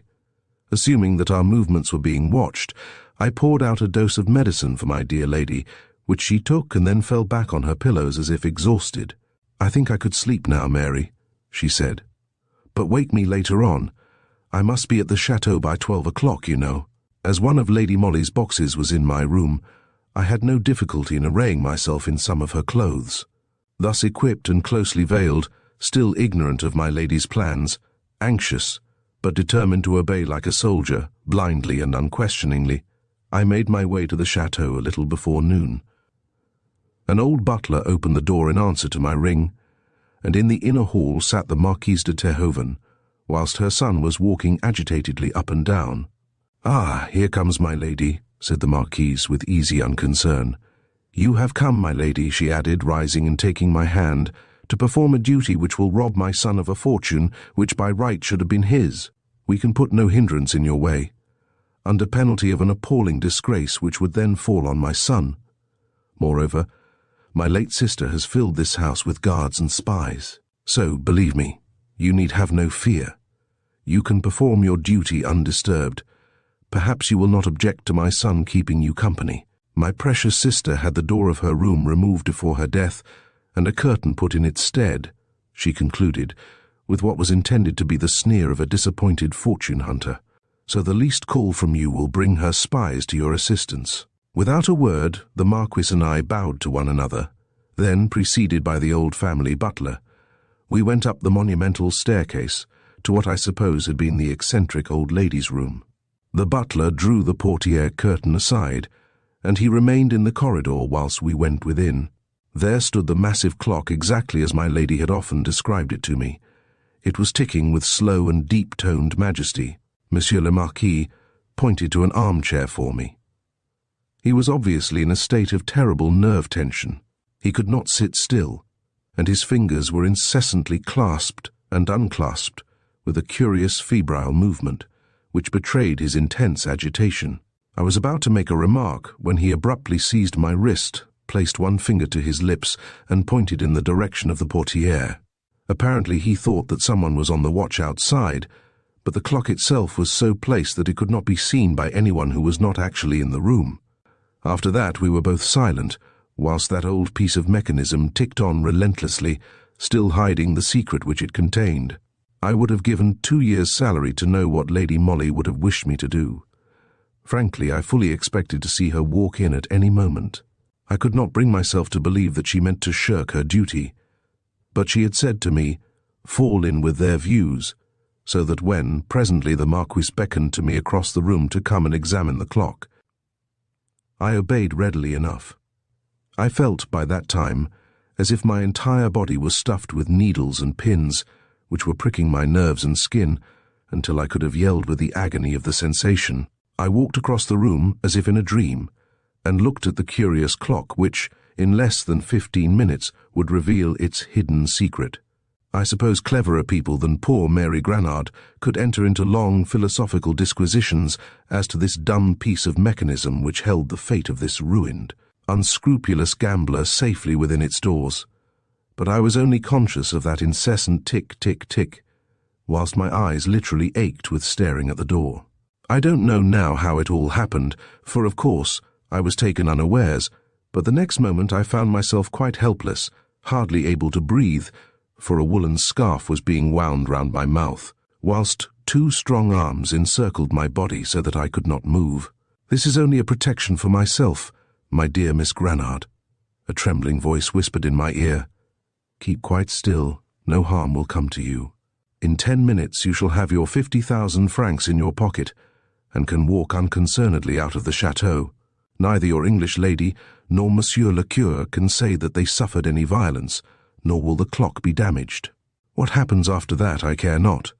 The law cannot wrest the old fool's fortune from me, once I have destroyed her accursed will. To begin to tell you what passed in my mind then were an impossibility. Did I actually guess what would happen, and what my dear lady had planned? Or was it merely the ingrafted sympathy which exists between her and me, which caused me to act blindly, in accordance with her wishes? Fall in with their views. Take their bribes, she had said, and I, like a soldier, obeyed this command to the letter. I remained absolutely still, scarcely moving an eyelid as I watched the face of the clock, the minutes speeding on now 3, now 5, now 10. I could hear the Marquis's stertorous breathing close beside me. Was I dreaming, or did I really see now a dark line, the width of a hair between the massive double doors of the clock case? Oh, how my pulses throbbed! That dark line was widening perceptibly. The doors were slowly opening. For the moment, I almost felt in sympathy with the blackguard who was on the watch with me. His agitation must have been the most exquisite torture. Now we could distinctly see the glimmer of white paper, not pressed down by the ponderous weights, but lying loosely just inside the doors. And anon, as the aperture widened, the papers fell out just at my feet. With a smothered, gurgling exclamation, which I will not attempt to describe, the Marquis literally fell on that paper, like a hungry wild beast upon its prey. He was on his knees before me, and I could see that the paper was a square envelope, which, with a trembling hand, he tore open. It contained a short document whereon the signature, Amédée de Terhoven, was clearly visible. It was the confession of forgery made by the young Marquis just a year ago. There were also a few banknotes, some 100,000 francs, perhaps. The young man threw them furiously aside, and once more turned to the clock. The doors were wide open, but they revealed nothing save the huge and complicated mechanism of the clock. Mademoiselle de Genneville eccentric and far-seeing images, IMG 164.jpg caption. Now we could distinctly see the glimmer of white paper. To the last had played this gigantic hoax on her scheming relatives. Whilst they directed all their unscrupulous energies towards trying to obtain possession of her will in one place, she had calmly put it securely somewhere else. Meantime, Monsieur le Marquis had sufficient presence of mind, and, I must own, sufficient dignity, not only to release me from my bonds, but also to offer me the 50,000 francs which he had promised me. "I can wind up the clock now," he said dully, "and you can walk straight out of this place. No one need know that you impersonated your friend. She, no doubt, knew of this hoax. Therefore we found the scheme to keep her out of the way so easy of accomplishment. It was a grisly joke, wasn't it? How the old witch must be chortling in her grave. Needless to say, I did not take his money. He escorted me downstairs silently, subdued, no doubt, by the spirit of hatred which had followed him up from the land of shadows. He even showed no surprise when, on reaching the hall, he was met by his late aunt's lawyer, Maître Vendôme, and also by Lady Molly, who had just arrived. Madame la Marquise de Terhoven was nowhere to be seen. My dear lady smiled at me approvingly, and when I came near her she contrived to draw me aside and to whisper hurriedly, "You have done admirably, Mary. I came to fetch you. But now that this young blackguard is thoroughly outwitted, we may as well go, for our work here is done." The Marquis did not even glance at her as she slightly bowed her head to him, took leave of Maître Vendôme, and finally walked out of the chateau with me. As soon as we were out in the open air, I begged for an explanation. "Maître Vendôme has Mademoiselle's will," she replied. She had enjoined him to read it in the chateau today, in the presence of the 3 trustees appointed for the poor of Porhoët, who inherit all her wealth. "And the Terhovens?" I asked. "They've got his confession back," she said dryly, "and they will receive an annuity from the trustees. And you knew this all along?" I rejoined somewhat reproachfully. "Yes, so did the cure, but Mademoiselle made me swear a most solemn oath not to reveal her secret even to you. She was so afraid of the machinations of the Terhovens. You see," continued Lady Molly, smiling at my eagerness, "Mr. Geneville possessed the ancient key wherewith she could open the clock case at any time. Obviously, even so perfect a piece of mechanism might go wrong, when examination and readjustment of the works would be necessary. After the family conclave, wherein she had announced that her will was hidden in the clock, I, at my next interview with her, begged her to modify this idea, to send her will to her solicitor, but to leave the Terhovens under the impression that it was still lying in its strange hiding place. At first she refused to listen to me, or to discuss the subject, but I am happy to say that I finally succeeded in persuading her, with what result you already know." "But poor Monsieur le Cure," I ejaculated. Her bright eyes gleamed with merriment. "Oh, that was a final little hoax. He himself, poor dear, was afraid lest he might blurt out the whole thing. His illness was partly a sham, and he is quite all right again now, but the doctor at the Brest Hospital is a great friend of his, and is keeping him there until all this business has blown over. I was the only one who was kept in the dark," I concluded ruefully. "Yes, Mary dear," said my dear lady gently, "it was a promise, remember, but I never thought that we should get so much excitement outside our own professional work." It certainly had been a non-professional experience, but here too, as in the detection of crime, her keen intuition had proved more than a match for an unscrupulous blackguard. And certainly on the 20th day of September last I lived through the most exciting 10 minutes of my life. Chapter 7. A Christmas Tragedy. It was a fairly merry Christmas party, although the surliness of our host somewhat marred the festivities. But imagine 2 such beautiful young women as my own dear lady and Margaret Seeley, and a Christmas Eve Cinderella in the beautiful ballroom at Clevey Hall. And you will understand that even Major Seeley's well-known cantankerous temper could not altogether spoil the merriment of a good old-fashioned festive gathering. It is a far cry from a Christmas Eve party to a series of cattle-maiming outrages, yet I am forced to mention these now, for although they were ultimately proved to have no connection with the murder of the unfortunate Major, yet they were undoubtedly the means whereby the miscreant was enabled to accomplish the horrible deed with surety, swiftness, and, as it turned out afterwards, a very grave chance of immunity. Everyone in the neighborhood had been taking the keenest possible interest in those dastardly outrages against innocent animals. They were either the work of desperate ruffians who stick at nothing in order to obtain a few shillings, or else of madmen with weird propensities for purposeless crimes. Once or twice suspicious characters had been seen lurking about in the fields, and on more than one occasion a cart was heard in the middle of the night driving away at furious speed. Whenever this occurred, the discovery of a fresh outrage was sure to follow. But, so far, the miscreants had succeeded in baffling not only the police, but also the many farmhands who had formed themselves into a band of volunteer watchmen, determined to bring the cattle-maimers to justice. We had all been talking about these mysterious events during the dinner which preceded the dance at Clevey Hall. But later on, when the young people had assembled, and when the first strains of the Merry Widow waltz had set us aglow with prospective enjoyment, the unpleasant topic was wholly forgotten. The guests went away early, Major Seeley, as usual, doing nothing to detain them, and by midnight all of us who were staying in the house had gone up to bed. My dear lady and I shared a bedroom and dressing room together, our windows giving on the front. Clevey Hall is, as you know, not very far from York, on the other side of Bishopthorpe, and is one of the finest old mansions in the neighbourhood, its only disadvantage being that, in spite of the gardens being very extensive in the rear, the front of the house lies very near the road. It was about 2 hours after I'd switched off the electric light and called out "Good night" to my dear lady that something roused me out of my first sleep. Suddenly I felt very wide awake, and sat up in bed. Most unmistakably, though, still from some considerable distance along the road, came the sound of a cart being driven at unusual speed. Evidently my dear lady was also awake. She jumped out of bed and, drawing aside the curtains, looked out of the window. The same idea had, of course, flashed upon us both. At the very moment of waking, all the conversations anent the cattle maimers and their cart, which we had heard since our arrival at Clevere, recurring to our minds simultaneously.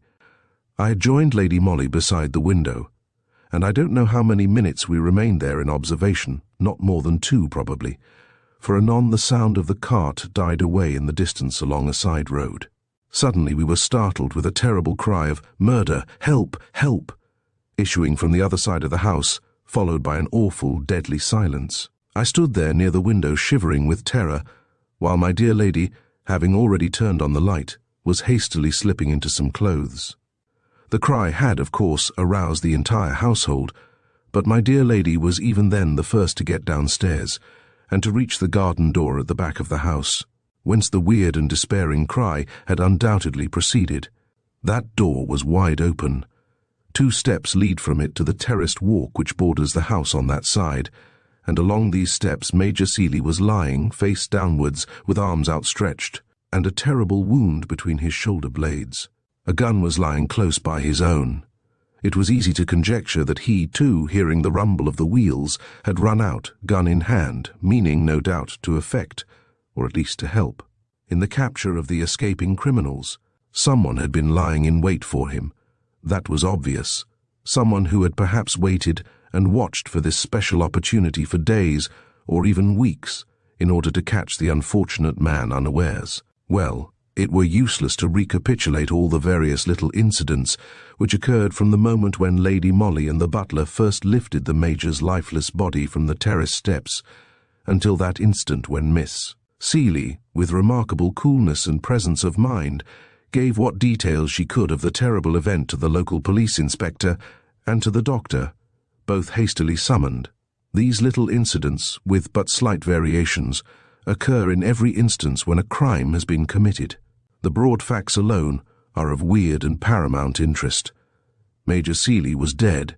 He had been stabbed with amazing sureness and terrible violence in the back. The weapon used must have been some sort of heavy clasp knife.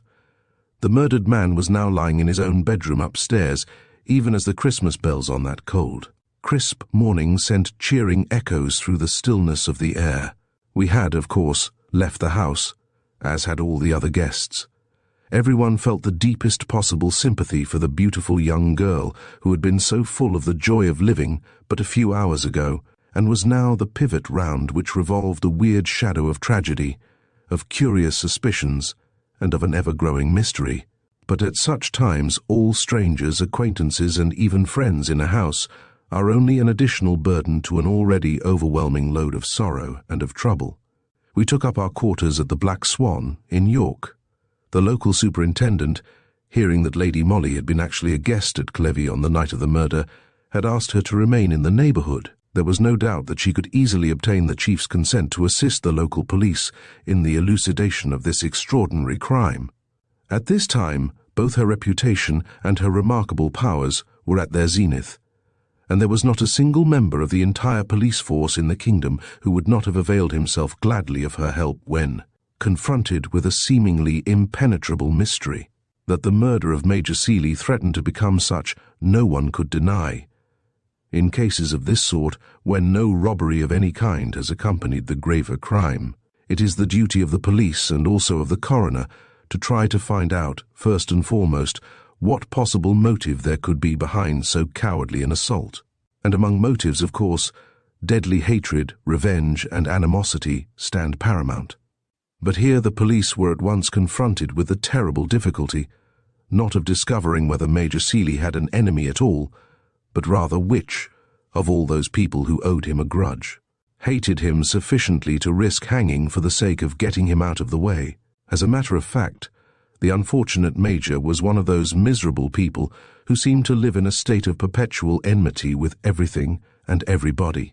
Morning, noon and night he grumbled, and when he did not grumble, he quarrelled either with his own daughter, or with the people of his household, or with his neighbours. I had often heard about him and his eccentric, disagreeable ways from Lady Molly, who had known him for many years. She, like everybody in the county who otherwise would have shunned the old man, kept up a semblance of friendship with him for the sake of the daughter. Margaret Seeley was a singularly beautiful girl, and as the Major was reputed to be very wealthy, these two facts perhaps combined to prevent the irascible gentleman from living in quite so complete an isolation as he would have wished. Mammas of marriageable young men vied with one another in their welcome to Miss Seeley at garden parties, dances and bazaars. Indeed, Margaret had been surrounded with admirers ever since she had come out of the schoolroom. Needless to say, the cantankerous Major received these pretenders to his daughter's hand not only with insolent disdain, but at times even with violent opposition. In spite of this, the moths fluttered round the candle, and amongst this venturesome tribe, none stood out more prominently than Mr. Lawrence Smethick, son of the MP for the Pakethorpe division. Some folk there were who vowed that the young people were secretly engaged, in spite of the fact that Margaret was an outrageous flirt, and openly encouraged more than one of her crowd of adorers. Be that as it may, one thing was very certain, namely, that Major Seeley did not approve of Mr. Smethick any more than he did of the others, and there had been more than one quarrel between the young man and his prospective father-in-law. On that memorable Christmas Eve at Clever, none of us could fail to notice his absence, whilst Margaret, on the other hand, had shown marked predilection for the society of Captain Glynn, who, since the sudden death of his cousin, Viscount Heslington, Lord Ullersthorpe's only son, who was killed in the hunting field last October, if you remember, had become heir to the earldom and its £40,000 a year. Personally, I strongly disapproved of Margaret's behaviour the night of the dance. Her attitude with regard to Mr. Smethick, whose constant attendance on her had justified the rumour that they were engaged, being more than callous. On that morning of December 24th, Christmas Eve, in fact, the young man had called at Clever. I remember seeing him just as he was being shown into the boudoir downstairs. A few moments later, the sound of angry voices rose with appalling distinctness from that room. We all tried not to listen, yet could not fail to hear Major Seeley's overbearing words of rudeness to the visitor, who, it seems, had merely asked to see Miss Seeley, and had been most unexpectedly confronted by the irascible and extremely disagreeable Major. Of course, the young man speedily lost his temper too, and the whole incident ended with a very unpleasant quarrel between the two men in the hall, and with the Major peremptorily forbidding Mr. Smethick ever to darken his doors again. On that night Major Seeley was murdered. Of course, at first, no one attached any importance to this weird coincidence. The very thought of connecting the idea of murder with that of the personality of a bright, good-looking young Yorkshireman like Mr. Smethick seemed indeed preposterous, and with one accord all of us who were practically witnesses to the quarrel between the two men tacitly agreed to say nothing at all about it at the inquest, unless we were absolutely obliged to do so on oath. In view of the Major's terrible temper, this quarrel, mind you, had not the importance which it otherwise would have had, and we all flattered ourselves that we had well succeeded in parrying the coroner's questions. The verdict at the inquest was against some person or persons unknown, and I, for one, was very glad that young Smethick's name had not been mentioned in connection with this terrible crime. 2 days later, the superintendent at Bishopthorpe sent an urgent telephonic message to Lady Molly, begging her to come to the police station immediately. We had the use of a motor all the while that we stayed at the Black Swan, and in less than 10 minutes we were bowling along at express speed towards Bishopthorpe. On arrival, we were immediately shown into Superintendent Etty's private room behind the office. He was there talking with Danvers, who had recently come down from London. In a corner of the room, sitting very straight on a high-backed chair, was a youngish woman of the servant class, who, as we entered, cast a quick, and I thought suspicious, glance at us both. She was dressed in a coat and skirt of shabby-looking black, and although her face might have been called good-looking for she had fine, dark eyes, her entire appearance was distinctly repellent. It suggested slatternliness in an unusual degree. There were holes in her shoes and in her stockings, the sleeve of her coat was half unsewn, and the braid on her skirt hung in loops all round the bottom. She had very red and very coarse-looking hands, and undoubtedly there was a furtive expression in her eyes, which, when she began speaking, changed to one of defiance. Etty came forward with great alacrity when my dear lady entered. He looked perturbed, and seemed greatly relieved at sight of her. "She is the wife of one of the outdoor men at Clevet," he explained rapidly to Lady Molly, nodding in the direction of the young woman. "And she has come here with such a queer tale that I thought you would like to hear it." "She knows something about the murder?" asked Lady Molly. "Noah, I didn't say that." Here interposed the woman roughly. "Don't you go and tell no lies, Master Inspector. I thought as how you might wish to know what my husband saw on the night when the Major was murdered, that's all, and I've come to tell you." "Why didn't your husband come himself?" asked Lady Molly. "Oh, Haggett ain't well enough, she began explaining, with a careless shrug of the shoulders. "So to speak, the fact of the matter is, my lady," interposed Etty, "this woman's husband is half-witted. I believe he is only kept on in the garden because he is very strong and can help with the digging.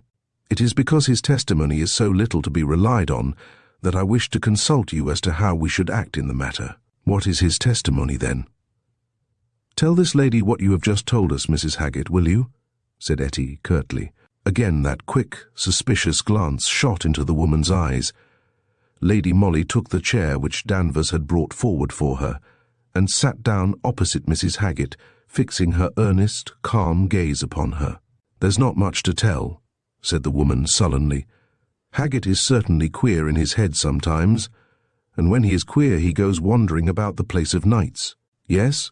said my lady, for Mrs. Haggett had paused a while, and now seemed unwilling to proceed.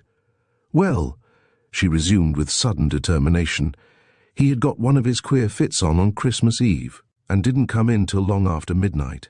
He told me as how he'd seen a young gentleman prowling about the garden on the terrace side. He heard the cry of murder and help soon after that, and ran in home because he was frightened." "Home?"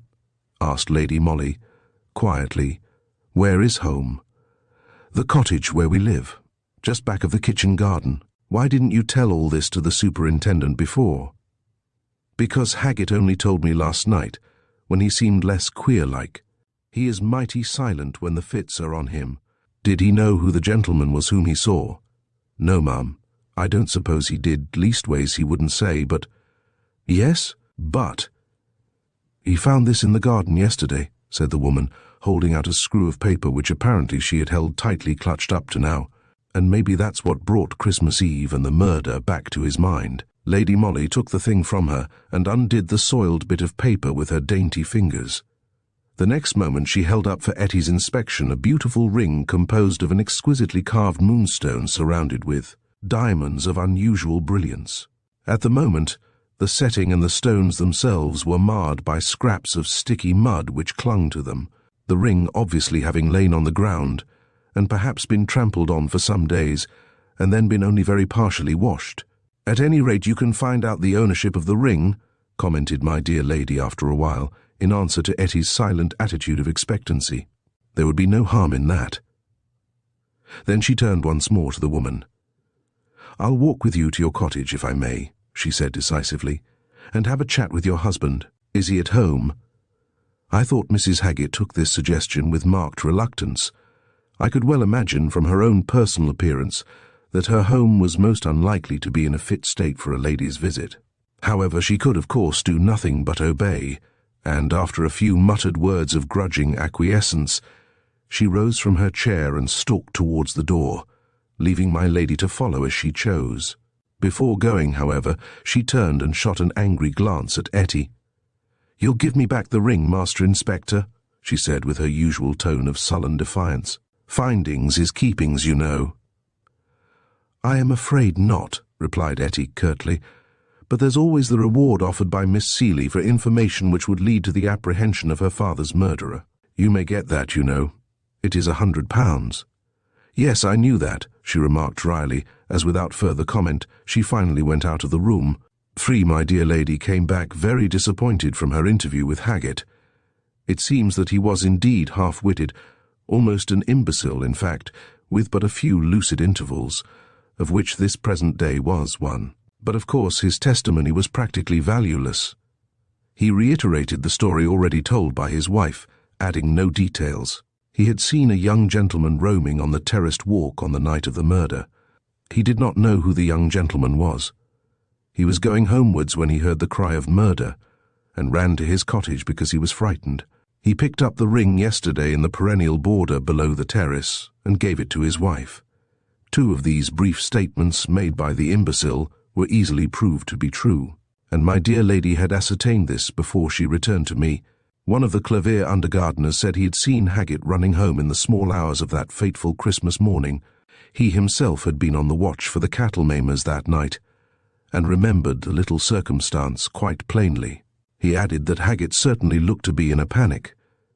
Then Newby, another outdoor man at the hall, saw Haggett pick up the ring in the perennial border and advised him to take it to the police.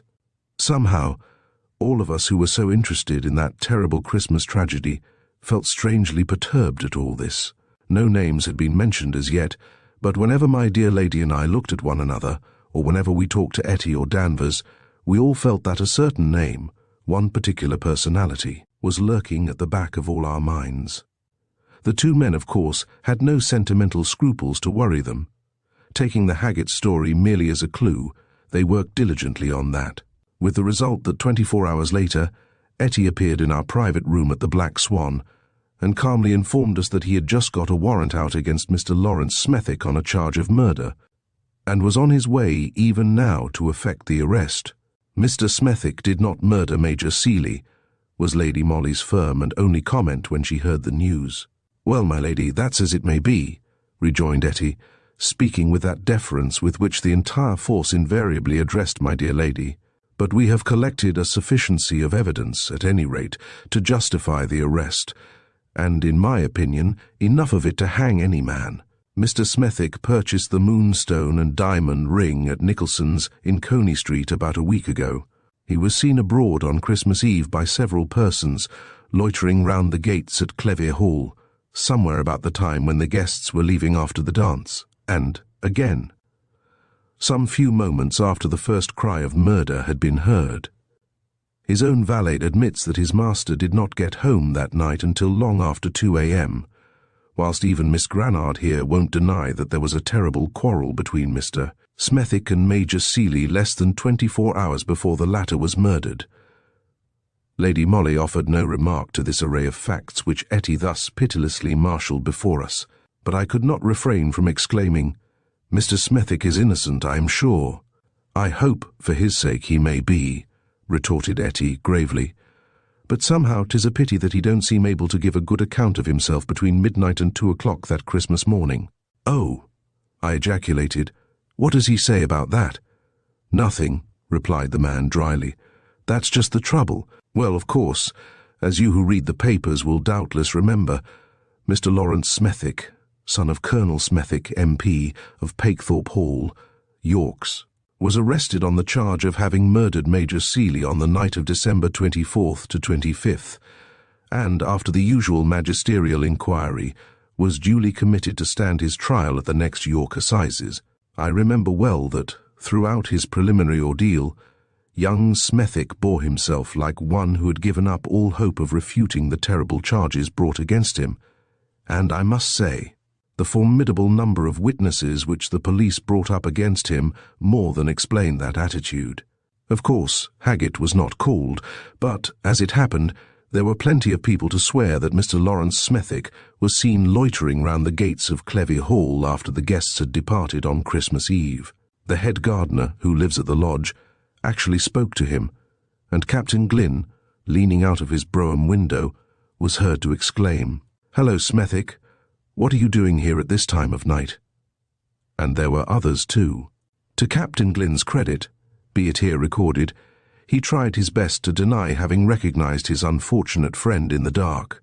Pressed by the magistrate, he said obstinately, "I thought at the time that it was Mr. Smethick standing by the lodge gates, but on thinking the matter over, I feel sure that I was mistaken. On the other hand, what stood dead against young Smethick was, firstly, the question of the ring, and then the fact that he was seen in the immediate neighbourhood of Clevier, both at midnight and again at about 2, when some men, who had been on the watch for the cattle maimers, saw him walking away rapidly in the direction of Pakethorpe. What was, of course, unexplainable and very terrible to witness was Mr. Smethwick's obstinate silence with regard to his own movements during those fatal hours on that night. He did not contradict those who said that they had seen him at about midnight near the gates of Clever, nor his own valet's statements as to the hour when he returned home. All he said was that he could not account for what he did between the time when the guests left the hall and he himself went back to Pakethorpe. He realized the danger in which he stood, and what caused him to be silent about a matter which might mean life or death to him could not easily be conjectured. The ownership of the ring he could not and did not dispute. He had lost it in the grounds of Clever, he said, but the jeweller in Coney Street swore that he had sold the ring to Mr. Smethwick on the 18th of December, whilst it was a well-known and an admitted fact that the young man had not openly been inside the gates of Clever for over a fortnight before that.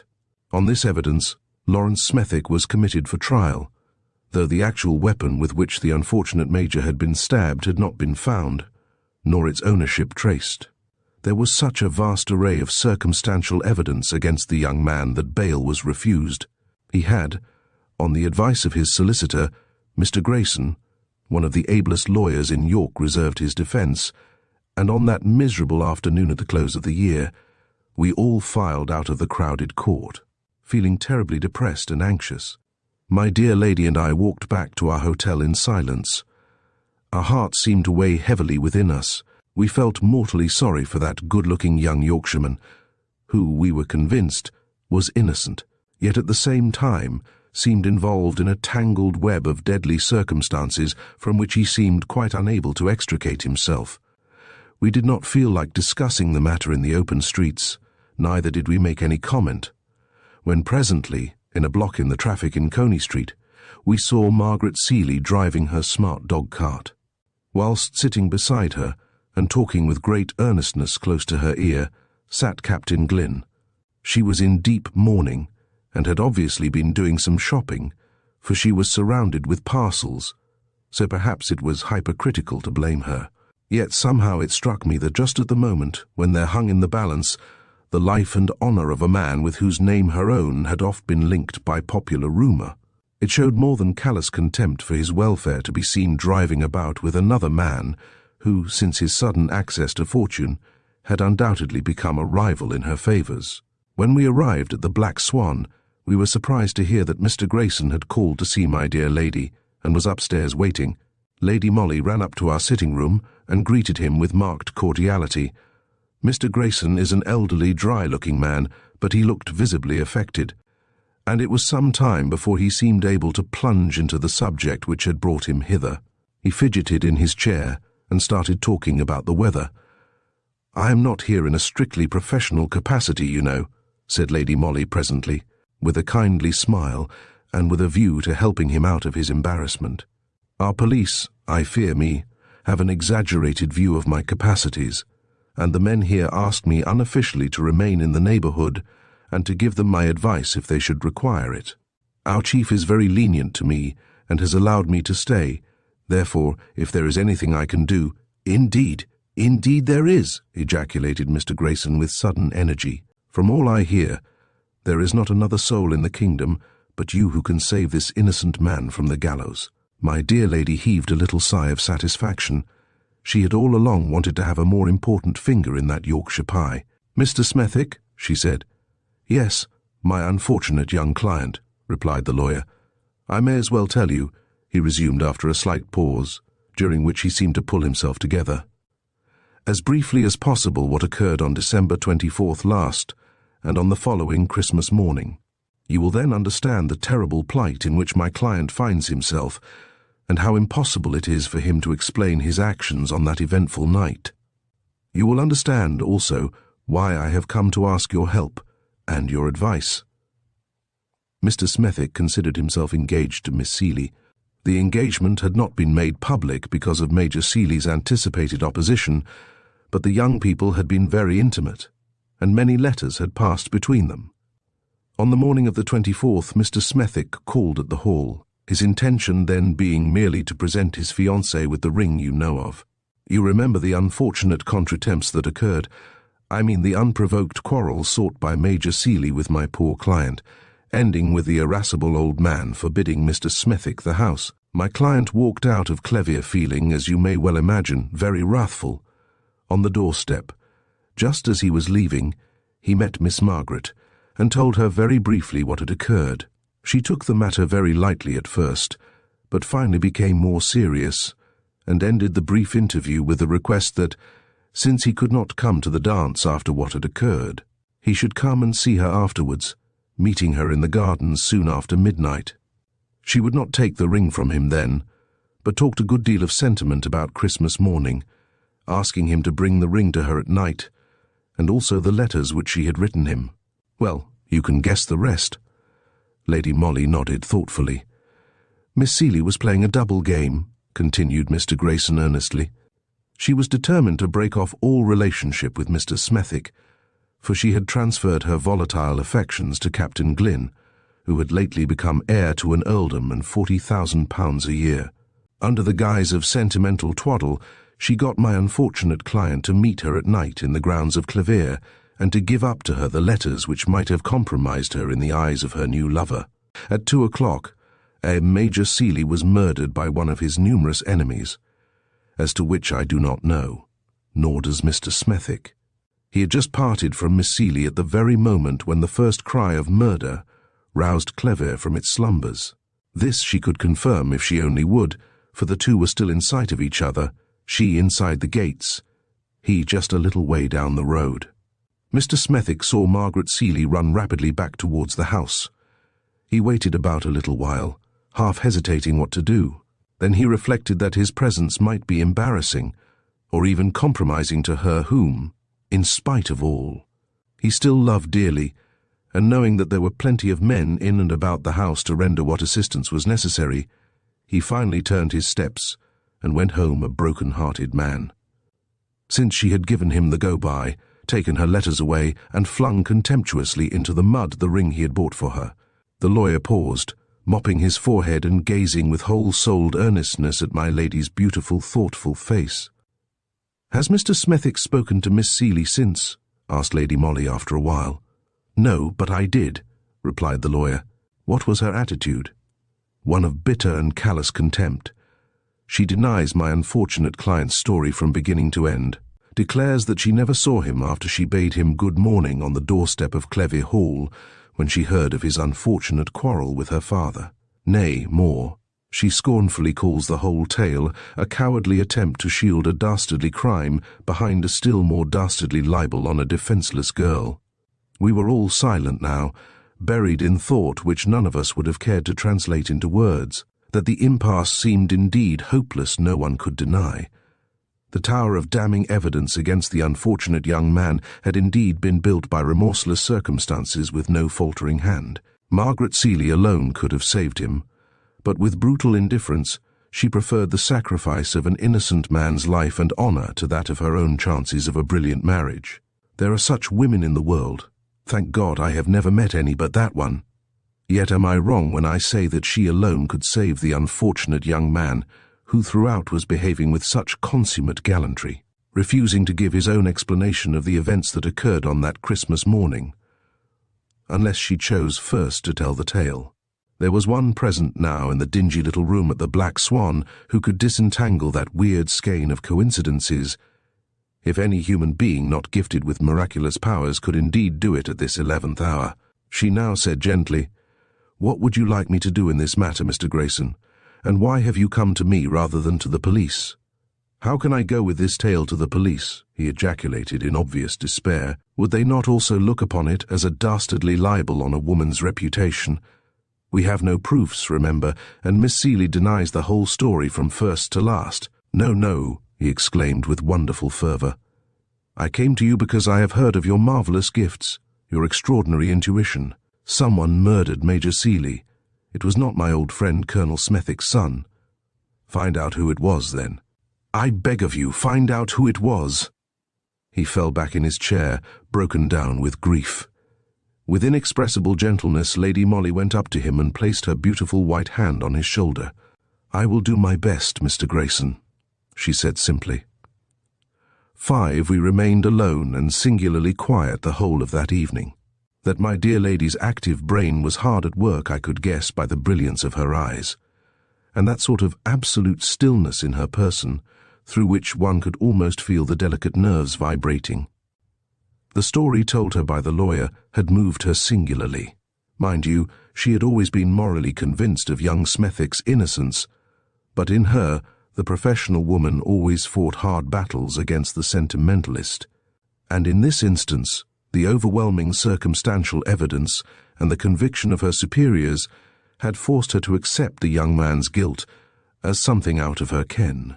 By his silence, too, the young man had tacitly confessed, and if a man is perceived on the very scene of a crime, both before it has been committed and directly afterwards, if something admittedly belonging to him is found within 3 yards of where the murderer must have stood.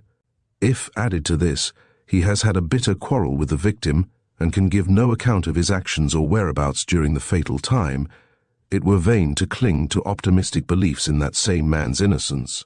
But now matters had assumed an altogether different aspect. The story told by Mr. Smethick's lawyer had all the appearance of truth.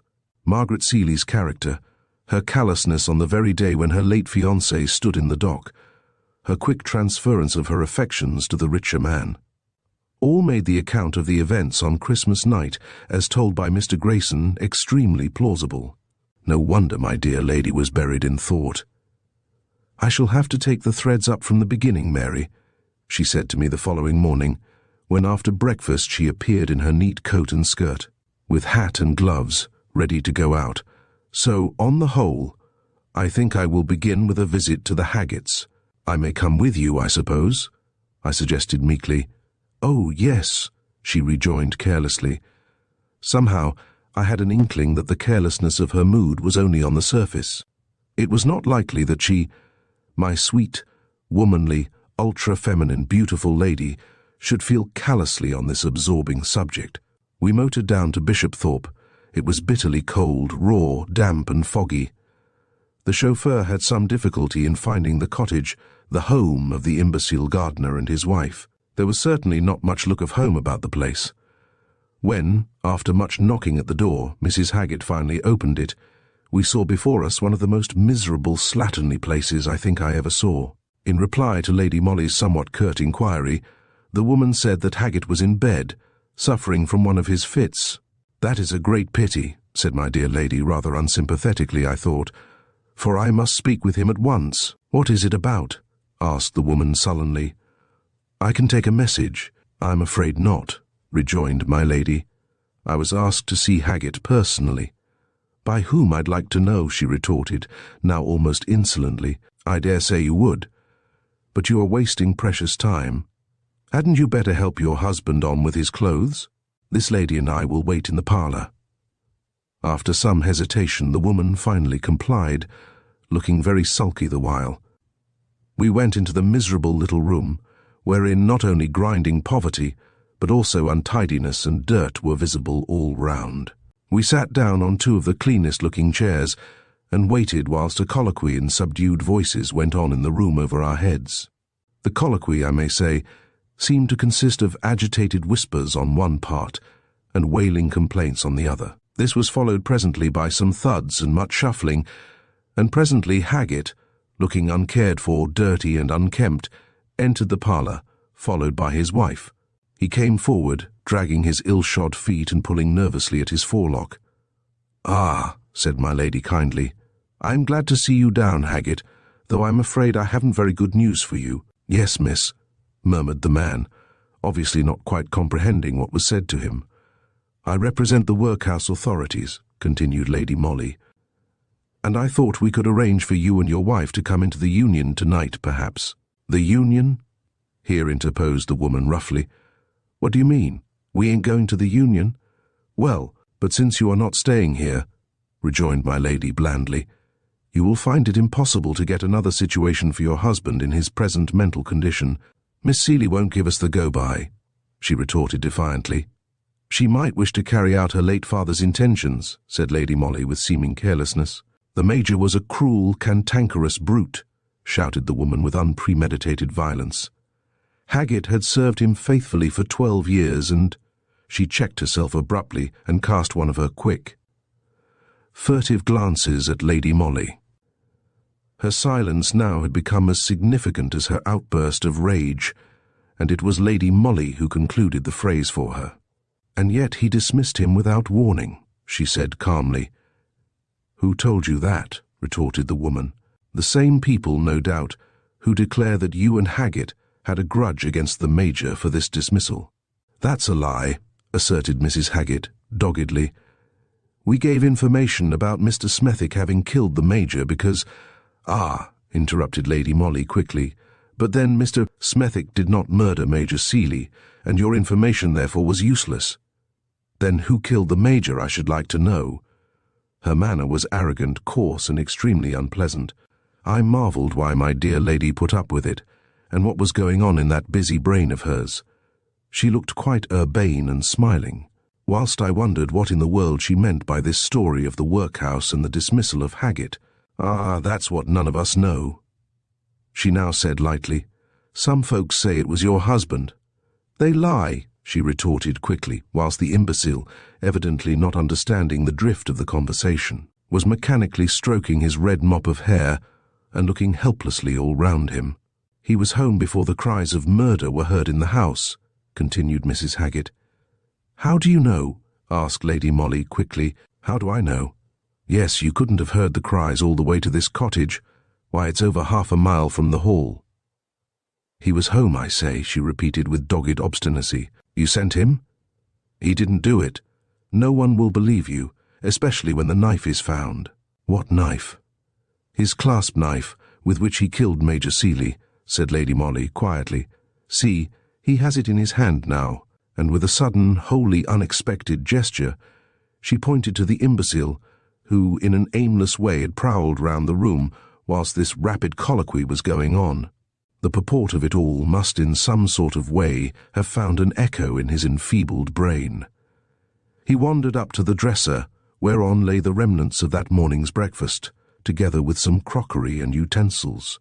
In that same half-witted and irresponsible way he had picked up one of the knives and now was holding it out towards his wife, whilst a look of fear spread over his countenance. "I can't do it, Annie. I can't. You'd better do it," he said. There was dead silence in the little room. The woman Haggett stood as if turned to stone.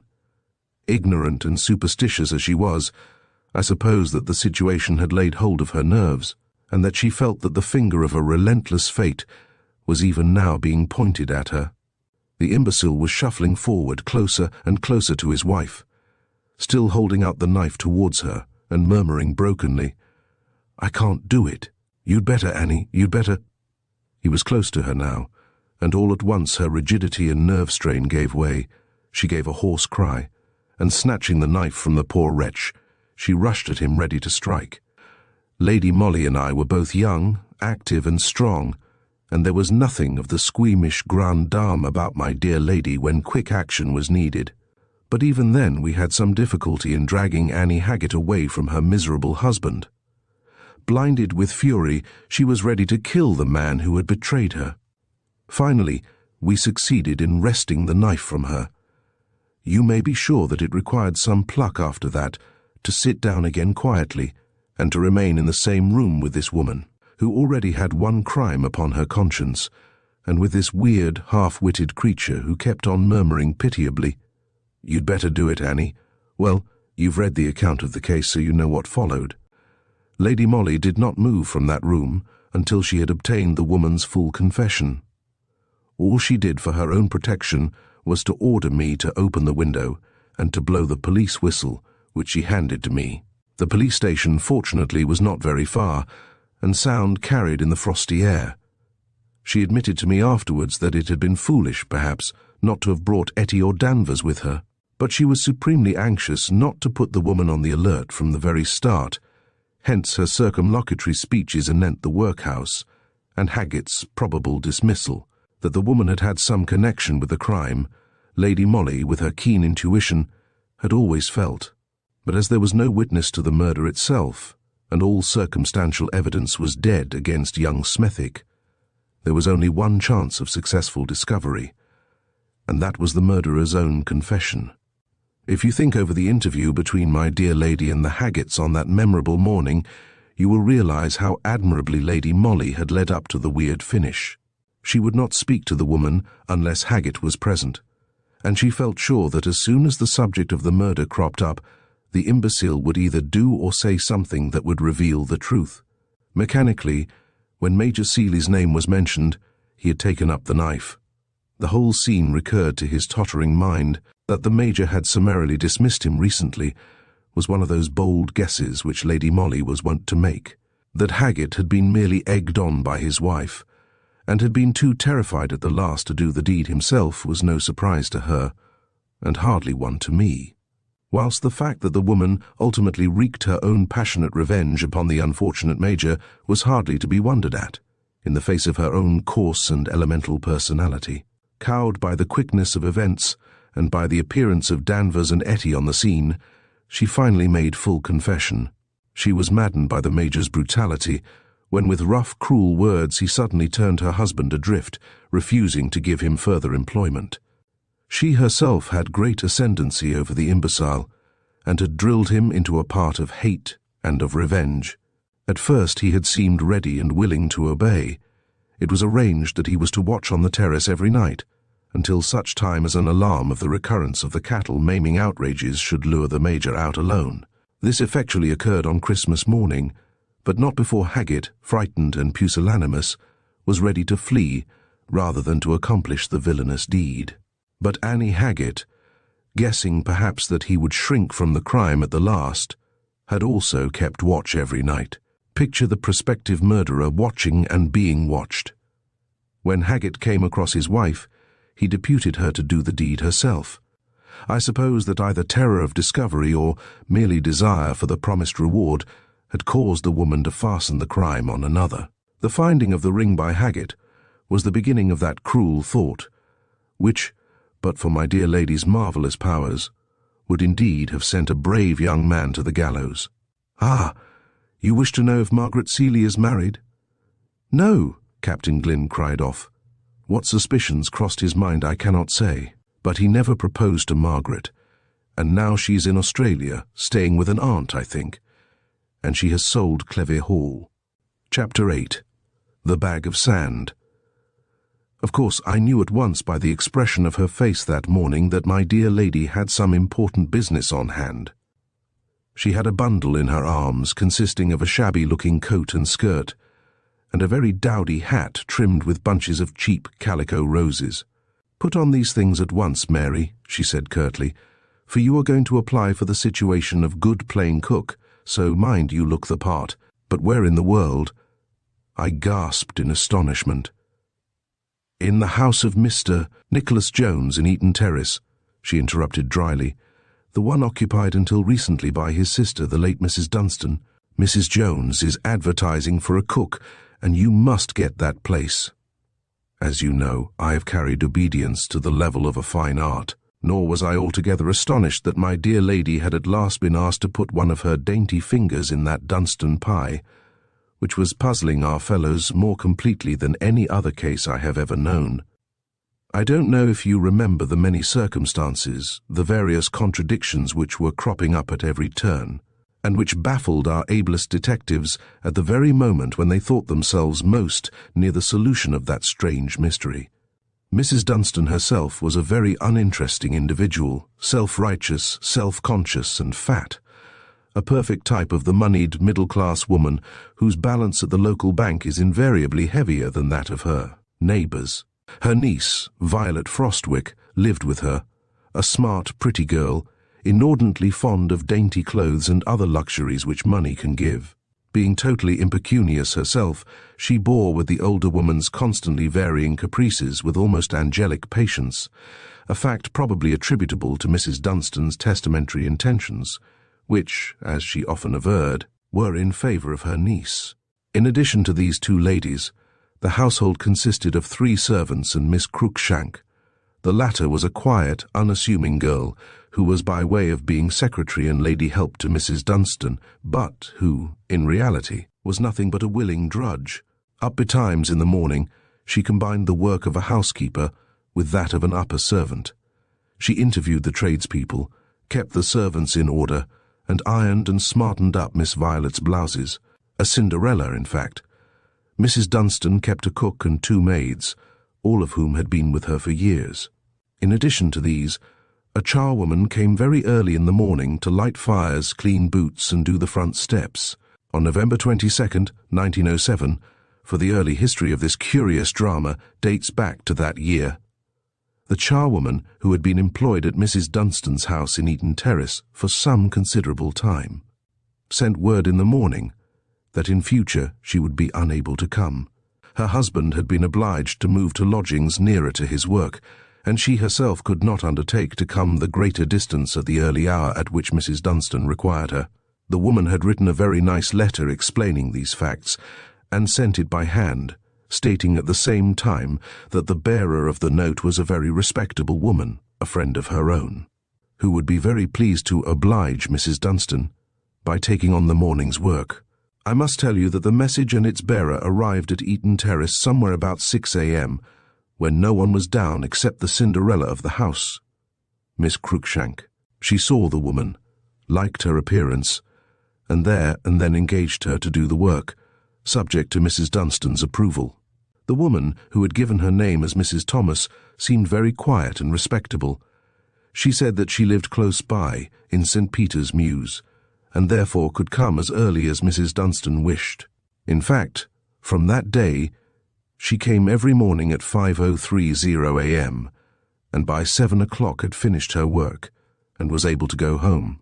If, in addition to these details, I tell you that, at that time, pretty Miss Violet Frostwick was engaged to a young Scotsman, Mr. David Athol, of whom her aunt totally disapproved.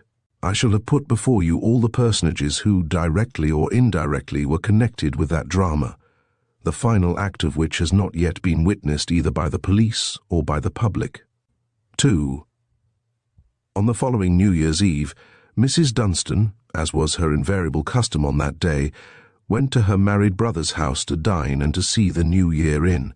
During her absence, the usual thing occurred at Eaton Terrace. Miss Violet Frostwick took the opportunity of inviting Mr. David Athol to spend the evening with her. Mrs. Dunstan's servants, mind you, all knew of the engagement between the young people, and with the characteristic sentimentality of their class, connived at these secret meetings, and helped to hoodwink the irascible old aunt. Mr. Athol was a good-looking young man, whose chief demerit lay in his total lack of money or prospects. Also, he was by way of being an actor, another deadly sin in the eyes of the puritanically minded old lady.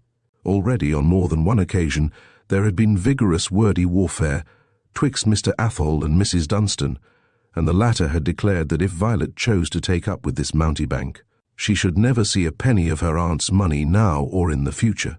The young man did not come very often to Eaton Terrace, but on this festive New Year's Eve, when Mrs. Dunstan was not expected to be home until long after midnight, it seemed too splendid an opportunity for an ardent lover to miss.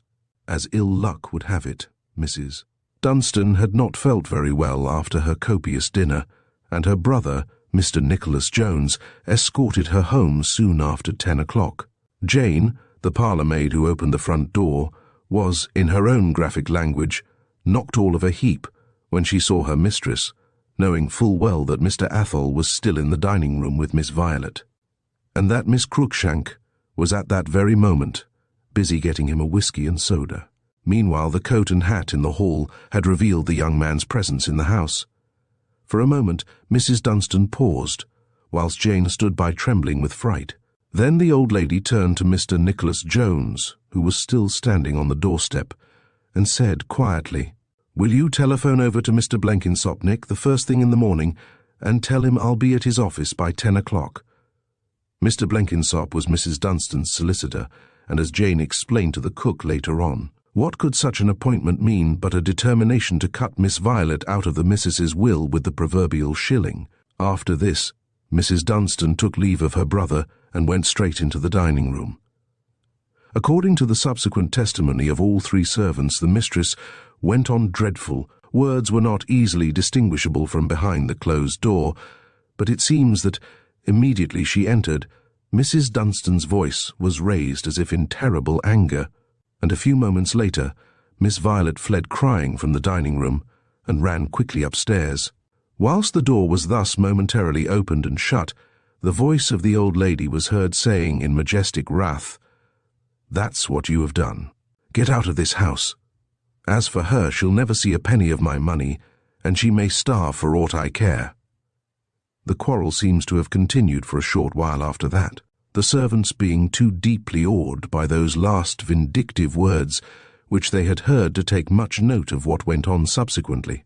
Mrs. Dunstan and Mr. Athol were closeted together for some time, but apparently the old lady's wrath did not subside, for when she marched up to bed an hour later she was heard to say, "Out of this house she shall go, and the first thing in the morning too.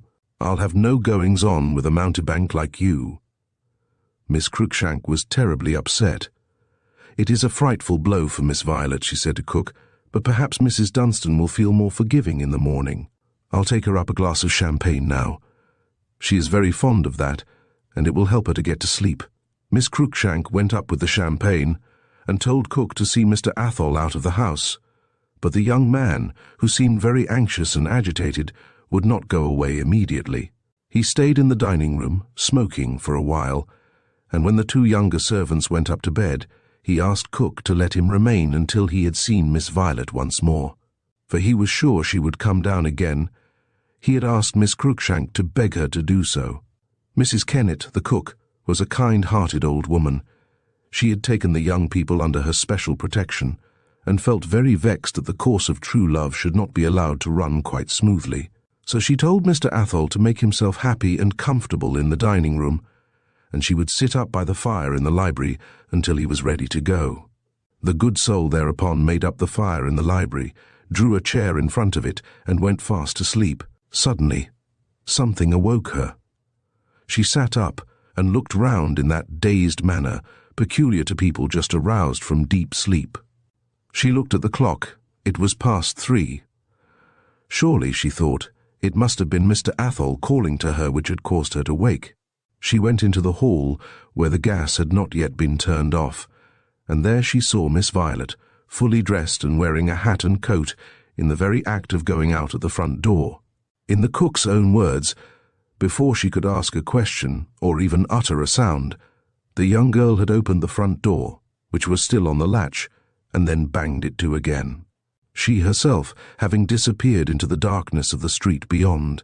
Mrs. Kennet ran to the door and out into the street as fast as her old legs would let her, but the night was an exceptionally foggy one.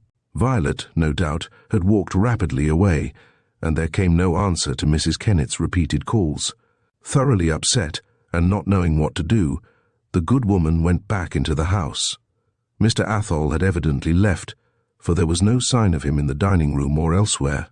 She then went upstairs and knocked at Mrs. Dunstan's door. To her astonishment, the gas was still burning in her mistress's room, as she could see a thin ray of light filtering through the keyhole. At her first knock there came a quick, impatient answer. "What is it?"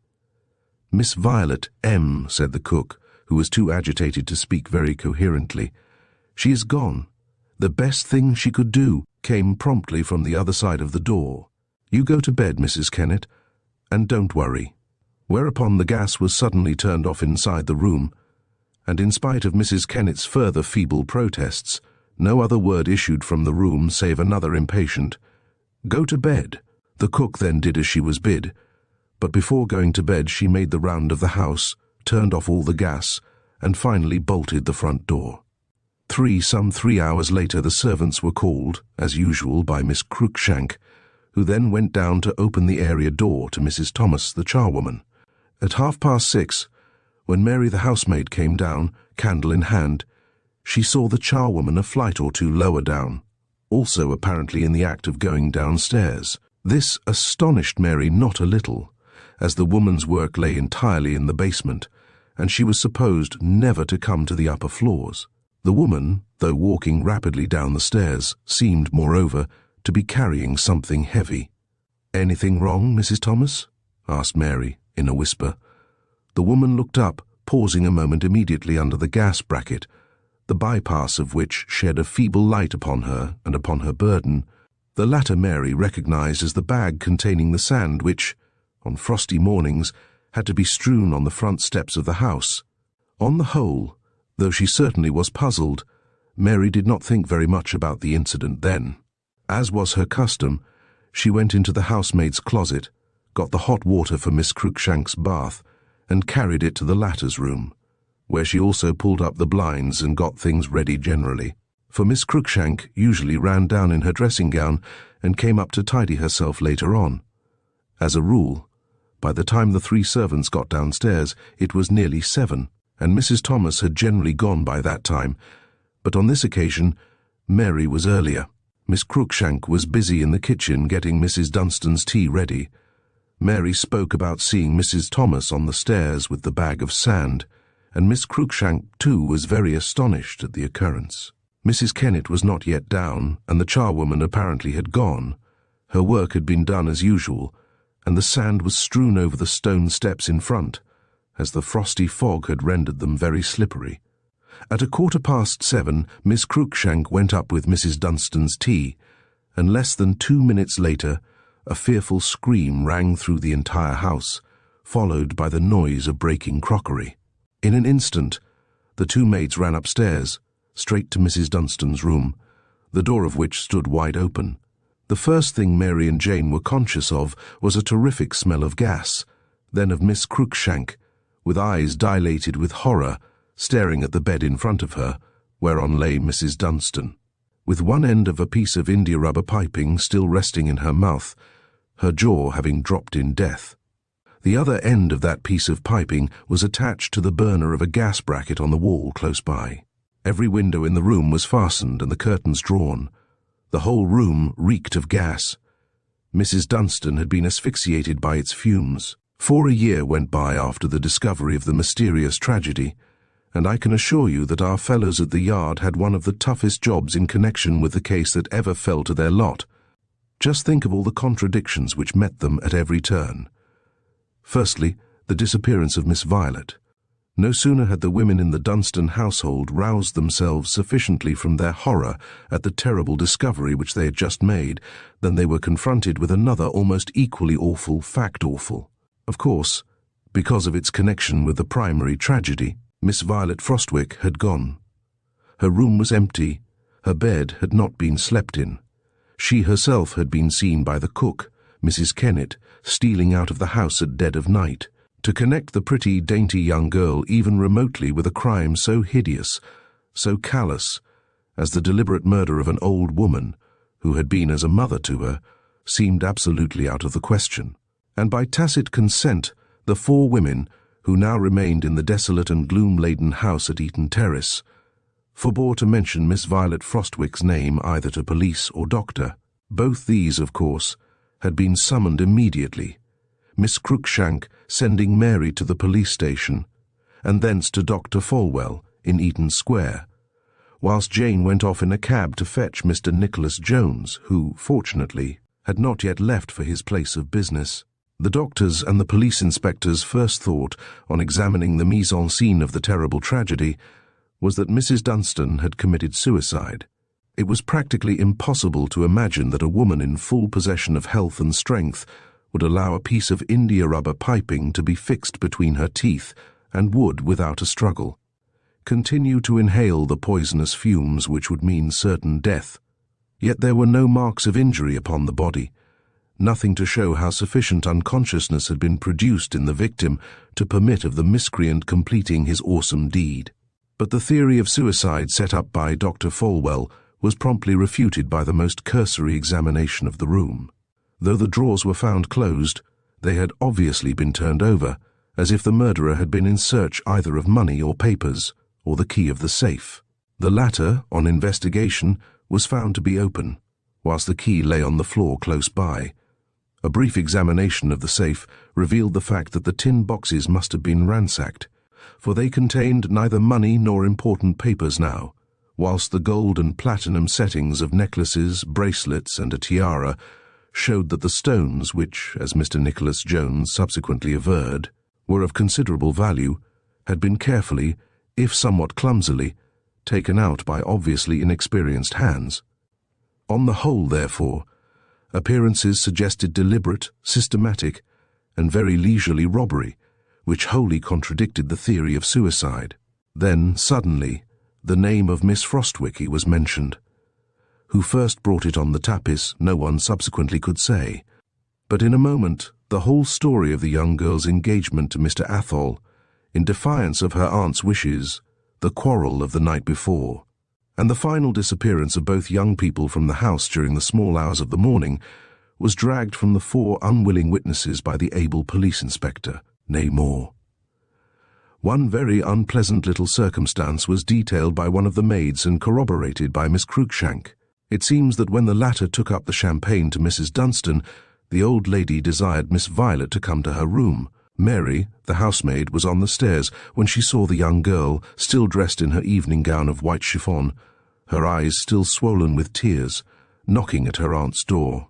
The police inspector was busy taking notes, already building up in his mind a simple, if very sensational, case against Violet Frostwicke, when Mrs. Kennet promptly upset all his calculations. Miss Violet could have had nothing to do with the murder of her aunt, seeing that Mrs. Dunstan was alive, and actually spoke to the cook when the latter knocked at her bedroom door, after she had seen the young girl walk out of the house. Then came the question of Mr. Athol. But if you remember, it was quite impossible even to begin to build up a case against the young man. His own statement that he left the house at about midnight, having totally forgotten to rouse the cook when he did so, was amply corroborated from every side. The cabman who took him up to the corner of Eaton Terrace at 11:05 p.m. was one witness in his favour. His landlady at his rooms in Jermyn Street, who let him in, since he had mislaid his latchkey, and who took him up some tea at 7 o'clock the next morning, was another, whilst, when Mary saw Miss Violet going into her aunt's room, the clock at St. Peter's, Eaton Square, was just striking 12. I dare say you think I ought by now to have mentioned the charwoman, Mrs. Thomas, who represented the final, most complete, most hopeless contradiction in this remarkable case.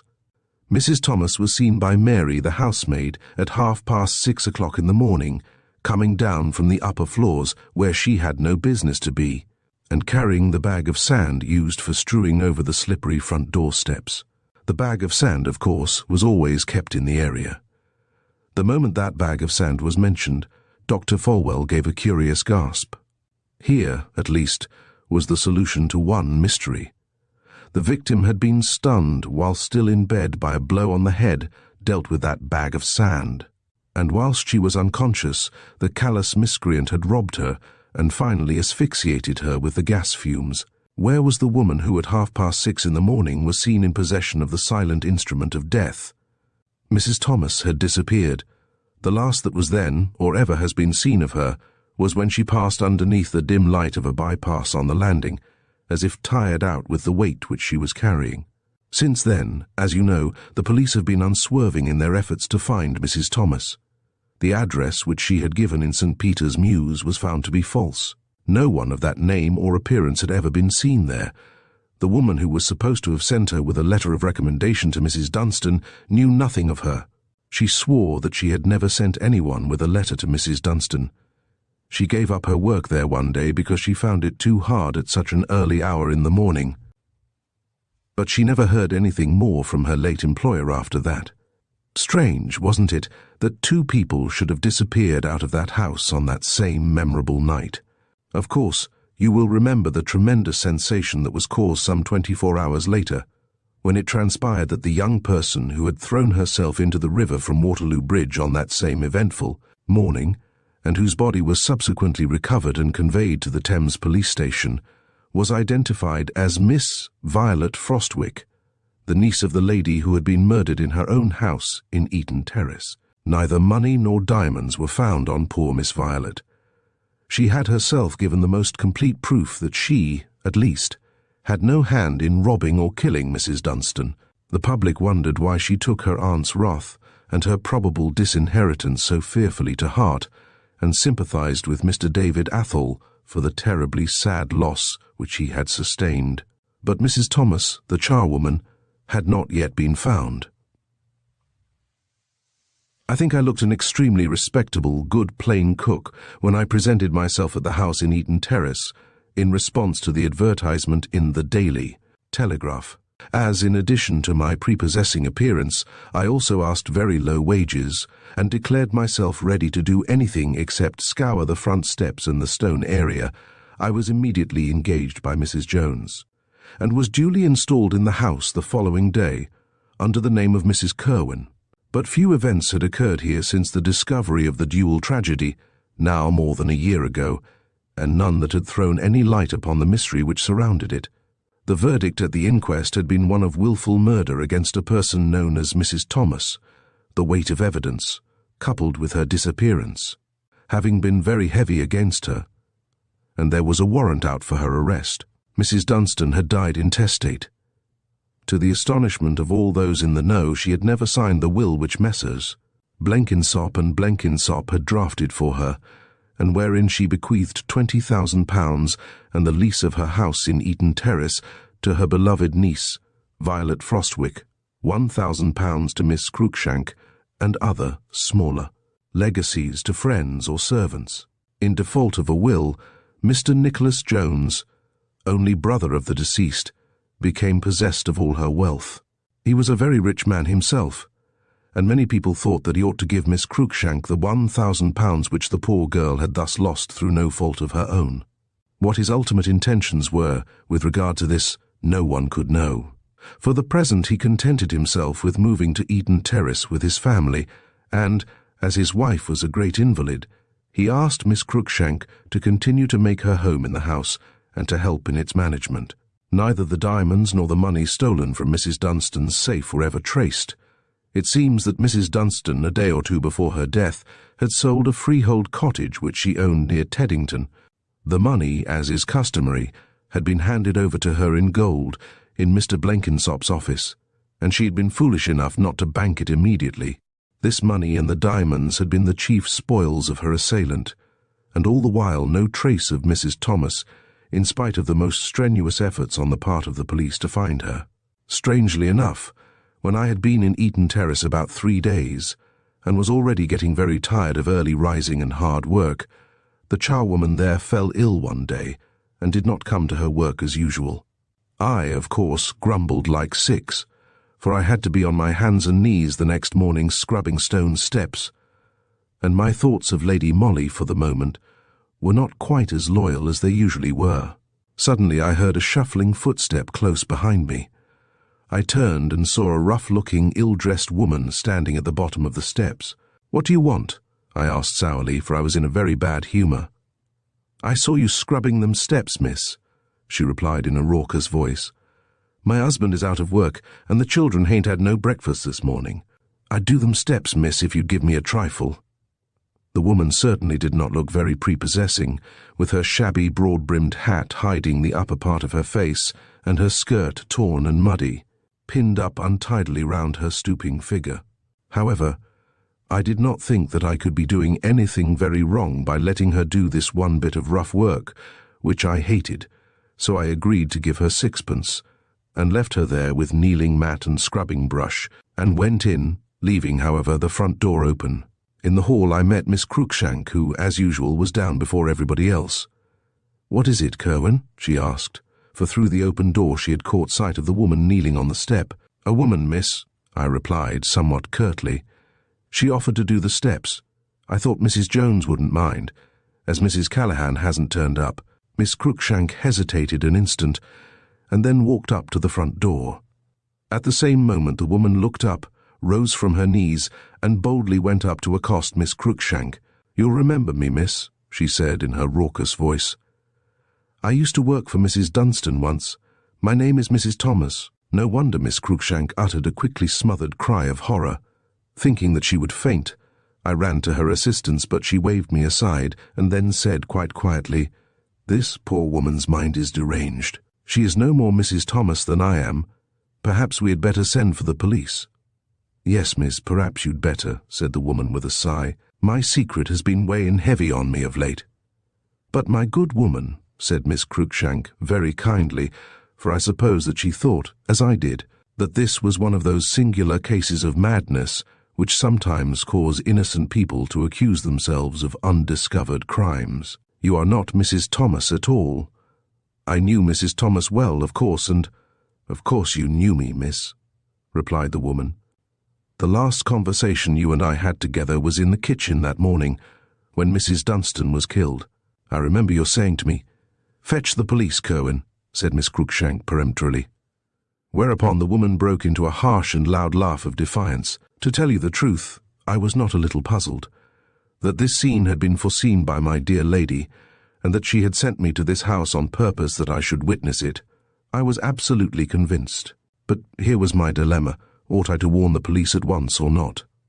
On the whole, I decided that my best plan would undoubtedly be to communicate with Lady Molly first of all, and to await her instructions. So I ran upstairs, scribbled a hasty note to my dear lady, and, in response to Miss Cruikshank's orders, flew out of the house through the area gate, noticing, as I did so, that Miss Cruikshank was still parleying with the woman on the doorstep.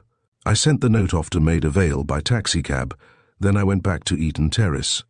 Miss Cruikshank met me at the front door and told me that she had tried to detain the woman, pending my return, but that she felt very sorry for the unfortunate creature, who obviously was labouring under a delusion, and she had allowed her to go away. About an hour later, I received a curt note from Lady Molly ordering me to do nothing whatever without her special authorization. In the course of the day, Miss Cruikshank told me that she had been to the police station and had consulted with the inspector, who said there would be no harm in engaging the pseudo Mrs. Thomas to work at Eaton Terrace, especially as thus she would remain under observation. Then followed a curious era in Mr. Nicholas Jones's otherwise well-ordered household. We 3 servants, instead of being called at 6 as heretofore, were allowed to sleep on until 7. When we came down, we were not scolded. On the contrary, we found our work already done. The charwoman, whoever she was, must have been a very hard-working woman. It was marvellous what she accomplished single-handed before 7 a.m., by which time she had invariably gone. The 2 maids, of course, were content to let this pleasant state of things go on, but I was devoured with curiosity. One morning I crept quietly downstairs and went into the kitchen soon after 6. I found the pseudo Mrs. Thomas sitting at a very copious breakfast. I noticed that she had on altogether different though equally shabby and dirty clothes from those she had worn when she first appeared on the doorstep of 180 Eaton Terrace. Near her plate were 3 or 4 golden sovereigns, over which she had thrown her grimy hand.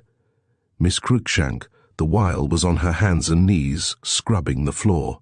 At sight of me she jumped up, and with obvious confusion muttered something about hating to be idle, etc. That day, Miss Cruikshank told me that I did not suit Mrs. Jones, who wished me to leave at the end of my month. In the afternoon, I received a little note from my dear lady, telling me to be downstairs by 6 o'clock the following morning. I did as I was ordered, of course, and when I came into the kitchen punctually at 6 a.m., I found the charwoman sitting at the table with a pile of gold in front of her, which she was counting over with a very grubby finger. She had her back to me, and was saying as I entered, "I think if you was to give me another 50 quid, I'd leave you the rest now. You'd still have the diamonds and the rest of the money." She spoke to Miss Cruikshank, who was facing me, and who, on seeing me appear, turned as white as a ghost. But she quickly recovered herself, and standing between me and the woman, she said vehemently, "What do you mean by prying on me like this? Go and pack your boxes and leave the house this instant." But before I could reply, the woman had interposed. Images, MG 224, JPG caption, "Go and pack your boxes and leave the house this instant." "Don't you fret yourself, miss," she said, placing her grimy hand on Miss Cruikshank's shoulder. "There's the bag of sand in that there corner. We'll knock her down as we did Mrs. Dunstaney." "Hold your tongue, you lying fool," said the girl, who now looked like a maddened fury. "Give me that other 50 quid and I'll hold my tongue," retorted the woman boldly. "This creature is mad," said Miss Cruikshank, who had made a vigorous and successful effort to recover herself. "She is under the delusion that not only is she Mrs. Thomas, but that she murdered Mrs. Dunstan." "No," interrupted the woman. "I only came back that morning because I recollected that you had left the bag of sand upstairs after you so cleverly did away with Mrs. Dunstan, robbed her of all her money and jewels, and even were sharp enough to imitate her voice when Mrs. Kennet, The cook terrified you by speaking to Mrs. Dunstan through the door. It is false. You are not Mrs. Thomas. The two maids who are here now, and who were in this house at the time, can swear that you are a liar. Let us change clothes now, Miss Cruikshank, said a voice, which sounded almost weirdly in my ear in spite of its familiarity, for I could not locate whence it came, and see if in a charwoman's dress those two maids would not recognize. Mary, continued the same familiar voice, help me out of these filthy clothes. Perhaps Miss Cruikshank would like to resume her own part of Mrs. Thomas the charwoman. Liars and impostors both, shouted the girl, who was rapidly losing all presence of mind. I'll send for the police. Quite unnecessary, rejoined Lady Molly coolly. Detective Inspector Danvers is just outside that door. The girl made a dash for the other door, but I was too quick for her, and held her back, even whilst Lady Molly gave a short, sharp call which brought Danvers on the scene. I must say that Miss Cruikshank made a bold fight, but Danvers had two of our fellows with him, and arrested her on the warrant for the apprehension of the person known as Mrs. Thomas. The clothes of the charwoman who had so mysteriously disappeared had been found by Lady Molly at the back of the coal cellar, and she was still dressed in them at the present moment. No wonder I had not recognized my own dainty lady in the grimy woman who had so successfully played the part of a blackmailer on the murderess of Mrs. Dunstan. She explained to me subsequently that the first inkling that she had had of the horrible truth, namely, that it was Miss Cruikshank who had deliberately planned to murder Mrs. Dunstan by impersonating a charwoman for a while, and thus throwing dust in the eyes of the police, was when she heard of the callous words which the old lady was supposed to have uttered when she was told of Miss Violet's flight from the house in the middle of the night. She may have been very angry at the girl's escapade, explained Lady Molly to me, but she would not have allowed her to starve. Such cruelty was out of all proportion to the offence. Then I looked about me for a stronger motive for the old lady's wrath, and, remembering what she said on New Year's Eve, when Violet fled crying from the room, I came to the conclusion that her anger was not directed against her niece, but against the other girl, and against the man who had transferred his affections from Violet Frostwick to Miss Cruikshank, and had not only irritated Mrs. Dunstan by this clandestine, double-faced love-making, but had broken the heart of his trusting fiancée. No doubt Miss Cruikshank did not know that the will, whereby she was to inherit £1,000, was not signed, and no doubt she and young Athol planned out that cruel murder between them. The charwoman was also a bag of sand, which was literally thrown in the eyes of the police. But, I objected, I can't understand how a cold-blooded creature like that, Miss Cruikshank, could have allowed herself to be terrorized and blackmailed. She knew that you could not be Mrs. Thomas, since Mrs. Thomas never existed. Yes, but one must reckon a little sometimes with that negligible quantity known as conscience. My appearance as Mrs. Thomas vaguely frightened Miss Cruikshank. She wondered who I was and what I knew. When, 3 days later, I found the shabby clothes in the coal cellar and appeared dressed in them, she lost her head. She gave me money. From that moment she was done for. Confession was only a matter of time, and Miss Cruikshank did make full confession. She was recommended to mercy on account of her sex, but she was plucky enough not to implicate David Athol in the recital of her crime. He has since emigrated to Western Canada. Chapter 9. The Man in the Inverness Cape. I have heard many people say, people too, mind you, who read their daily paper regularly, that it is quite impossible for anyone to disappear within the confines of the British Isles.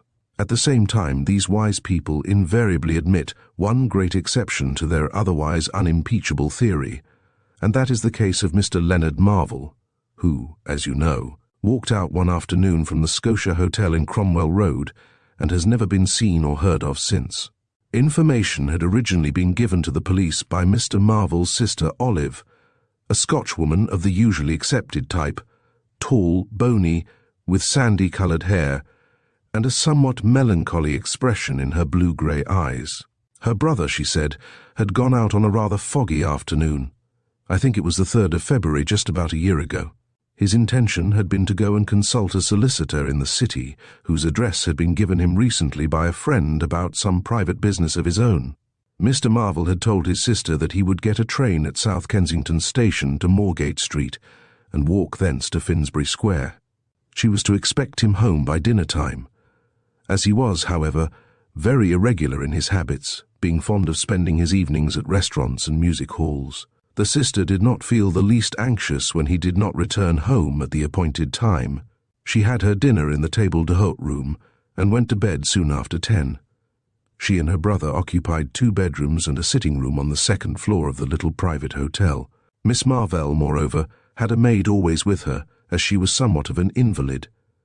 This girl, Rosie Campbell, a nice-looking Scotch lassie, slept on the top floor. It was only on the following morning, when Mr. Leonard did not put in an appearance at breakfast, that Miss Marvell began to feel anxious. According to her own account, she sent Rosie in to see if anything was the matter, and the girl, wide-eyed and not a little frightened, came back with the news that Mr. Marvel was not in his room, and that his bed had not been slept in that night. With characteristic Scottish reserve, Miss Olive said nothing about the matter at the time to anyone, nor did she give information to the police until 2 days later, when she herself had exhausted every means in her power to discover her brother's whereabouts. She had seen the lawyer to whose office Leonard Marvel had intended going that afternoon, but Mr. Statham, the solicitor in question, had seen nothing of the missing man. With great adroitness, Rosie, the maid, had made inquiries at South Kensington and Moorgate Street stations.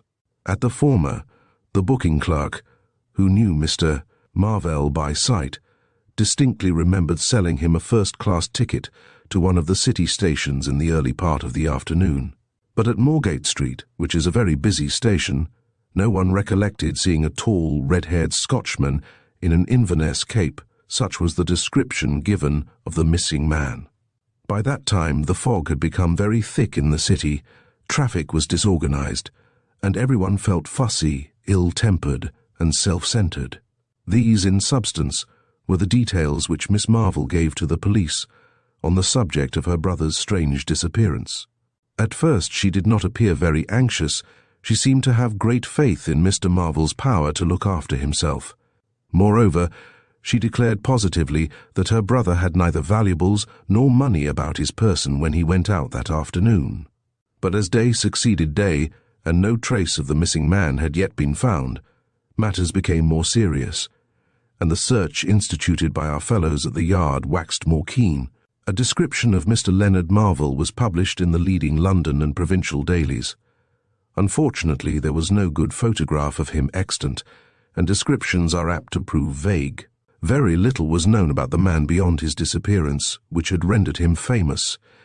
He and his sister had arrived at the Scotia Hotel about a month previously, and subsequently they were joined by the maid Campbell. Scotch people are far too reserved ever to speak of themselves or their affairs to strangers. Brother and sister spoke very little to anyone at the hotel. They had their meals in their sitting room, waited on by the maid who messed with the staff. But, in face of the present terrible calamity, Miss Marvel's frigidity relaxed before the police inspector, to whom she gave what information she could about her brother. "He was like a son to me," she explained with scarcely restrained tears, "for we lost our parents early in life, and as we were left very, very badly off, our relations took but little notice of us.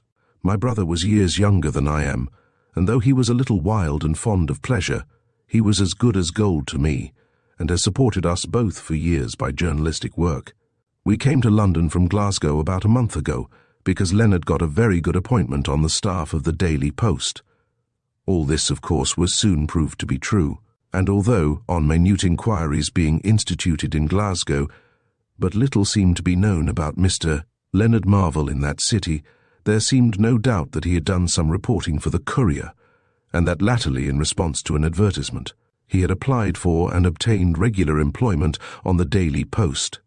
The latter enterprising halfpenny journal, with characteristic magnanimity, made an offer of £50 reward to any of its subscribers who gave information which would lead to the discovery of the whereabouts of Mr. Leonard Marvell.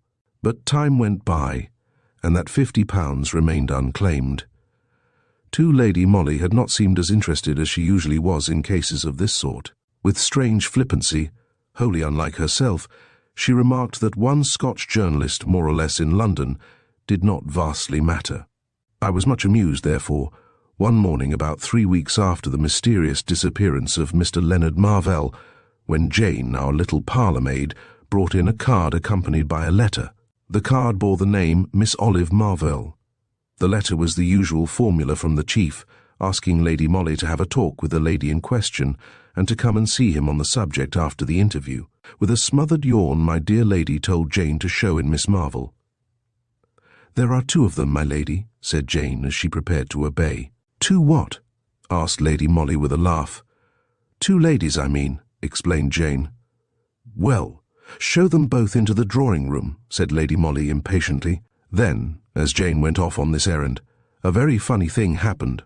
Funny, because during the entire course of my intimate association with my dear lady, I had never known her act with such marked indifference in the face of an obviously interesting case.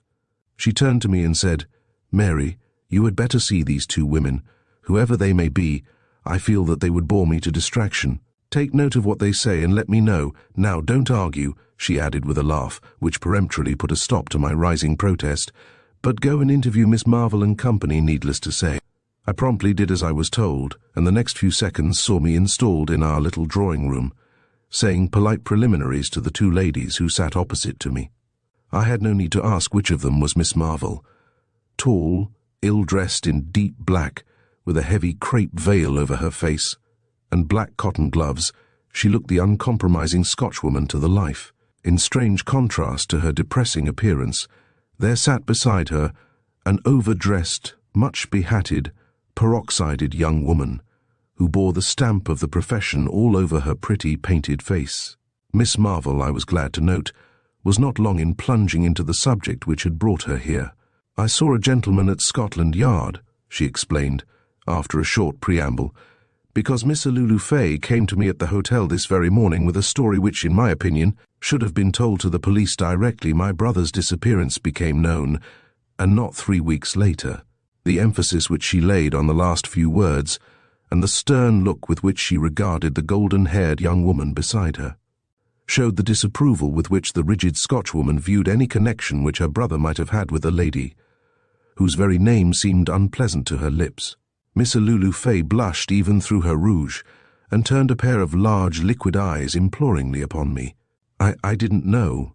I was frightened," she stammered. "There's no occasion to be frightened now," retorted Miss Marvell, "and the sooner you try and be truthful about the whole matter, the better it will be for all of us." And the stern woman's lips closed with a snap as she deliberately turned her back on Miss Fay and began turning over the leaves of a magazine which happened to be on a table close to her hand. I muttered a few words of encouragement, for the little actress looked ready to cry. I spoke as kindly as I could, telling her that if indeed she could throw some light on Mr. Marvell's present whereabouts, it was her duty to be quite frank on the subject. She hemmed and ha'ed for a while, and her simpering ways were just beginning to tell on my nerves, when she suddenly started talking very fast. "I am principal boy at the Grand," she explained with great volubility, "and I knew Mr. Leonard Marvell well. In fact, he paid me a good deal of attention, and—" "Yes, and?" I queried, for the girl was obviously nervous. There was a pause. Miss Fay began to cry. "And it seems that my brother took this younger lady to supper on the night of February 3rd, after which no one has ever seen or heard of him again," here interposed Miss Marvell. Quietly. "Is that so?" I asked. Lulu Fay nodded, whilst heavy tears fell upon her clasped hands. "But why did you not tell this to the police 3 weeks ago?" I ejaculated with all the sternness at my command. I was frightened," she stammered. "Frightened? Of what?" "I am engaged to Lord Mountnewte, and you did not wish him to know that you were accepting the attentions of Mr. Leonard Marvell. Was that it?" "Well," I added, with involuntary impatience, "what happened after you had supper with Mr. Marvell?" "Oh, I hope that nothing happened," she said through more tears. "We had supper at the Trocadero, and he saw me into my brougham. Suddenly, just as I was driving away, I saw Lord Mountnewte standing quite close to us in the crowd." "Did the 2 men know one another?" I asked. "No," replied Miss Fay. At least I didn't think so, but when I looked back through the window of my carriage, I saw them standing on the curb talking to each other for a moment, and then walk off together towards Piccadilly Circus. That is the last I have seen of either of them," continued the little actress with a fresh flood of tears. "Lord Mountnewte hasn't spoken to me since, and Mr. Marvel has disappeared with my money and my diamonds." "Your money and your diamonds?" I gasped in amazement. "Yes, he told me he was a jeweller, and that my diamonds wanted resetting. He took them with him that evening, for he said that London jewellers were clumsy thieves, and that he would love to do the work for me himself. I also gave him £200, which he said he would want for buying the gold and platinum required for the settings. And now he has disappeared, and my diamonds, and my money. Oh, I have been very, very foolish." Her voice broke down completely. Of course, one often hears of the idiocy of girls giving money and jewels unquestioningly to clever adventurers who know how to trade upon their inordinate vanity. There was, therefore, nothing very out of the way in the story just told me by Miss Lulu Fay, until the moment when Miss Marvel's quiet voice, with its marked Scotch burr, broke in upon the short silence which had followed the actress's narrative. "As I explained to the Chief Detective Inspector at Scotland Yard," she said calmly, "the story which this younger lady tells is only partly true. She may have had supper with Mr. Leonard Marvel on the night of February 3rd, and he may have paid her certain attentions. But he never deceived her by telling her that he was a jeweller, nor did he obtain possession of her diamonds and her money through false statements. My brother was the soul of honour and loyalty. If, for some reason which Miss Lulu Fay chooses to keep secret, he had her jewels and money in his possession on the fatal February 3rd, then I think his disappearance is accounted for. He has been robbed and perhaps murdered." Like a true Scotchwoman, she did not give way to tears, but even her harsh voice trembled slightly when she thus bore witness to her brother's honesty, and expressed the fears which assailed her as to his fate. "Imagine my plight. I could ill forgive my dear lady for leaving me in this unpleasant position, a sort of peacemaker between two women who evidently hated one another, and each of whom was trying her best to give the other the lie direct. I ventured to ring for our faithful Jane, and to send her with an imploring message to Lady Molly, begging her to come and disentangle the threads of this muddled skein with her clever fingers. But Jane returned with a curt note from my dear lady, telling me not to worry about such a silly case, and to bow the two women out of the flat as soon as possible, and then come for a nice walk. I wore my official manner as well as I could, trying not to betray the prentice hand. Of course, the interview lasted a great deal longer, and there was considerably more talk than I can tell you of in a brief narrative. But the gist of it all was just as I have said. Miss Lulu Fay stuck to every point of the story which she had originally told Miss Marvell. It was the latter uncompromising lady who had immediately marched the younger woman off to Scotland Yard in order that she might repeat her tale to the police. I did not wonder that the chief promptly referred them both to Lady Molly. Anyway, I made excellent shorthand notes of the conflicting stories which I heard, and I finally saw, with real relief, the two women walk out of our little front door. 3 Miss Lulu Fay, mind you, never contradicted in any one particular the original story which she had told me, about going out to supper with Leonard Marvel, entrusting him with £200 and the diamonds, which he said he would have reset for her, and seeing him finally in close conversation with her recognised fiancé, Lord Mountnewte. Miss Marvel, on the other hand, very commendably refused to admit that her brother acted dishonestly towards the girl. If he had her jewels and money in his possession at the time of his disappearance, then he had undoubtedly been robbed, or perhaps murdered, on his way back to the hotel. And if Lord Mountnewte had been the last to speak to him on that fatal night, then Lord Mountnewte must be able to throw some light on the mysterious occurrence. Our fellows at the Yard were abnormally active. It seemed, on the face of it, impossible that a man, healthy, vigorous, and admittedly sober, should vanish in London between Piccadilly Circus and Cromwell Road without leaving the slightest trace of himself or of the valuables said to have been in his possession. Of course, Lord Mountnewte was closely questioned. He was a young guardsman of the usual pattern, and after a great deal of vapid talk which irritated Detective Inspector Saunders not a little, he made the following statement. I certainly am acquainted with Miss Lulu Fay. On the night in question I was standing outside the Troc when I saw this young lady at her own carriage window talking to a tall man in an Inverness cape. She had, earlier in the day, refused my invitation to supper, saying that she was not feeling very well and would go home directly after the theatre. Therefore I felt, naturally, a little vexed. I was just about to hail a taxi, meaning to go on to the club, when, to my intense astonishment, the man in the Inverness cape came up to me and asked me if I could tell him the best way to get back to Cromwell Road. "And what did you do?" asked Saunders.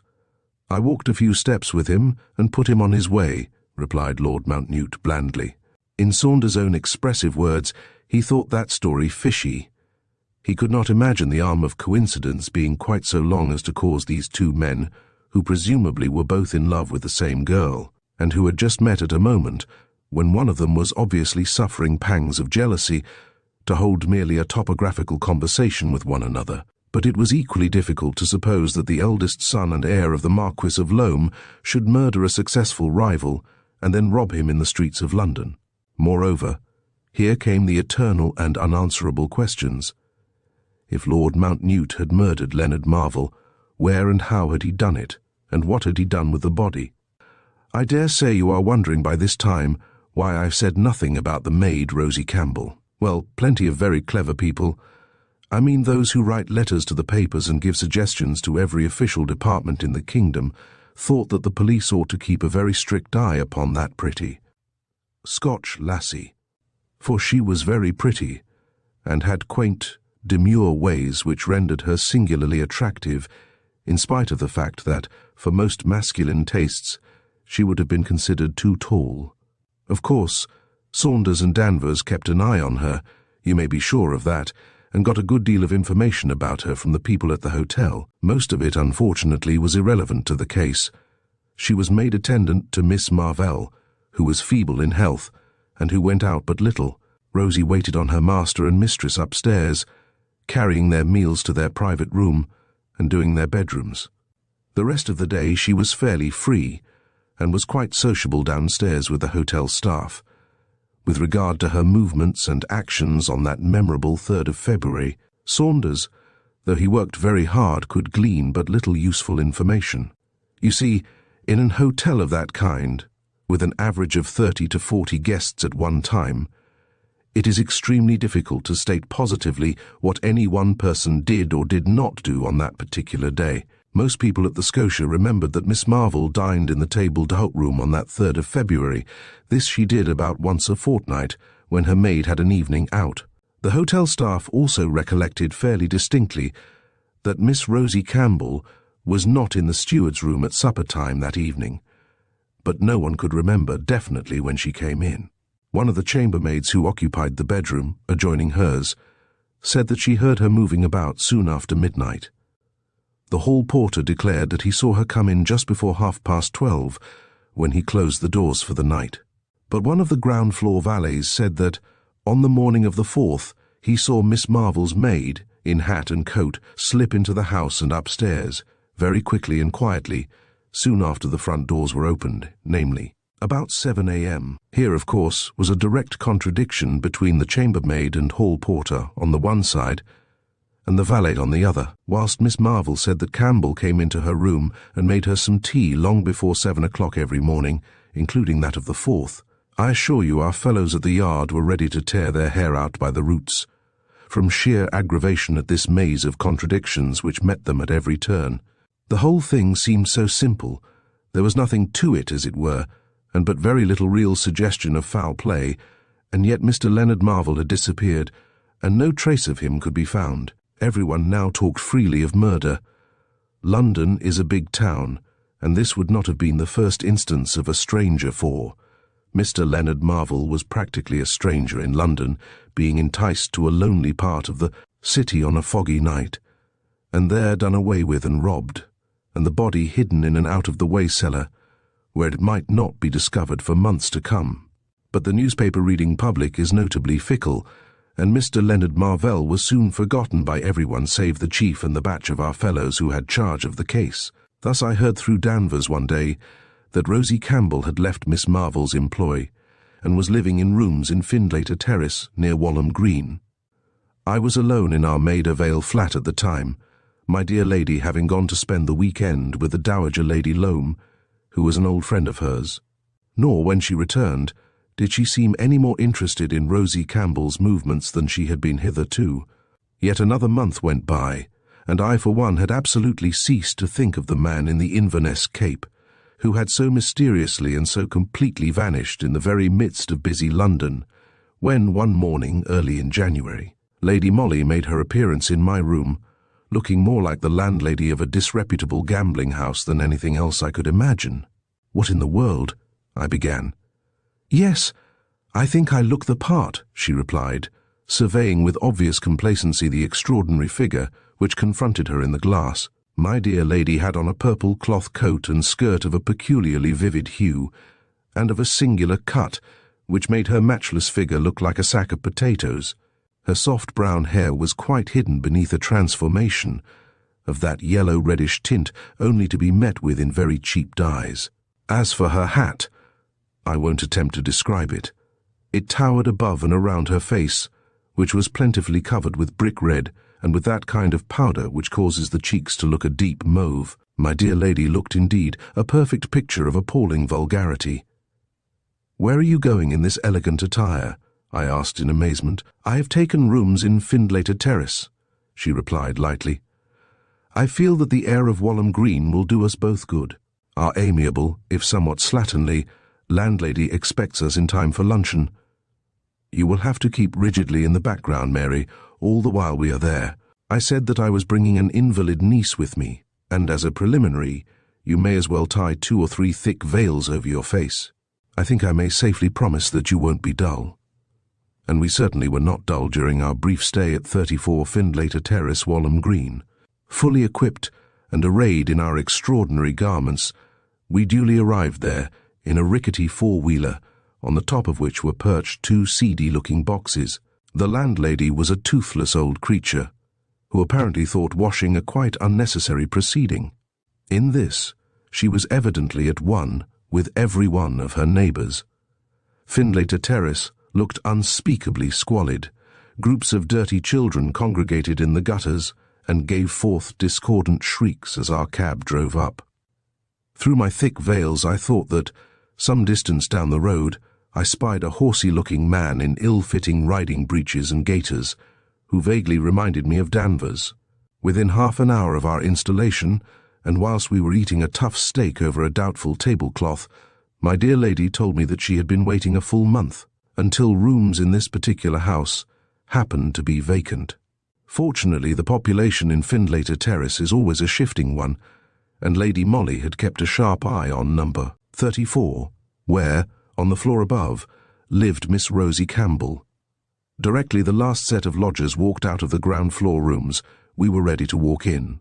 My dear lady's manners and customs, whilst living at the above aristocratic address, were fully in keeping with her appearance.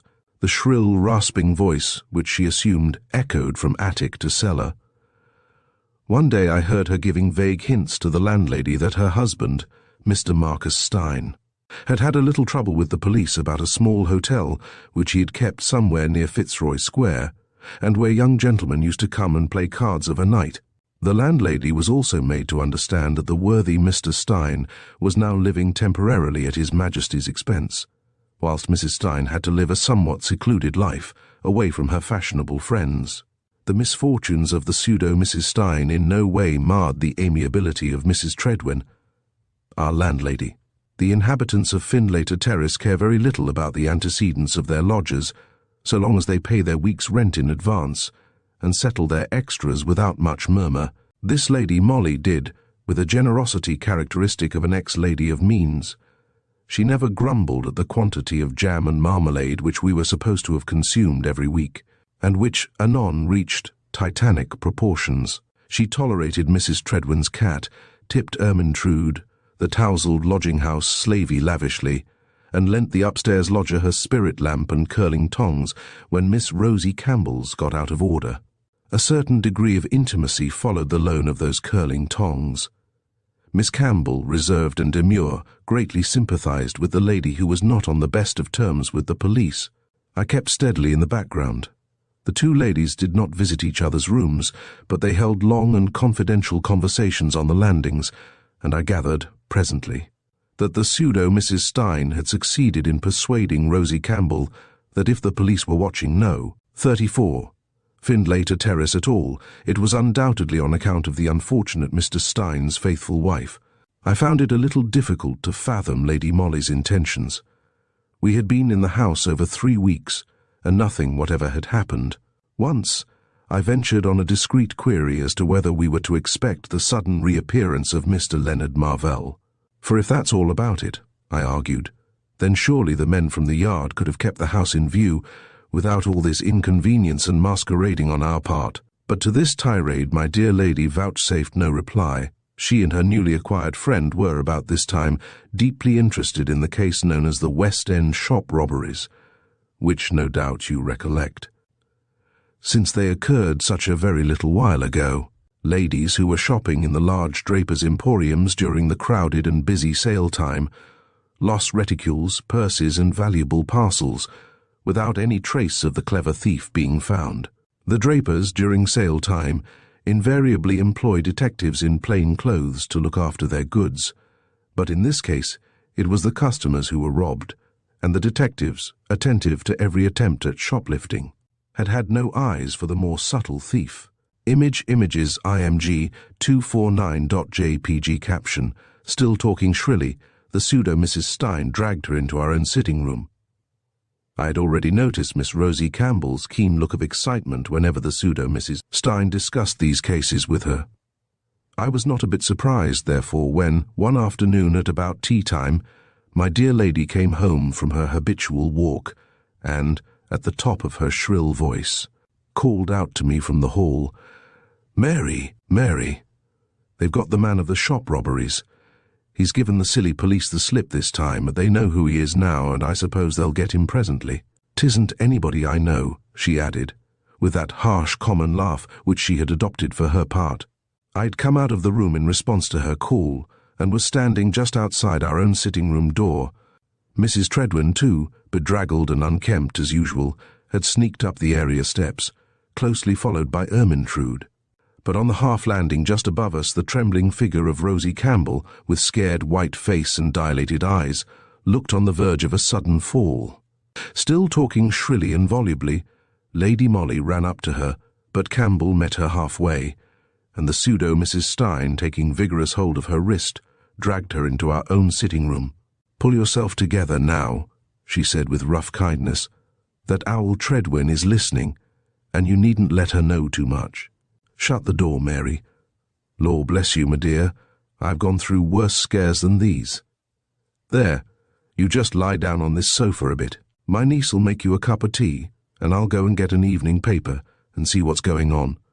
I suppose you are very interested in the shop robbery man, or you wouldn't have took on so." Without waiting for Campbell's contradiction to this statement, Lady Molly flounced out of the house. Miss Campbell hardly spoke during the next 10 minutes that she and I were left alone together. She lay on the sofa with eyes wide open, staring up at the ceiling, evidently still in a great state of fear. I had just got tea ready when Lady Molly came back. She had an evening paper in her hand, but threw this down on the table directly she came in. "I could only get an early edition," she said breathlessly, "and the silly thing hasn't got anything in it about the matter." She drew near to the sofa, and subduing the shrillness of her voice, she whispered rapidly, bending down towards Campbell, "There's a man hanging about at the corner down there." No, it's not the police," she added quickly, in response to the girl's sudden start of alarm. "Trust me, my dear, for knowing a tech when I see one. Why, I'd smell one half a mile off. No, my opinion is that it's your man, my dear, and that he's in a devil of a hole." "Oh, he oughtn't to come here," ejaculated Campbell in great alarm. "He'll get me into trouble and do himself no good. He's been a fool," she added, with a fierceness wholly unlike her usual demure placidity. "Getting himself caught like that. Now I suppose we shall have to hook it if there's time." "Can I do anything to help you?" asked the pseudo-Mrs. Stein. "You know I've been through all this myself, when they was after Mr. Stein. Or perhaps Mary could do something." "Well, yes," said the girl, after a slight pause, during which she seemed to be gathering her wits together. "I'll write a note, and you shall take it, if you will, to a friend of mine, a lady who lives in the Cromwell Road. But if you still see a man lurking about at the corner of the street, then just as you pass him, say the word Campbell, and if he replies Rosie, then give him the note. Will you do that?" "Of course I will, my dear. Just you leave it all to me." And the pseudo Mrs. Stein brought ink and paper and placed them on the table. Rosie Campbell wrote a brief note, and then fastened it down with a bit of sealing wax before she handed it over to Lady Molly. The note was addressed to Miss Marvel, Scotia Hotel, Cromwell Road. "You understand?" she said eagerly. "Don't give the note to the man unless he says Rosie in reply to the word Campbell." All right," said Lady Molly, slipping the note into her reticule. "And you go up to your room, Miss Campbell. It's no good giving that old fool Tredwen too much to gossip about." Rosie Campbell went upstairs, and presently my dear lady and I were walking rapidly down the badly lighted street. "Where is the man?" I whispered eagerly as soon as we were out of earshot of No. "There is no man," replied Lady Molly quickly. "But the West End shop thief?" I asked. "He hasn't been caught yet, and won't be either, for he is far too clever a scoundrel to fall into an ordinary trap." She did not give me time to ask further questions, for presently, when we had reached Reporton Square, my dear lady handed me the note written by Campbell and said, "Go straight on to the Scotia Hotel and ask for Miss Marvell. Send up the note to her, but don't let her see you, as she knows you by sight. I must see the chief first, and will be with you as soon as possible. Having delivered the note, you must hang about outside as long as you can. Use your wits. She must not leave the hotel before I see her." There was no hansom to be got in this elegant quarter of the town, so, having parted from my dear lady, I made for the nearest underground station and took a train for South Kensington. Thus it was nearly 7 o'clock before I reached the Scotia. In answer to my inquiries for Miss Marvel, I was told that she was ill in bed and could see no one. I replied that I had only brought a note for her and would wait for a reply. Acting on my dear lady's instructions, I was as slow in my movements as ever I could be, and was some time in finding the note and handing it to a waiter, who then took it upstairs. Presently he returned with the message, "Miss Marvell says there is no answer," whereupon I asked for pen and paper at the office and wrote the following brief note on my own responsibility, using my wits as my dear lady had bidden me to do. "Please, madam," I wrote, "will you send just a line to Miss Rosie Campbell? She seems very upset and frightened at some news she has had." Once more the waiter ran upstairs and returned with a sealed envelope, which I slipped into my reticule. Time was slipping by very slowly.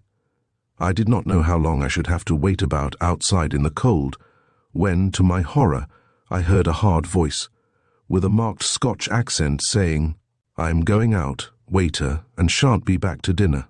Tell them to lay a little cold supper upstairs in my room." The next moment Miss Marvell, with coat, hat, and veil, was descending the stairs. My plight was awkward. I certainly did not think it safe to present myself before the lady. She would undoubtedly recollect my face. Yet I had orders to detain her until the appearance of Lady Molly. Miss Marvel seemed in no hurry. She was putting on her gloves as she came downstairs. In the hall, she gave a few more instructions to the porter, whilst I, in a dark corner in the background, was vaguely planning an assault or an alarm of fire. Suddenly, at the hotel entrance, where the porter was obsequiously holding open the door for Miss Marvel to pass through, I saw the latter's figure stiffen.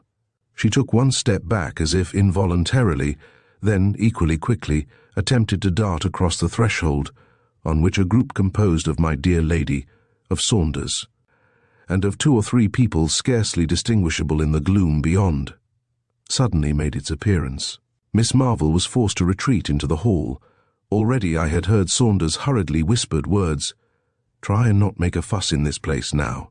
Everything can go off quietly, you know." Danvers and Cotton, whom I knew well, were already standing one each side of Miss Marvel, while suddenly amongst this group I recognized Fanny, the wife of Danvers, who was one of our female searchers at the yard. "Shall we go up to your own room?" suggested Saunders. "I think that is quite unnecessary," interposed Lady Molly. I feel convinced that Mr. Leonard Marvell will yield to the inevitable quietly and follow you without giving any trouble. Marvell, however, did make a bold dash for liberty. As Lady Molly had said previously, he was far too clever to allow himself to be captured easily. But my dear lady had been cleverer. As she told me subsequently, she had from the first suspected that the trio who lodged at the Scotia Hotel were really only a duo, namely Leonard Marvell and his wife. The latter impersonated a maid most of the time, but among these two clever people the three characters were interchangeable. Of course, there was no Miss Marvell at all.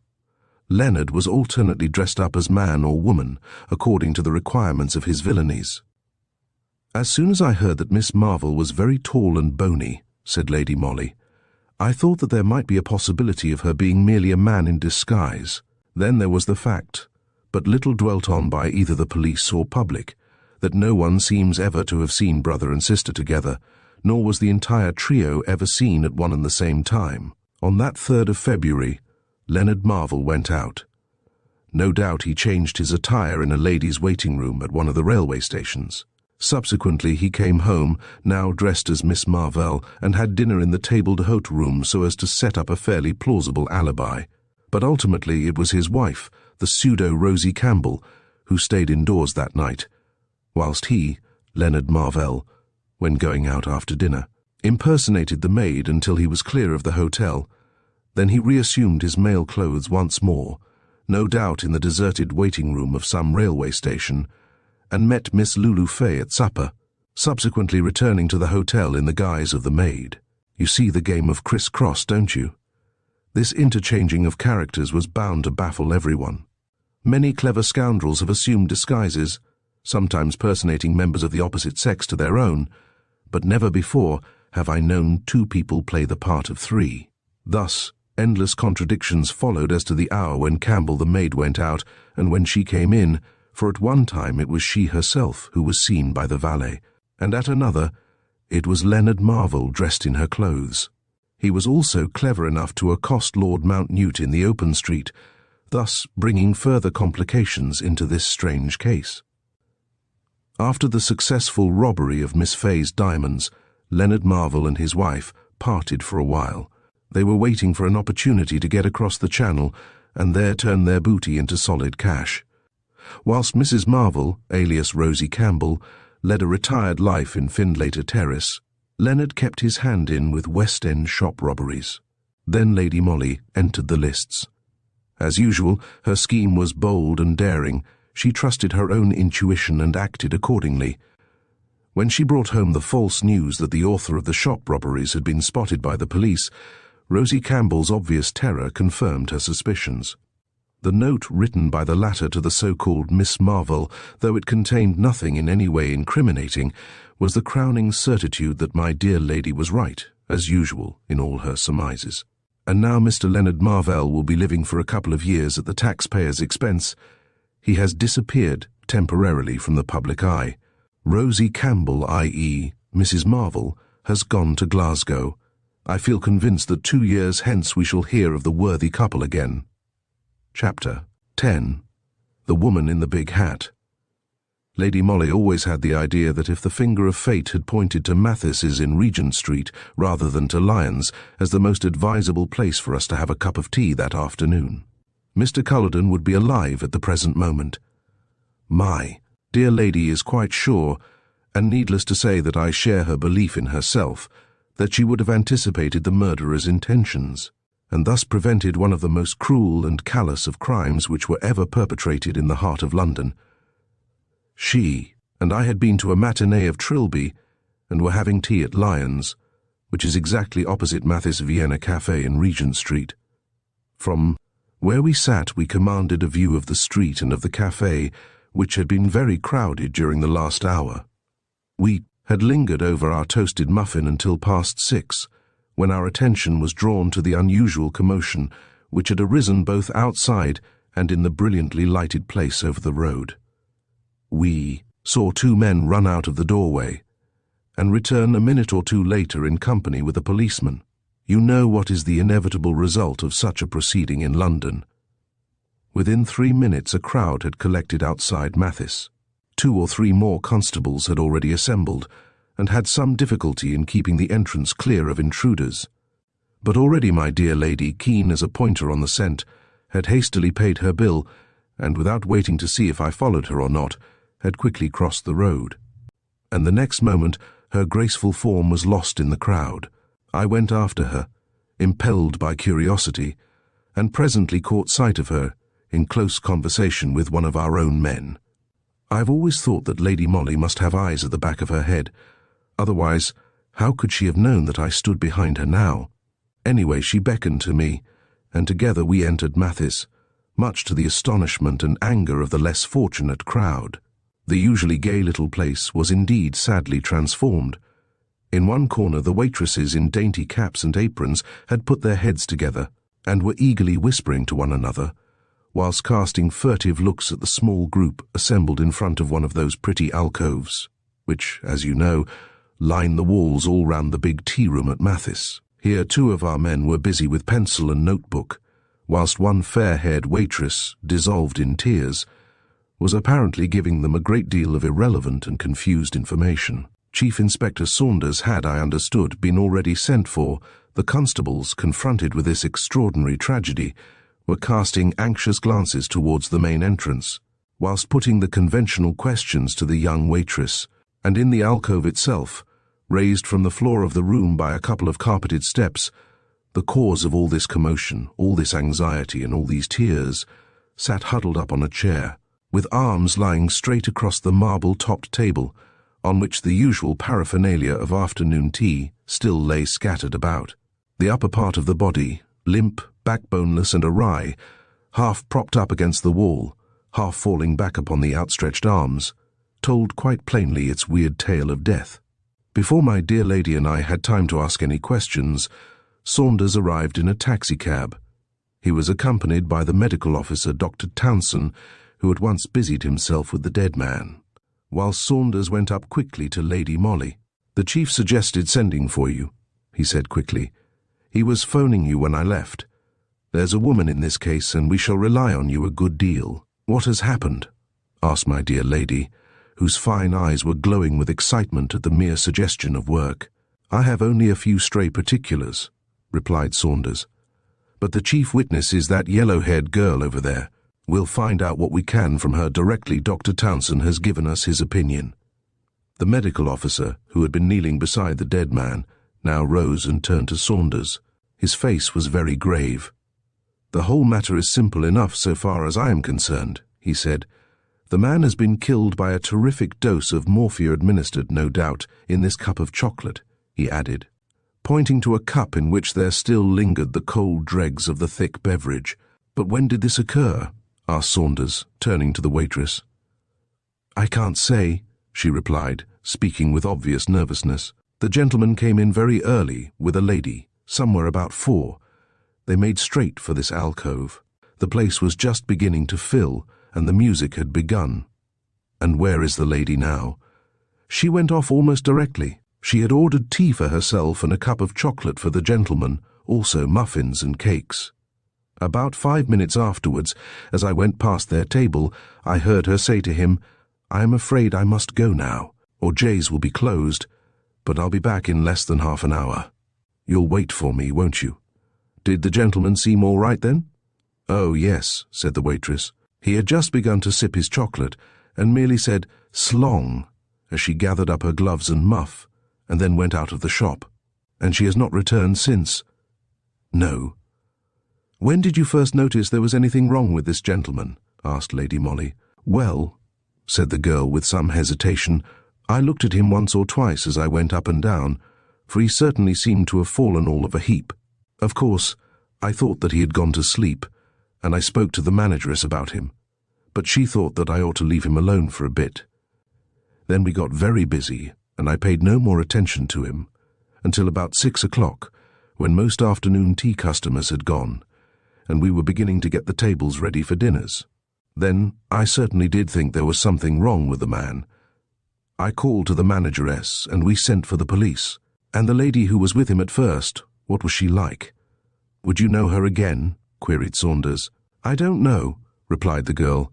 "You see, I have to attend to such crowds of people of an afternoon. I can't notice each one. And she had on one of those enormous mushroom hats. No one could have seen her face, not more than her chin, unless they looked right under the hat. Would you know the hat again? Asked Lady Molly. Yes, I think I should, said the waitress.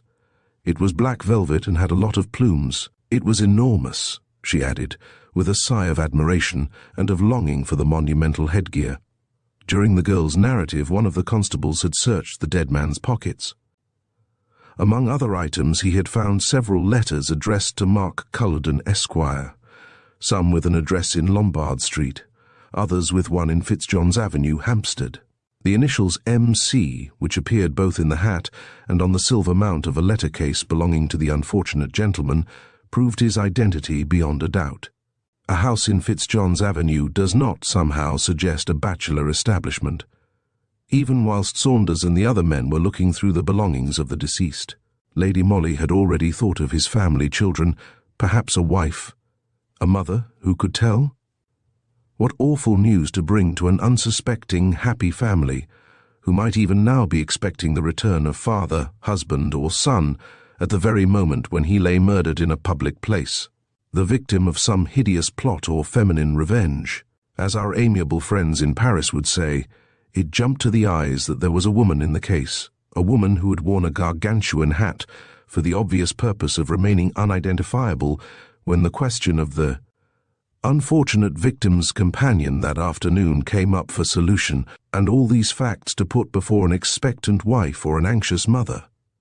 As no doubt you have already foreseen, Lady Molly took the difficult task on her own kind shoulders. She and I drove together to Lawbury House, Fitzjohn's Avenue, and on asking of the manservant who opened the door if his mistress were at home, we were told that Lady Irene Culloden was in the drawing-room.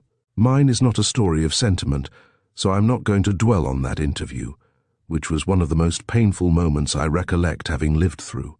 Lady Irene was young, not 25, I should say, petite and frail-looking, but with a quiet dignity of manner which was most impressive. She was Irish, as you know, the daughter of the Earl of Athyville, and it seems had married Mr. Mark Culloden in the teeth of strenuous opposition on the part of her family, which was as penniless as it was aristocratic. Whilst Mr. Culloden had great prospects and a splendid business, but possessed neither ancestors nor high connections. She had only been married 6 months, poor little soul, and from all accounts must have idolized her husband. Lady Molly broke the news to her with infinite tact, but there it was. It was a terrific blow, wasn't it, to deal to a young wife, now a widow, and there was so little that a stranger could say in these circumstances. Even my dear lady's gentle voice, her persuasive eloquence, her kindly words, sounded empty and conventional in the face of such appalling grief. Too, of course, everyone expected that the inquest would reveal something of the murdered man's inner life, would, in fact, allow the over-eager public to get a peep into Mr. Mark Culloden's secret orchard, wherein walked a lady who wore abnormally large velvet hats, and who nourished in her heart one of those terrible grudges against a man which can only find satisfaction in crime. Equally, of course, the inquest revealed nothing that the public did not already know. The young widow was extremely reticent on the subject of her late husband's life, and the servants had all been fresh arrivals when the young couple, just home from their honeymoon, organized their new household at Lawbury House. There was an old aunt of the deceased, a Mrs. Steinberg, who lived with the Cullodens, but who at the present moment was very ill. Someone in the house, one of the younger servants, probably very foolishly had told her every detail of the awful tragedy. With positively amazing strength, the invalid thereupon insisted on making a sworn statement, which she desired should be placed before the coroner's jury. She wished to bear solemn testimony to the integrity of her late nephew, Mark Culloden, in case the personality of the mysterious woman in the big hat suggested to evilly disposed minds any thought of scandal. Mark Culloden was the one nephew whom I loved, she stated with solemn emphasis. I have shown my love for him by bequeathing to him the large fortune which I inherited from the late Mr. Steinberg. Mark was the soul of honor, or I should have cut him out of my will as I did my other nephews and nieces. I was brought up in a Scotch home, and I hate all this modern fastness and smartness, which are only other words for what I call profligacy. Needless to say, the old lady's statement, solemn though it was of no use whatever for the elucidation of the mystery which surrounded the death of Mr. Mark Culloden. But, as Mrs. Steinberg had talked of other nephews, whom she had cut out of her will in favour of the murdered man, the police directed inquiries in those various quarters. Mr. Mark Culloden certainly had several brothers and sisters, also cousins, who at different times, usually for some peccadillo or other, seemed to have incurred the wrath of the straight-laced old lady. But there did not appear to have been any ill feeling in the family owing to this. Mrs. Steinberg was sole mistress of her fortune. She might just as well have bequeathed it in toto to some hospital as to one particular nephew whom she favoured, and the various relations were glad, on the whole, that the money was going to remain in the family rather than be cast abroad. The mystery surrounding the woman in the big hat deepened as the days went by. As you know, the longer the period of time which elapses between a crime and the identification of the criminal, the greater chance the latter has of remaining at large. In spite of strenuous efforts and close questionings of every one of the employees at Mathis, no one could give a very accurate description of the lady who had tea with the deceased on that fateful afternoon. The first glimmer of light on the mysterious occurrence was thrown, about 3 weeks later, by a young woman named Catherine Harris, who had been parlour-maid at Lawbury House when first Mr. and Lady Irene Culloden returned from their honeymoon. I must tell you that Mrs. Steinberg had died a few days after the inquest.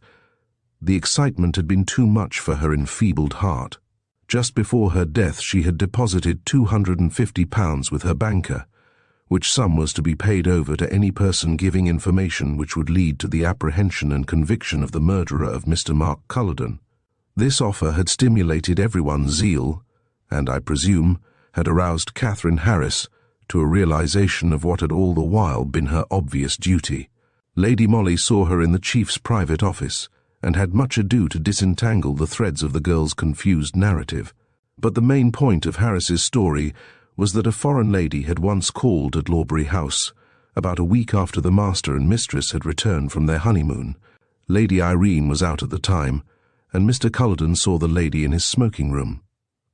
She was a very handsome lady, explained Harris, and was beautifully dressed. Did she wear a large hat? Asked the chief. I don't remember if it was particularly large, replied the girl. But you remember what the lady was like? Suggested Lady Molly. Yes, pretty well. She was very, very tall and very good-looking. Would you know her again if you saw her? Rejoined my dear lady. Oh yes, I think so, was Catherine Harris's reply. Unfortunately, beyond this assurance the girl could say nothing very definite. The foreign lady seems to have been closeted with Mr. Culloden for about an hour, at the end of which time Lady Irene came home. The butler being out that afternoon, it was Harris who let her mistress in, and as the latter asked no questions, the girl did not volunteer the information that her master had a visitor. She went back to the servants' hall, but 5 minutes later the smoking-room bell rang, and she had to run up again. The foreign lady was then in the hall alone, and obviously waiting to be shown out. This Harris did, after which Mr. Culloden came out of his room, and in the girl's own graphic words, "He went on dreadful. I didn't know I had done anything so very wrong," she explained, but the master seemed quite furious, and said I wasn't a proper parlour-maid, or I'd have known that visitors must not be shown in straight away like that. I ought to have said that I didn't know if Mr. Culloden was in, that I would go and see. "Oh, he did go on at me," continued Catherine Harris volubly, "and I suppose he complained to the mistress, for she gave me notice the next day." "And you have never seen the foreign lady since?" concluded Lady Molly. "No, she never come while I was there." "By the way, how did you know she was foreign? Did she speak like a foreigner?" "Oh, no," replied the girl. "She did not say much, only asked for Mr. Culloden, but she looked French-like." This unanswerable bit of logic concluded Catherine's statement. She was very anxious to know whether, if the foreign lady was hanged for murder, she herself would get the £250. On Lady Molly's assurance that she certainly would, she departed in apparent content. "Well, we are no nearer than we were before," said the chief, with an impatient sigh, when the door had closed behind Catherine Harris. "Don't you think so?" rejoined Lady Molly blandly. "Do you consider that what we have heard just now has helped us to discover who was the woman in the big hat?" retorted the chief somewhat testily. "Perhaps not," replied my dear lady, with her sweet smile, "but it may help us to discover who murdered Mr. Culloden," with which enigmatical statement she effectually silenced the chief, and finally walked out of his office, followed by her faithful Mary. Following Catherine Harris's indications, a description of the lady who was wanted in connection with the murder of Mr. Culloden was very widely circulated, and within 2 days of the interview with the ex-parlour maid, another very momentous one took place in the same office. Lady Molly was at work with the chief over some reports, whilst I was taking shorthand notes at a side desk, when a card was brought in by one of the men, and the next moment, without waiting either for permission to enter or to be more formally announced, a magnificent apparition literally sailed into the dust-covered little back office, filling it with an atmosphere of Parma violets and Russia leather. I don't think that I had ever seen a more beautiful woman in my life. Tall, with a splendid figure and perfect carriage, she vaguely reminded me of the portraits one sees of the late Empress of Austria. This lady was, moreover, dressed to perfection, and wore a large hat adorned with a quantity of plumes. The chief had instinctively risen to greet her, whilst Lady Molly, still and placid, was eyeing her with a quizzical smile. "You know who I am, sir," began the visitor as soon as she had sunk gracefully into a chair. "My name is on that card. My appearance, I understand, tallies exactly with that of a woman who is supposed to have murdered Mark Culloden." She said this so calmly, with such perfect self-possession, that I literally gasped. The chief, too, seemed to have been metaphorically lifted off his feet. He tried to mutter a reply. "Oh, don't trouble yourself, sir," she interrupted him with a smile. "My landlady, my servant, my friends have all read the description of the woman who murdered Mr. Culloden. For the past 24 hours I have been watched by your police. Therefore I have come to you of my own accord, before they came to arrest me in my flat." "I am not too soon, am I?" she asked, with that same cool indifference which was so startling, considering the subject of her conversation. She spoke English with a scarcely perceptible foreign accent, but I quite understood what Catherine Harris had meant when she said that the lady looked French-like. She certainly did not look English, and when I caught sight of her name on the card, which the chief had handed to Lady Molly, I put her down at once as Viennese. Miss Elizabeth Lowenthal had all the charm, the grace, the elegance, which one associates with Austrian women more than with those of any other nation. No wonder the chief found it difficult to tell her that, as a matter of fact, the police were about to apply for a warrant that very morning for her arrest on a charge of wilful murder. I know," she said, seeming to divine his thoughts. "But let me tell you at once, sir, that I did not murder Mark Culloden. He treated me shamefully, and I would willingly have made a scandal just to spite him. He had become so respectable and straight-laced. But between scandal and murder there is a wide gulf. Don't you think so, madam?" she added, turning for the first time towards Lady Molly. "Undoubtedly," replied my dear lady, with the same quizzical smile. "A wide gulf which no doubt Miss Elizabeth Lowenthal will best be able to demonstrate to the magistrate tomorrow," rejoined the chief, with official sternness of manner. I thought that, for the space of a few seconds, the lady lost her self-assurance at this obvious suggestion. The bloom on her cheek seemed to vanish, and 2 hard lines appeared between her fine eyes. But frightened or not, she quickly recovered herself and said quietly, "Now, my dear sir, let us understand one another. I came here for that express purpose. I take it that you don't want your police to look ridiculous any more than I want a scandal. I don't want detectives to hang about round my flat, questioning my neighbours and my servants. They would soon find out that I did not murder Mark Culloden, of course. But the atmosphere of the police would hang round me, and I prefer Parma violets," she added, raising a daintily perfumed handkerchief to her nose. "Then you have come to make a statement?" asked the chief. "Yes," she replied. "I'll tell you all I know. Mr. Culloden was engaged to marry me. Then he met the daughter of an earl, and thought he would like her better as a wife than a simple Miss Lowenthal. I suppose I should be considered an undesirable match for a young man who has a highly respectable and snobbish aunt. who would leave him all her money only on the condition that he made a suitable marriage. I have a voice, and I came over to England 2 years ago to study English, so that I might sing in oratorio at the Albert Hall. I met Mark on the Calais-Dover boat when he was returning from a holiday abroad. He fell in love with me, and presently he asked me to be his wife. After some demur, I accepted him.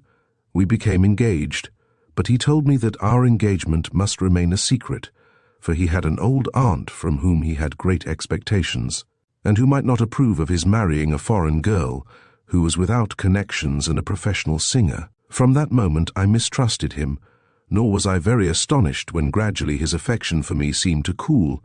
Soon after, he informed me, quite callously, that he had changed his mind and was going to marry some swell English lady. I didn't care much, but I wanted to punish him by making a scandal, you understand. I went to his house just to worry him, and finally I decided to bring an action for breach of promise against him. It would have upset him, I know. No doubt his aunt would have cut him out of her will. That is all I wanted, but I did not care enough about him to murder him. Somehow her tale carried conviction. We were all of us obviously impressed. The chief alone looked visibly disturbed, and I could read what was going on in his mind.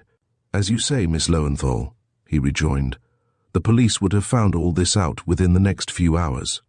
Once your connection with the murdered man was known to us, the record of your past, and his, becomes an easy one to peruse.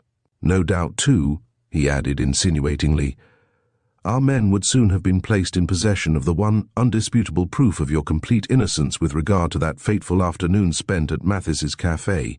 "What is that?" she queried blandly. "An alibi?" "You mean where I was during the time that Mark was being murdered in a tea shop?" "Yes," said the chief. "I was out for a walk," she replied quietly. "Shopping, perhaps?" "No." "You met someone who would remember the circumstance, or your servants could say at what time you came in?" "No," she repeated dryly. "I met no one, for I took a brisk walk on Primrose Hill. My 2 servants could only say that I went out at 3 o'clock that afternoon and returned after 5. There was silence in the little office for a moment or two. I could hear the scraping of the pen with which the chief was idly scribbling geometrical figures on his blotting pad. Lady Molly was quite still. Her large, luminous eyes were fixed on the beautiful woman who had just told us her strange story, with its unaccountable sequel. Its mystery which had deepened with the last phrase which she had uttered. Miss Lowenthal, I felt sure, was conscious of her peril. I am not sufficiently a psychologist to know whether it was guilt or merely fear which was distorting the handsome features now, hardening the face and causing the lips to tremble. Lady Molly scribbled a few words on a scrap of paper, which she then passed over to the chief. Miss Lowenthal was making visible efforts to steady her nerves. "That is all I have to tell you," she said, in a voice which sounded dry and harsh. "I think I will go home now." But she did not rise from her chair, and seemed to hesitate as if fearful lest permission to go were not granted her. To her obvious astonishment, and, I must add, to my own, the chief immediately rose and said quite urbanely, "I thank you very much for the helpful information which you have given me. Of course, we may rely on your presence in town for the next few days, may we not?" She seemed greatly relieved, and all at once resumed her former charm of manner and elegance of attitude. The beautiful face was lit up by a smile. The chief was bowing to her in quite a foreign fashion, and in spite of her visible reassurance she eyed him very intently. Then she went up to Lady Molly and held out her hand. My dear lady took it without an instant's hesitation. I, who knew that it was the few words hastily scribbled by Lady Molly which had dictated the chief's conduct with regard to Miss Lowenthal, was left wondering whether the woman I loved best in all the world had been shaking hands with a murderess. No doubt you will remember the sensation which was caused by the arrest of Miss Lowenthal on a charge of having murdered Mr. Mark Culloden by administering morphia to him in a cup of chocolate at Mathis's cafe in Regent Street. The beauty of the accused, her undeniable charm of manner, the hitherto blameless character of her life, all tended to make the public take violent sides either for or against her. And the usual budget of amateur correspondence, suggestions, recriminations, and advice poured into the chief's office in titanic proportions. I must say that personally, all my sympathies went out to Miss Lowenthal. As I have said before, I am no psychologist, but I had seen her in the original interview at the office, and I could not get rid of an absolutely unreasoning certitude that the beautiful Viennese singer was innocent. The magistrate's court was packed, as you may well imagine, on that first day of the inquiry, and of course sympathy with the accused went up to fever pitch when she staggered into the dock, beautiful still, despite the ravages caused by horror, anxiety, fear, in face of the deadly peril in which she stood. The magistrate was most kind to her, her solicitor was unimpeachably assiduous, even our fellows, who had to give evidence against her, did no more than their duty, and were as lenient in their statements as possible. Miss Lowenthal had been arrested in her flat by Danvers, accompanied by 2 constables. She had loudly protested her innocence all along, and did so still, pleading not guilty in a firm voice. The great points in favour of the arrest were, firstly, the undoubted motive of disappointment and revenge against a faithless sweetheart, then the total inability to prove any kind of alibi, which, under the circumstances, certainly added to the appearance of guilt. The question of where the fatal drug was obtained was more difficult to prove. It was stated that Mr. Mark Culloden was director of several important companies, one of which carried on business as wholesale druggists. Therefore it was argued that the accused, at different times and under some pretext or other, had obtained drugs from Mr. Culloden himself. She had admitted to having visited the deceased at his office in the city, both before and after his marriage. Miss Lowenthal listened to all this evidence against her with a hard, set face, as she did also to Catherine Harris's statement about her calling on Mr. Culloden at Lawbury House. But she brightened up visibly when the various attendants at Mathis's cafe were placed in the box. A very large hat belonging to the accused was shown to the witnesses, but, though the police upheld the theory that that was the headgear worn by the mysterious lady at the cafe on that fateful afternoon, the waitresses made distinctly contradictory statements with regard to it. Whilst one girl swore that she recognized the very hat, another was equally positive that it was distinctly smaller than the one she recollected, and when the hat was placed on the head of Miss Lowenthal, 3 out of the 4 witnesses positively refused to identify her. Most of these young women declared that though the accused, when wearing the big hat, looked as if she might have been the lady in question, yet there was a certain something about her which was different. With that vagueness which is a usual and highly irritating characteristic of their class, the girls finally parried every question by refusing to swear positively either for or against the identity of Miss Lowenthal. "There's something that's different about her somehow," one of the waitresses asserted positively. "What is it that's different?" asked the solicitor for the accused, pressing his point. "I can't say," was the perpetual, maddening reply.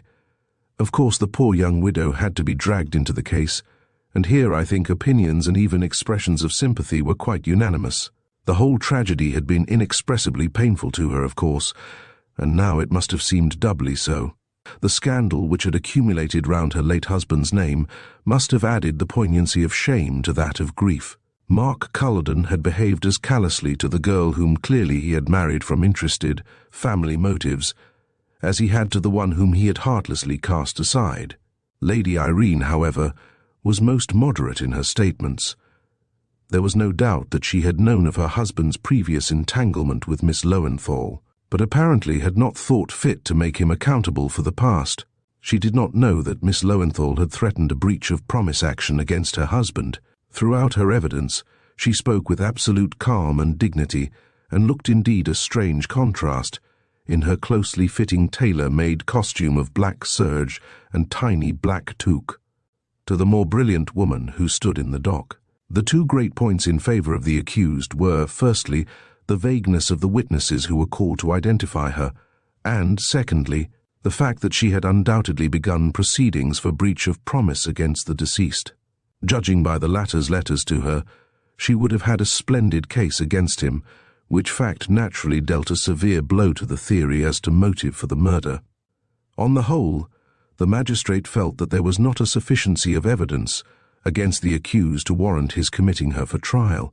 He therefore discharged her, and, amid loud applause from the public, Miss Lowenthal left the court a free woman. Now I know that the public did loudly, and, to my mind, very justly, blame the police for that arrest, which was denounced as being as cruel as it was unjustifiable. I felt as strongly as anybody on the subject, for I knew that the prosecution had been instituted in defiance of Lady Molly's express advice, and in distinct contradiction to the evidence which he had collected.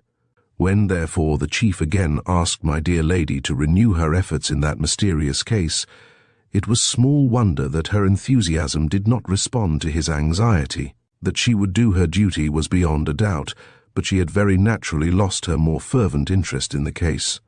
The mysterious woman in the big hat was still the chief subject of leading articles in the papers, coupled with that of the ineptitude of the police who could not discover her. There were caricatures and picture postcards in all the shop windows of a gigantic hat covering the whole figure of its wearer, only the feet and a very long and pointed chin protruding from beneath the enormous brim. Below was the device, "Who is she? Ask the police." One day, it was the second since the discharge of Miss Lowenthal, my dear lady came into my room beaming. It was the first time I had seen her smile for more than a week, and already I had guessed what it was that had cheered her. "Good news, Mary," she said gaily. "At last I've got the chief to let me have a free hand. Oh dear, what a lot of argument it takes to extricate that man from the tangled meshes of red tape." "What are you going to do?" I asked. "Prove that my theory is right as to who murdered Mark Culledon," she replied seriously, "and as a preliminary we'll go and ask his servants at Lawbury House a few questions." It was then 3 o'clock in the afternoon. At Lady Molly's bidding, I dressed somewhat smartly, and together we went off in a taxi to Fitzjohn's Avenue. Lady Molly had written a few words on one of her cards, urgently requesting an interview with Lady Irene Culledon. This she handed over to the manservant who opened the door at Lawbury House. A few moments later we were sitting in the cosy boudoir. The young widow, high-bred and dignified in her tight-fitting black gown, sat opposite to us, her white hands folded demurely before her, her small head, with its very close coiffure, bent in closest attention towards Lady Molly. "I most sincerely hope, Lady Irene," began my dear lady, in her most gentle and persuasive voice, "that you will look with all possible indulgence on my growing desire, shared, I may say, by all my superiors at Scotland Yard, to elucidate the mystery which still surrounds your late husband's death." Lady Molly paused, as if waiting for encouragement to proceed. The subject must have been extremely painful to the young widow. Nevertheless, she responded quite gently. "I can understand that the police wish to do their duty in the matter. As for me, I have done all, I think, that could be expected of me. I am not made of iron, and after that day in the police court—" She checked herself, as if afraid of having betrayed more emotion than was consistent with good breeding, and concluded more calmly, "I cannot do any more." "I fully appreciate your feelings in the matter," said Lady Molly, "but you would not mind helping us, would you? In a passive way, if you could, by some simple means further the cause of justice." "What is it you want me to do?" asked Lady Irene. "Only to allow me to ring for 2 of your maids and to ask them a few questions. I promise you that they shall not be of such a nature as to cause you the slightest pain." For a moment I thought that the young widow hesitated. Then, without a word, she rose and rang the bell. "Which of my servants did you wish to see?" she asked, turning to my dear lady as soon as the butler entered in answer to the bell. "Your own maid, and your parlour maid, if I may," replied Lady Molly. Lady Irene gave the necessary orders, and we all sat expectant and silent until, a minute or two later, 2 girls entered the room. One wore a cap and apron. The other, in neat black dress and dainty lace collar, was obviously the lady's maid. "This lady," said their mistress, addressing the 2 girls, "wishes to ask you a few questions. She is a representative of the police, so you had better do your best to satisfy her with your answers." "Oh," rejoined Lady Molly pleasantly, choosing not to notice the tone of acerbity with which the young widow had spoken, nor the unmistakable barrier of hostility and reserve which her words had immediately raised between the young servants and the representative of the police. "What I am going to ask these 2 young ladies is neither very difficult nor very unpleasant. I merely want their kind help in a little comedy which will have to be played this evening. in order to test the accuracy of certain statements made by one of the waitresses at Mathis's tea shop with regard to the terrible tragedy which has darkened this house. You will do that much, will you not?" she added, speaking directly to the maids. "No one can be so winning or so persuasive as my dear lady." In a moment I saw the girls' hostility melting before the sunshine of Lady Molly's smile. "We'll do what we can, ma'am," said the maid. "That's a brave good girl," replied my lady. "You must know that the chief waitress at Mathis has this very morning identified the woman in the big hat who, we all believe, murdered your late master." "Yes," she continued, in response to a gasp of astonishment, which seemed to go round the room like a wave. "The girl seems quite positive, both as regards the hat and the woman who wore it. But of course, one cannot allow a human life to be sworn away without bringing every possible proof to bear on such a statement. And I am sure that everyone in this house will understand that we don't want to introduce strangers more than we can help into this sad affair, which already has been bruited abroad too much." She paused a moment. Then, as neither Lady Irene nor the maids made any comment, she continued, "My superiors at Scotland Yard think it their duty to try and confuse the witness as much as possible in her act of identification. They desire that a certain number of ladies wearing abnormally large hats should parade before the waitress. Among them will be, of course, the one whom the girl has already identified as being the mysterious person who had tea with Mr. Cullen at Mathis's that afternoon. My superiors can then satisfy themselves whether the waitress is or is not so sure of her statement that she invariably picks out again and again one particular individual amongst a number of others or not." "Surely," interrupted Lady Irene dryly, "you and your superiors do not expect my servants to help in such a farce." "We don't look upon such a proceeding as a farce, Lady Irene," rejoined Lady Molly gently. "It is often resorted to in the interests of an accused person, and we certainly would ask the cooperation of your household." "I don't see what they can do." But the two girls did not seem unwilling. The idea appealed to them. I felt sure it suggested an exciting episode, and gave promise of variety in their monotonous lives. "I am sure both these young ladies possess fine big hats," continued Lady Molly with an encouraging smile. "I should not allow them to wear ridiculous headgear," retorted Lady Irene sternly.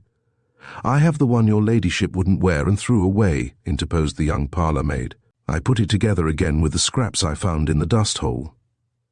There was just one instant of absolute silence, one of those magnetic moments when fate seems to have dropped the spool on which she was spinning the threads of a life, and is just stooping in order to pick it up. Lady Irene raised a black-bordered handkerchief to her lips, then said quietly, "I don't know what you mean, Mary. I never wear big hats." "No, my lady," here interposed the lady's maid, "but Mary means the one you ordered at Sanchia's, and only wore the once the day you went to that concert." "Which day was that?" asked Lady Molly blandly. "Oh, I couldn't forget that day," ejaculated the maid. "Her ladyship came home from the concert. I had undressed her, and she told me that she would never wear her big hat again. It was too heavy. That same day Mr. Culloden was murdered." "That hat would answer our purpose very well," said Lady Molly quite calmly. "Perhaps Mary will go and fetch it, and you had better go and help her put it on." The two girls went out of the room without another word, and there were we three women left facing one another, with that awful secret, only half revealed, hovering in the air like an intangible spectre. "What are you going to do, Lady Irene?" asked Lady Molly, after a moment's pause, during which I literally could hear my own heart beating, whilst I watched the rigid figure of the widow in deep black crape, her face set and white, her eyes fixed steadily on Lady Molly. "You can't prove it," she said defiantly. "I think we can," rejoined Lady Molly simply. "At any rate, I mean to try. I have two of the waitresses from Mathis's outside in a cab, and I have already spoken to the attendant who served you at Sanchia's, an obscure milliner in a back street near Portland Road. We know that you were at great pains there to order a hat of certain dimensions, and to your own minute description, it was a copy of one you had once seen Miss Lowenthal wear when you met her at your late husband's office. We can prove that meeting too. Then we have your maid's testimony that you wore that same hat once, and once only, the day, presumably, that you went out to a concert, a statement which you will find it difficult to substantiate, and also the day on which your husband was murdered." "Bah! The public will laugh at you," retorted Lady Irene still defiantly. "You would not dare to formulate so monstrous a charge." "It will not seem monstrous when justice has images IMG 290.jpg caption. Lady Irene, with a cry of agony, fell senseless in my dear lady's arms, weighed in the balance the facts which we can prove. Let me tell you a few of these, the result of careful investigation. There is the fact that you knew of Mr. Culledon's entanglement with Miss Elizabeth Lowenthal and did your best to keep it from old Mrs. Steinberg's knowledge, realizing that any scandal round her favourite nephew would result in the old lady cutting him, and therefore you out of her will. You dismissed a parlour-maid for the sole reason that she had been present when Miss Lowenthal was shown into Mr. Culledon's study. There is the fact that Mrs. Steinberg had so worded her will that, in the event of her nephew dying before her, her fortune would devolve on you. The fact that, with Miss Lowenthal's action for breach of promise against your husband, your last hope of keeping the scandal from the old lady's ears had effectually vanished. You saw the fortune eluding your grasp. You feared Mrs. Steinberg would alter her will. Had you found the means, and had you dared, would you not rather have killed the old lady? But discovery would have been certain. The other crime was bolder and surer. You have inherited the old lady's millions, for she never knew of her nephew's earlier peccadilloes. All this we can state and prove, and the history of the hat, bought and worn one day only, that same memorable day, and then thrown away. A loud laugh interrupted her, a laugh that froze my very marrow. "There is one fact you have forgotten, my lady of Scotland Yard," came in sharp, strident accents from the black-robed figure, which seemed to have become strangely spectral in the fast-gathering gloom which had been enveloping the luxurious little boudoir. "Don't omit to mention the fact that the accused took the law into her own hands." And before my dear lady and I could rush to prevent her, Lady Irene Culledon had conveyed something we dared not think what to her mouth. "Find Danvers quickly, Mary," said Lady Molly calmly. "You'll find him outside. Bring a doctor back with you." Even as she spoke, Lady Irene, with a cry of agony, fell senseless in my dear lady's arms. The doctor, I may tell you, came too late. The unfortunate woman evidently had a good knowledge of poisons. She had been determined not to fail. In case of discovery, she was ready and able to mete out justice to herself. I don't think the public ever knew the real truth about the woman in the big hat. Interest in her went the way of all things. Yet my dear lady had been right from beginning to end. With unerring precision, she had placed her dainty finger on the real motive and the real perpetrator of the crime, the ambitious woman who had married solely for money, and meant to have that money even at the cost of one of the most dastardly murders that have ever darkened the criminal annals of this country. I asked Lady Molly what it was that first made her think of Lady Irene as the possible murderess. No one else for a moment had thought her guilty. "The big hat," replied my dear lady with a smile. Had the mysterious woman at Mathis been tall, the waitresses would not, one and all, have been struck by the abnormal size of the hat. The wearer must have been petite, hence the reason that under a wide brim only the chin would be visible. I at once sought for a small woman. Our fellows did not think of that, because they are men. You see how simple it all was. Chapter 11. Sir Jeremiah's Will. Many people have asked me whether I knew when, and in what circumstances, Lady Molly joined the detective staff at Scotland Yard, who she was, and how she managed to keep her position in society, as she undoubtedly did, whilst exercising a profession which usually does not make for high social standing. Well, of course, there is much that I have known all along about my dear lady, just as much, in fact, as her aristocratic friends and relations did. But I had promised her not to let the general public know anything of her private life, until she gave me leave to do so. Now things have taken a different turn, and I can tell you all I know, but I must go back some years for that, and recall to your mind that extraordinary crime known in those days as the Baddeck case, which sent one of the most prominent and popular young men in society to penal servitude, a life sentence, mind you, which was considered to be remarkably lenient by a number of people who thought that Captain de Mazarine ought to have been hanged. He was such a good-looking young soldier in those days. I specially remember him at the late Queen's funeral, one of the tallest men in the British Army, and with that peculiar charm of manner which, alas, one has ceased to associate with young Englishmen nowadays. If to these two undeniable advantages you add the one that Hubert de Mazarine was the dearly loved grandson of Sir Jeremiah Baddock, the multi-millionaire ship-owner of Liverpool, you will realize how easy it was for that young guardsman to ingratiate himself with every woman in society, and more particularly with every mummer who had a marriageable daughter. But fate and love have a proverbial knack of making a muddle of things. Captain de Mazarine, with a bevy of pretty and eligible girls from whom to select a wife, chose to fall in love with the one woman in the whole of England who, in his grandfather's opinion, should have remained a stranger, even an enemy to him.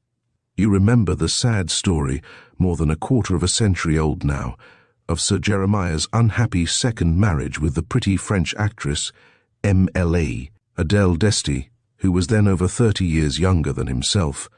He married her abroad and never brought her to England. She made him supremely wretched for about 3 years, and finally ran away with the Earl of Flintshire, whom she had met at Monte Carlo. Well, it was with a daughter of that same Earl of Flintshire, Lady Molly Robertson Kirke, that Captain Hubert de Mazarine fell desperately in love. Imagine Sir Jeremiah's feelings when he heard of it. Captain Hubert, you must know, had resigned his commission in 1902 at his grandfather's request, when the latter's health first began to fail. He had taken up his permanent abode at Appledore Castle, Sir Jeremiah's magnificent home in Cumberland, and, of course, it was generally understood that ultimately he would become possessed of the wealthy shipowner's millions, as well as of the fine property, seeing that his mother had been Sir Jeremiah's only child by the latter's first marriage. Lord Flintshire's property was quite close to Appledore, but, needless to say, old Sir Jeremiah never forgave his noble neighbour the cruel wrong he had suffered at his hands. The second Lady Baddock, afterwards Countess of Flintshire, has been dead 20 years. Neither the county nor the more exclusive sets of London ever received her, but her daughter Molly, who inherited all her beauty and none of her faults, was the idol of her father, and the acknowledged queen of county and town society. You see, it was the ancient, yet ever new story of Cappelletti and Montecchi over again, and one day Captain Hubert de Mazarine had to tell Sir Jeremiah that he desired to marry the daughter of his grandfather's most cruel enemy. What the immediate result of that announcement was, no one could say. Neither Sir Jeremiah nor Captain Hubert de Mazarine would have allowed servants or dependents to hear a word of disagreement that might have passed between them, much less to suspect that an unpleasant scene had occurred. Outwardly, everything went on as usual at Appledore Castle for about a fortnight or so, after which Captain Hubert went away one day, ostensibly for a brief stay in London, but he never re-entered the doors of the castle until after the dark veil of an appalling tragedy had begun to descend on the stately old Cumberland home. Sir Jeremiah bore up pretty well for a time. Then he had a slight paralytic stroke and became a confirmed invalid. The postmaster at Appledore declared that after that many letters came, addressed to Sir Jeremiah in Captain Hubert's well-known handwriting and bearing the London postmark. But presumably the old gentleman felt bitterly irreconcilable towards his grandson, for Captain de Mazarine was never seen at the castle. Soon the invalid grew more and more eccentric and morose. He ordered all the reception rooms of his magnificent home to be closed and shuttered, and he dismissed all his indoor servants, with the exception of his own male attendant and an old married couple named Bradley, who had been in his service for years, and who now did the little work that was required in what had once been one of the most richly appointed country mansions in England. Bitter resentment against his once dearly loved grandson, and against the man who had robbed him of his young wife 25 years ago, seemed to have cut off the old man from contact with the outside world. Thus matters stood until the spring of 1903, when Sir Jeremiah announced one morning to the 3 members of his household that Mr. Philip Baddock was coming to stay at the castle, and that a room must be got ready immediately. Mr. Philip Baddock came that same evening. He was a young man of quite ordinary appearance, short, rather dark, with a somewhat uncouth manners suggestive of an upbringing in a country parsonage. His arrival created no little excitement in the neighbourhood. Who was Mr. Philip Baddock, and where did he come from? No one had ever heard of him before, and now, after a very brief time spent at the castle, he seemed to be gradually taking up the position which originally had belonged to Captain Hubert.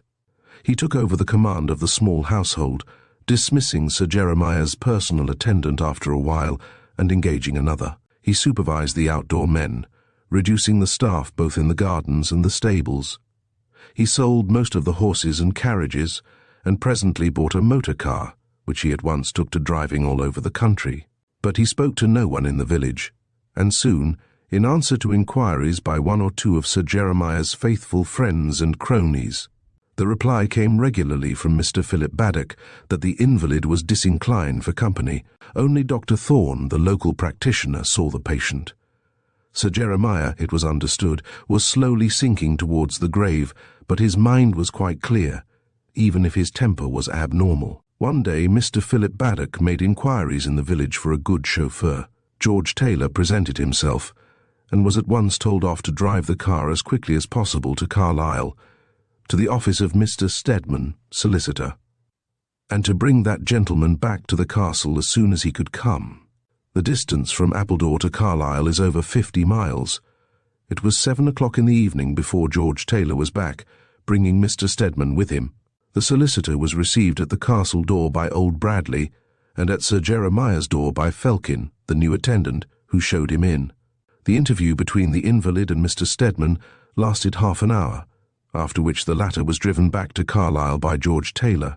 That same evening, a telegram was sent off by Mr. Philip Baddock to Captain de Mazarine in London, containing the few words, "Sir Jeremiah very ill. Come at once." 24 hours later, Captain Hubert arrived at Appledore Castle, too late, however, to see his grandfather alive. Sir Jeremiah Baddock had died an hour before the arrival of his once so tenderly cherished grandson, and all hopes of a reconciliation had now been mercilessly annihilated by death. The end had come much more suddenly than Dr. Thorne had anticipated. He had seen the patient in the morning, and thought that he might last some days. But when Sir Jeremiah had heard that Captain de Mazarine had been sent for, he had worked himself into a state of such terrible agitation that the poor overtaxed brain and heart finally gave way. The events of those memorable days, in the early spring of 1904, are so graven on my memory that I can recount them as if they happened yesterday. I was maid to Lady Molly Robertson Kirke at the time. Since then she has honoured me with her friendship. Directly after Captain Hubert's first estrangement from his grandfather, she and I came down to Cumberland and lived very quietly at Kirke Hall, which, as you know, is but a stone's throw from Appledore. Here Captain Hubert paid my dear lady several visits. She had irrevocably made up her mind that their engagement was to be indefinitely prolonged, for she had a vague hope that sooner or later Sir Jeremiah would relent towards the grandson whom he had loved so dearly. At any rate, there was a chance of it whilst the marriage had not actually taken place. Captain de Mazarine, mind you, was in no sense of the word badly off. His father had left him some £25,000, and Lady Molly had a small private fortune of her own. Therefore I assure you that there was not a single mercenary thought behind this protracted engagement or Captain Hubert's desire for a reconciliation with his grandfather. The evening that he arrived at Appledore in response to Mr. Philip Baddock's telegram, Lady Molly met him at the station. He sent his luggage on to Kirke Hall, and the two young people walked together as far as the Elkhorn Woods, which divide the Earl of Flintshire property from Appledore itself.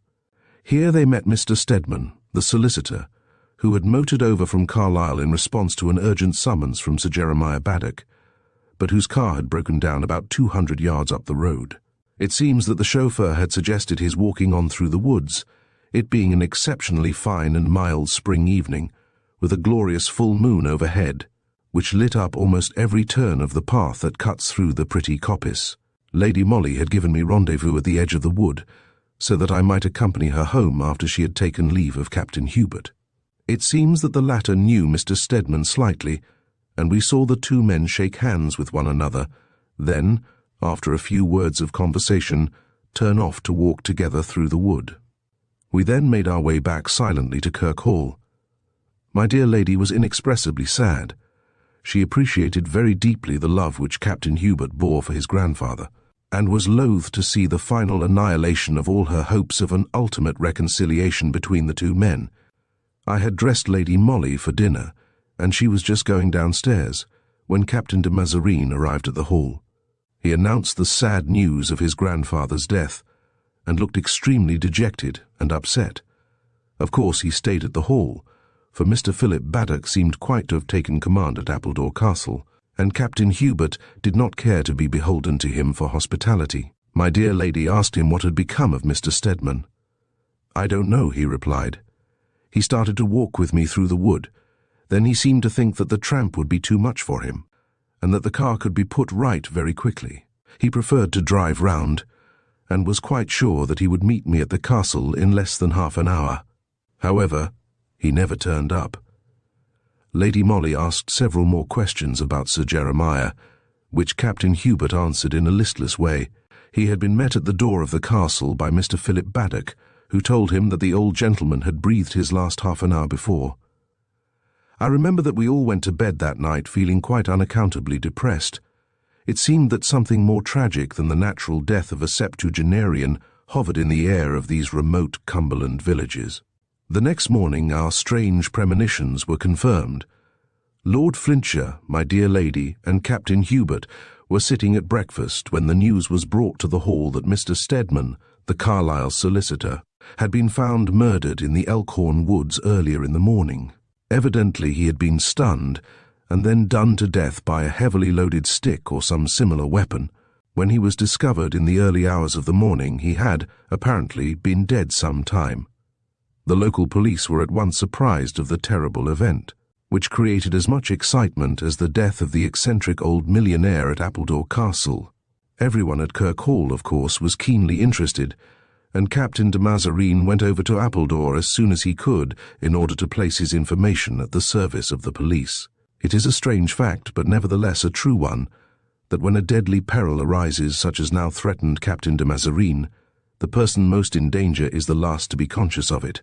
I am quite sure that Lady Molly, the moment she heard that Mr. Stedman had been murdered in the Elkhorn woods, realized that the man she loved would be implicated in that tragedy in some sinister manner. But that is the intuition of a woman who loves. As for Captain Hubert, he went about during the whole of that day quite unconscious of the abyss which already was yawning at his feet. He even discussed quite equably the several valuable bits of information which the local police had already collected, and which eventually formed a portion of that damning fabric of circumstantial evidence which was to bring him within sight of the gallows.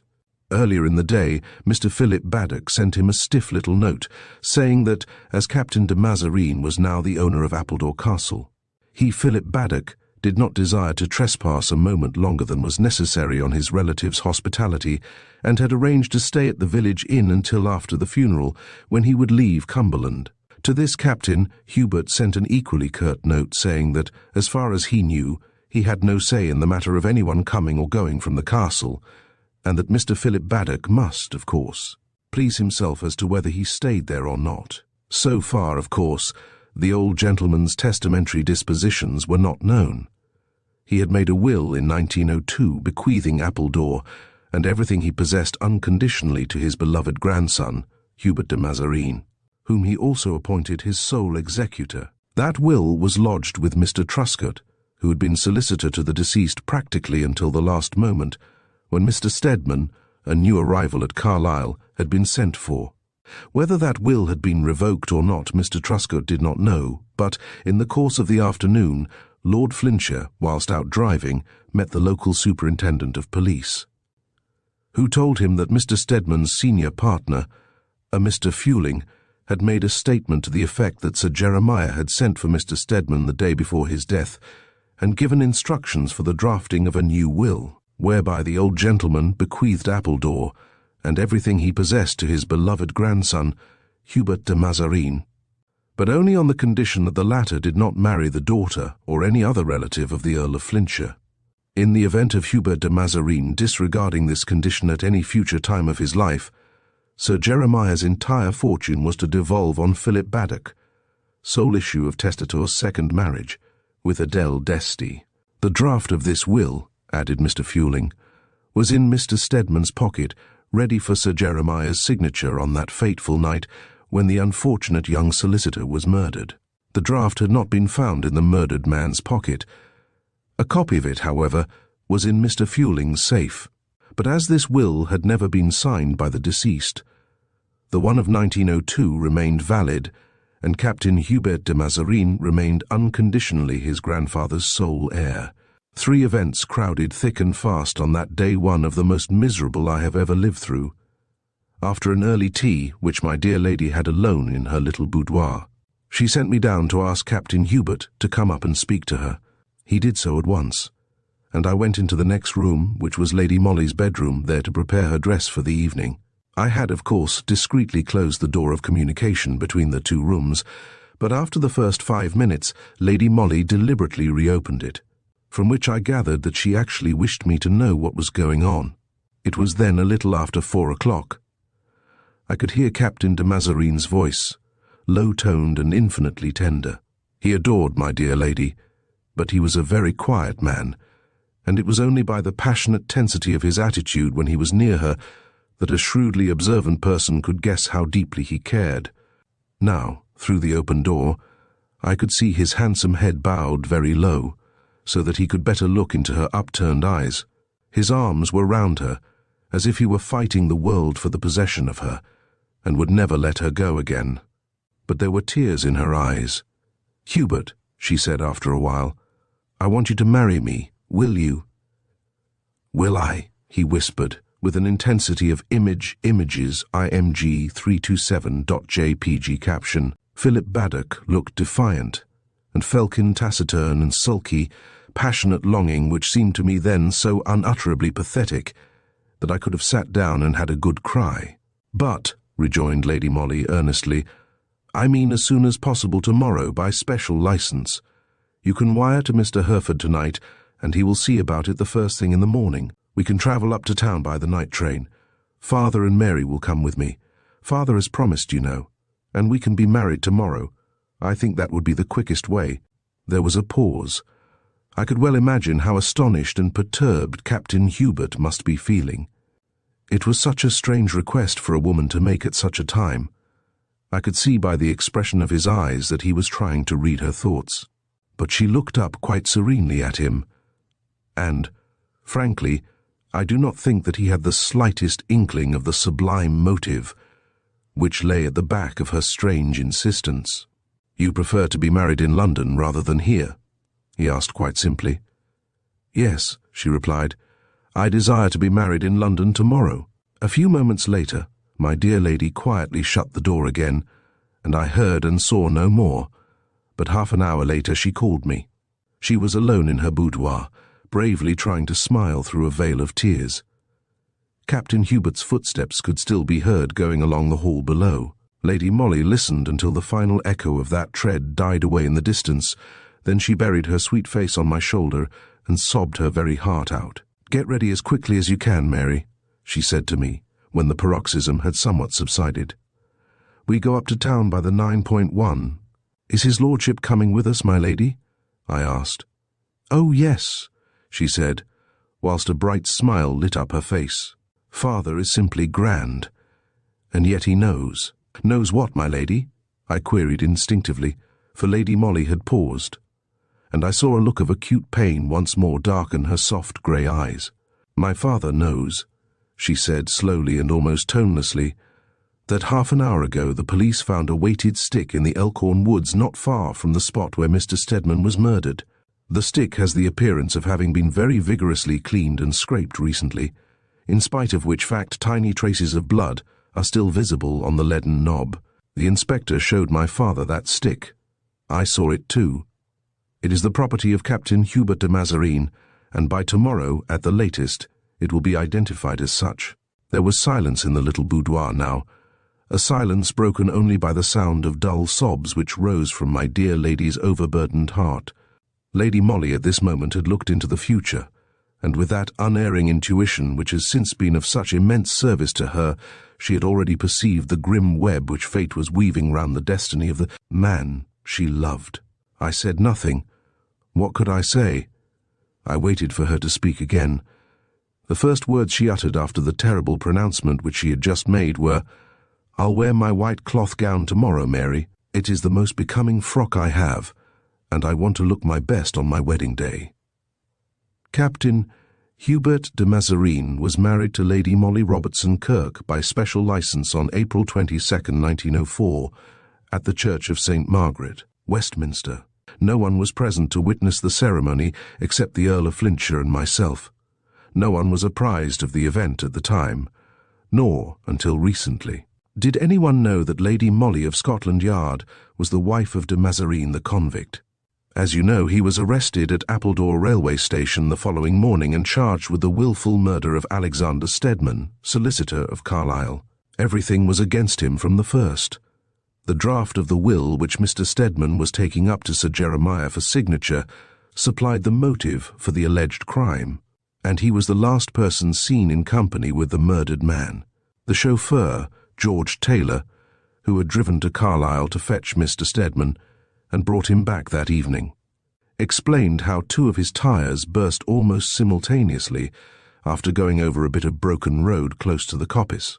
He had suggested to Mr. Stedman the idea of walking through the wood, and, as he had not 2 fresh tyres with him, he started pushing his car along, as the village was not more than half a mile away. He never saw Mr. Stedman again. The stick with which the terrible deed had been committed was the most damning piece of evidence against the accused. It had been identified as his property by more than one witness, and was found within 20 yards of the victim, obviously cleaned and scraped, but still bearing minute traces of blood. Moreover, it had actually been seen in Captain Hubert's hand by 1 or 2 of the porters when he arrived at Appledore station on that fatal night, was met there by Lady Molly, and subsequently walked away with her previous to meeting Mr. Stedman on the edge of the wood. Captain de Mazarine, late of His Majesty's Household Brigade, was indicted for the wilful murder of Alexander Stedman, tried at the next assizes, found guilty, and condemned to be hanged. The jury, however, had strongly recommended him to mercy owing to his hitherto spotless reputation and to the many services he had rendered his country during the last Boer War. A monster petition was sent up to the Home Office, and the sentence was commuted to 20 years penal servitude. That same year, Lady Molly applied for and obtained a small post on the detective staff of the police. From that small post she has worked her way upwards, analysing and studying, exercising her powers of intuition and of deduction, until at the present moment she is considered, by chiefs and men alike, the greatest authority among them on criminal investigation. The Earl of Flintshire died some 3 years ago. Kirke Hall devolved on a distant cousin, but Lady Molly has kept a small home at Kirke ready for her husband when he comes back from Dartmoor.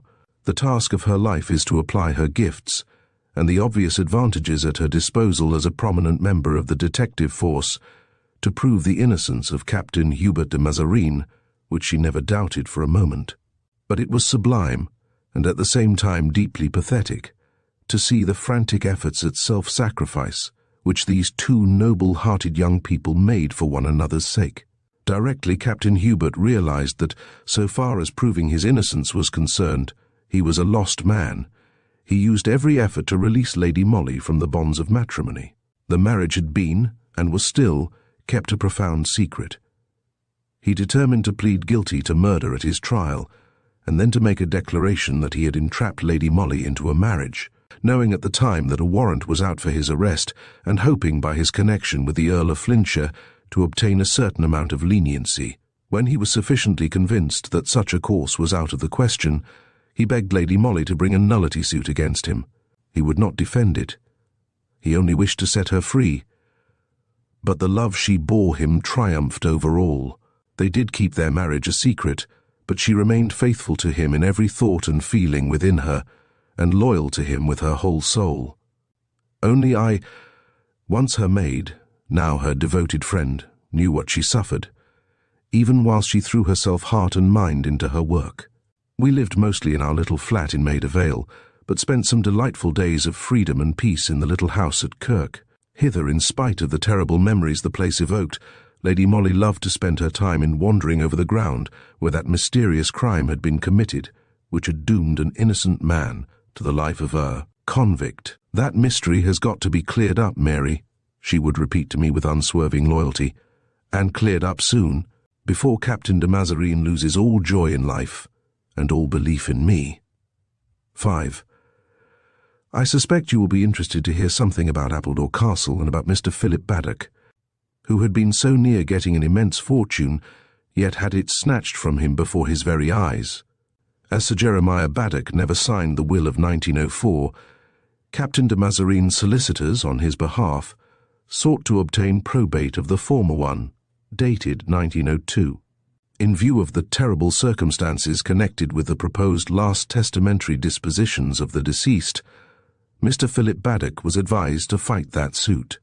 It seems that he really was the son of Sir Jeremiah by the latter's second marriage with Merle d'Este, but the old gentleman, with heartless vengefulness, had practically repudiated the boy from the first, and absolutely refused to have anything to do with him beyond paying for his maintenance and education, and afterwards making him a goodly allowance on the express condition that Philip, soon to become a young man, never set his foot on English soil. The condition was strictly complied with. Philip Baddock was born abroad, and lived abroad until 1903, when he suddenly appeared at Appledore Castle. Whether Sir Jeremiah, in a fit of tardy repentance, had sent for him, or whether he risked coming of his own accord, no one ever knew. Captain de Mazarine was not, until that same year 1903, aware of the existence of Philip Baddock any more than was anybody else, and he spent his last days of freedom in stating positively that he would not accept the terms of the will of 1902, but would agree to Sir Jeremiah's fortune being divided up as it would have been if the old gentleman had died intestate. Thus Philip Baddock, the son, and Hubert de Mazarine, the grandson, received an equal share of Sir Jeremiah's immense wealth, estimated at close upon £2 million sterling. Appledore was put up for sale and bought in by Mr. Philip Baddock, who took up his residence there and gradually gained for himself a position in the county as one of the most wealthy magnates in the north of England. Thus he became acquainted with the present Lord Flintshire, and, later on, met my dear lady. She neither sought nor avoided his acquaintance, and even went once to a dinner party at Appledore Castle. That was lately, on the occasion of our last stay at Kirk. I had gone up to the castle in the brougham so that I might accompany Lady Molly home, and had been shown into the library, whither my dear lady came in order to put on her cloak. While she was doing so, Mr. Philip Baddock came in. He had a newspaper in his hand and seemed greatly agitated. "Such extraordinary news, Lady Molly," he said, pointing to a headline in the paper. "You know, of course, that the other day a convict succeeded in effecting his escape from Dartmoor." "Yes, I knew that," said my dear lady, quietly. "Well, I have reason to suppose," continued Mr. Baddock, "that convict was none other than my unfortunate nephew, de Mazarine." "Yes?" rejoined Lady Molly, whose perfect calm and serene expression of face contrasted strangely with the obvious agitation of Philip Baddock. "Heaven knows that he tried to do me an evil turn," rejoined the latter after a while. "But of course I bear him no grudge, now that the law has given me that which he tried to wrench from me, a just share of my father's possessions, since he has thrown himself on my mercy." "Thrown himself on your mercy!" ejaculated my dear lady, whose face had become almost grey with a sudden fear. "What do you mean?" "De Mazarine is in my house at the present moment," replied Mr. Baddock, quietly. "Here?" "Yes. It seems that he tramped here. I am afraid that his object was to try and see you. He wants money, of course. I happened to be out in the woods this afternoon and saw him." "No, no," added Philip Baddock quickly, in response to an instinctive gasp of pain from Lady Molly. "You need not have the slightest fear. My nephew is as safe with me as he would be in your own house. I brought him here, for he was exhausted with fatigue and want of food. None of my servants know of his presence in the house except Felkin, whom I can trust. By tomorrow he will have rested. We'll make a start in the very early morning in my car. We'll get to Liverpool before midday. De Mazarine shall wear Felkin's clothes. No one will know him." One of the Baddock steamers is leaving for Buenos Aires the same afternoon, and I can arrange with the captain. You need not have the slightest fear," he repeated, with simple yet earnest emphasis. "I pledge you my word that de Mazarin will be safe." "I should like to thank you," she murmured. "Please don't," he rejoined with a sad smile. "It is a great happiness to me to be able to do this. I know that you cared for him at one time. I wish you had known and trusted me in those days, but I am glad of this opportunity which enables me to tell you that. Even had my father signed his last will and testament, I should have shared his fortune with de Mazarin. The man whom you honored with your love need never have resorted to crime in order to gain a fortune." Philip Baddock paused. His eyes were fixed on Lady Molly with unmistakable love and an appeal for sympathy. I had no idea that he cared for her, nor had she, I am quite sure. Her heart belonged solely to the poor fugitive convict, but she could not fail, I thought, to be touched by the other man's obvious sincerity and earnestness. There was silence in the room for a few moments. Only the old clock in its Sheraton case ticked on in solemn imperturbability. Lady Molly turned her luminous eyes on the man who had just made so simple, so touching a profession of love. Was she about to tell him that she was no longer free, that she bore the name of the man whom the law had ostracized and pronounced a criminal, who had even now, by this daring attempt at escape, added a few years to his already long term of punishment and another load to his burden of shame? "Do you think," she asked quietly, "that I might speak to Captain de Mazarin for a few moments without endangering his safety?" Mr. Baddock did not reply immediately. He seemed to be pondering over the request. Then he said, "I will see that everything is safe. I don't think there need be any danger." He went out of the room, and my dear lady and I were left alone for a minute or two. She was so calm and serene that I marveled at her self-control and wondered what was going on in her mind. "Mary," she said to me, speaking very quickly, for already we could hear two men's footsteps approaching the library door, "you must station yourself just outside the front door, you understand? If you see or hear anything suspicious, come and warn me at once." I made ready to obey, and the next moment the door opened and Mr. Philip Baddock entered, accompanied by Captain Hubert. I smothered the involuntary sob which rose to my throat at sight of the man who had once been the most gallant, the handsomest soldier I had ever seen. I had only just time to notice that Mr. Baddock prepared to leave the room again immediately. At the door he turned back and said to Lady Molly, "Felkin has gone down to the lodge. If he hears or sees anything that seems suspicious, he will ring up on the telephone." And he pointed to the apparatus which stood on the library table in the centre of the room.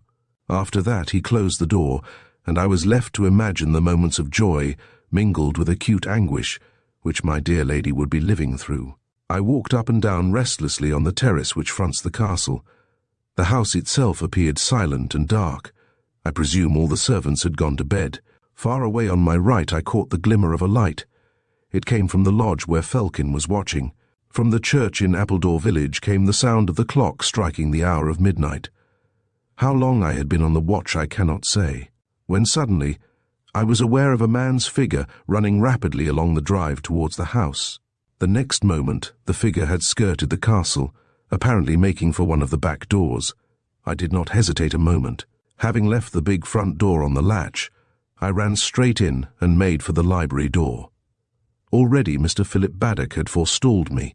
His hand was on the latch. Without more ado he pushed open the door, and I followed him in. Lady Molly was sitting on the sofa, with Captain Hubert beside her. They both rose at our entrance. "The police," said Mr. Baddock, speaking very rapidly. "Felkin has just run up from the lodge. He is getting the car ready. Pray God we may yet be able to get away." Even as he spoke, the front door bell sounded with a loud clang, which to me had the sound of a death knell. "It is too late, you see," said my dear lady quietly. "No, not too late," ejaculated Philip Baddock in a rapid whisper. "Quick! De Mazarin, follow me through the hall. Felkin is at the stables getting the car ready. It will be some time before the servants are roused. Mary, I am sure, has failed to fasten the front door," interrupted Lady Molly, with the same strange calm. "I think the police are already in the hall." There was no mistaking the muffled sound of feet treading the thick Turkey carpet in the hall. The library had but one exit. Captain Hubert was literally in a trap. But Mr. Baddock had not lost his presence of mind. "The police would never dream of searching my house," he said. "They will take my word that de Mazarin is not here. Here," he added, pointing to a tall Jacobean wardrobe which stood in an angle of the room. "In there, man, and leave the rest to me." "I am afraid that such a proceeding would bring useless trouble upon you, Mr. Baddock," once more interposed Lady Molly. "The police, if they do not at once find Captain de Mazarin, will surely search the house." "Impossible. They would not dare. Indeed they would. The police know that Captain de Mazarin is here." "I swear they do not," rejoined Mr. Baddock. "Felkin is no traitor, and no one else." "It was I who gave information to the police," said Lady Molly, speaking loudly and clearly. "I called up the superintendent on the telephone just now, and told him that his men would find the escaped convict hiding at Appledore Castle." "You!" ejaculated Mr. Baddock, in a tone of surprise and horror, not unmixed with a certain note of triumph. "You?" "Yes," she replied calmly. "I am of the police, you know. I had to do my duty. Open the door, Mary," she added, turning to me. Captain Hubert had not spoken a word so far. Now, when the men, led by Detective Inspector Etty, entered the room, he walked with a firm step towards them, held out his hands for the irons, and with a final look at Lady Molly, in which love, trust, and hope were clearly expressed, he passed out of the room and was soon lost to sight. My dear lady waited until the heavy footfalls had died away. Then she turned with a pleasant smile to Mr. Philip Baddock. "I thank you for your kind thoughts of me," she said, "and for your noble efforts on behalf of your nephew. My position was a difficult one. I hope you will forgive the pain I have been obliged to bring upon you." "I will do more than forgive, Lady Molly," he said earnestly. "I will venture to hope." He took her hand and kissed it. Then she beckoned to me, and I followed her into the hall. Our brougham, a hired one, had been waiting in the stable yard. We drove home in silence, but half an hour later, when my dear lady kissed me good night, she whispered in my ear, "And now, Mary, we'll prove him innocent." Chapter 12. The End. One or two people knew that at one time Lady Molly Robertson Kirke had been engaged to Captain Hubert de Mazarin, who was now convict number 97, undergoing a life sentence for the murder of Mr. Stedman, a solicitor of Carlisle, in the Elkhorn Woods in April 1904. Few, on the other hand, knew of the secret marriage solemnized on that never-to-be-forgotten afternoon, when all of us present in the church, with the exception of the bridegroom himself, were fully aware that proofs of guilt deadly and irrefutable were even then being heaped up against the man to whom Lady Molly was plighting her troth, for better or for worse, with her mental eyes wide open, her unerring intuition keen to the fact that nothing but a miracle could save the man she loved from an ignoble condemnation, perhaps from the gallows. The husband of my dear lady, the man whom she loved with all the strength of her romantic and passionate nature, was duly tried and convicted of murder. Condemned to be hanged, he was reprieved, and his sentence commuted to penal servitude for life. The question of Sir Jeremiah's estate became a complicated one, for his last will and testament was never signed, and the former one, dated 1902, bequeathed everything he possessed unconditionally to his beloved grandson Hubert. After much legal argument, which it is useless to recapitulate here, it was agreed between the parties and ratified in court that the deceased gentleman's vast wealth should be disposed of as if he had died intestate. One half of it, therefore, went to Captain Hubert de Mazarin, grandson, and the other half to Philip Baddock, the son. The latter bought Appledore Castle and resided there, whilst his nephew became number 97 in Dartmoor Prison. Captain Hubert had served 2 years of his sentence when he made that daring and successful escape which caused so much sensation at the time. He managed to reach Appledore, where he was discovered by Mr. Philip Baddock, who gave him food and shelter and got everything ready for the safe conveyance of his unfortunate nephew to Liverpool and thence to a port of safety in South America. You remember how he was thwarted in this laudable attempt by Lady Molly herself, who communicated with the police and gave up convict number 97 into the hands of the authorities once more. Of course, public outcry was loud against my dear lady's action. Sense of duty was all very well, so people argued. But no one could forget that at one time Captain Hubert de Mazarine and Lady Molly Robertson Kirke had actually been engaged to be married, and it seemed positively monstrous for a woman to be so pitiless towards the man whom she must at one time have loved. You see how little people understood my dear lady's motives. Some went so far as to say that she had only contemplated marriage with Captain Hubert de Mazarine because he was then, presumably, the heir to Sir Jeremiah's fortune. Now continued the gossips. She was equally ready to marry Mr. Philip Baddock, who at any rate was the happy possessor of one half of the deceased gentleman's wealth. Certainly Lady Molly's conduct at this time helped to foster this idea. Finding that even the chief was inclined to give her the cold shoulder, she shut up our flat in Maida Vale and took up her residence at the little house which she owned in Kirk, and from the windows of which she had a splendid view of stately Appledore Castle, nestling among the trees on the hillside. I was with her, of course, and Mr. Philip Baddock was a frequent visitor at the house. There could be no doubt that he admired her greatly, and that she accepted his attentions with a fair amount of graciousness. The county fought shy of her. Her former engagement to Captain de Mazarine was well known, and her treachery to him, so it was called, was severely censured. Living almost in isolation in the village, her whole soul seemed wrapped in thoughts of how to unravel the mystery of the death of Mr. Stedman. Captain de Mazarine had sworn in his defence that images img 336.jpg caption, "Ask Philip Baddock if my threats are paltry the solicitor," after starting to walk through the Elkhorn woods with him, had feared that the tramp over rough ground would be too much for him, and had almost immediately turned back in order to regain the road. But the chauffeur, George Taylor, who was busy with the broken-down car some 200 yards up the road, never saw Mr. Stedman again, whilst Captain de Mazarine arrived at the gates of Appledore Castle alone. Here he was met by Mr. Philip Baddock, who informed him that Sir Jeremiah had breathed his last an hour before. No one at the castle recollected seeing a stick in Captain Hubert's hand when he arrived, whilst there were several witnesses who swore that he carried one at Appledore Station when he started to walk with her ladyship.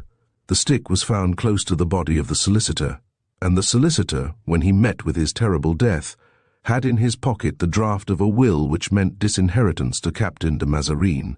Here was the awful problem which Lady Molly had to face and to solve if she persisted in believing that the man whom she loved, and whom she had married at the moment when she knew that proofs of guilt were dead against him, was indeed innocent.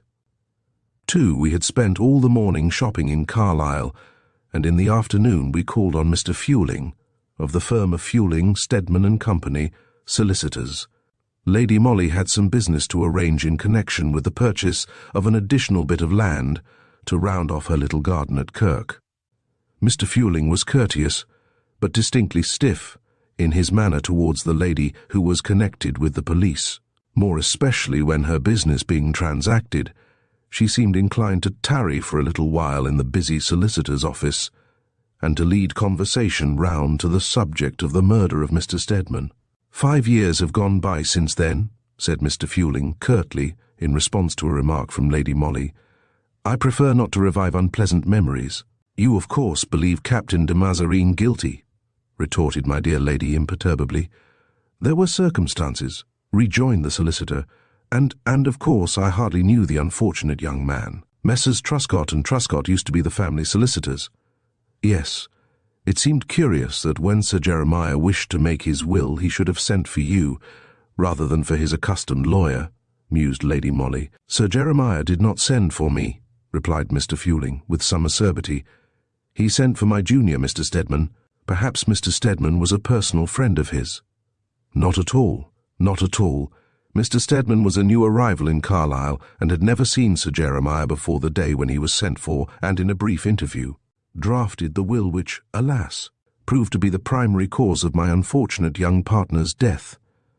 You cannot draft a will in a brief interview, Mr. Fueling, remarked Lady Molly lightly. Mr. Stedman did so, retorted Mr. Fueling curtly. Though Sir Jeremiah's mind was as clear as crystal, he was very feeble, and the interview had to take place in a darkened room. That was the only time my young partner saw Sir Jeremiah. 24 hours later, they were both dead. "Oh," commented my dear lady with sudden indifference. "Well, I won't detain you, Mr. Fewling. Good afternoon." A few moments later, having parted from the worthy old solicitor, we were out in the street once more. "The darkened room is my first ray of light," quoth Lady Molly to me, with a smile at her own paradoxical remark. When we reached home later that afternoon, we were met at the garden gate by Mr. Felkin, Mr. Philip Baddock's friend and agent, who lived with him at Appledore Castle. Mr. Felkin was a curious personality, very taciturn in manner, but a man of considerable education. He was the son of a country parson, and at the time of his father's death he had been studying for the medical profession. Finding himself unable to pursue his studies for lack of means, and being left entirely destitute, he had been forced to earn his living by taking up the less exalted calling of male nurse. It seems that he had met Mr. Philip Baddock on the continent some years ago, and the two young men had somehow drifted into close acquaintanceship. When the late Sir Jeremiah required a personal nurse attendant, Mr. Philip Baddock sent for his friend and installed him at Appledore Castle. Here Mr. Felkin remained, even after the old gentleman's death. He was nominally called Mr. Baddock's agent, but really did very little work. He was very fond of shooting and of riding, and spent his life in the pursuit of these sports, and he always had plenty of money to spend. But everyone voted him a disagreeable bear, and the only one who ever succeeded in making him smile was Lady Molly, who always showed an unaccountable liking for the uncouth creature. Even now, when he extended a somewhat grimy hand and murmured a clumsy apology at his intrusion, she greeted him with warm effusiveness, and insisted on his coming into the house. We all turned to walk along the little drive, when Mr. Baddock's car came whizzing round the corner of the road from the village. He pulled up at our gate, and the next moment had joined us in the drive. There was a very black look in his eyes, as they wandered restlessly from my dear lady's face to that of his friend. Lady Molly's little hand was even then resting on Mr. Felkin's coat sleeve.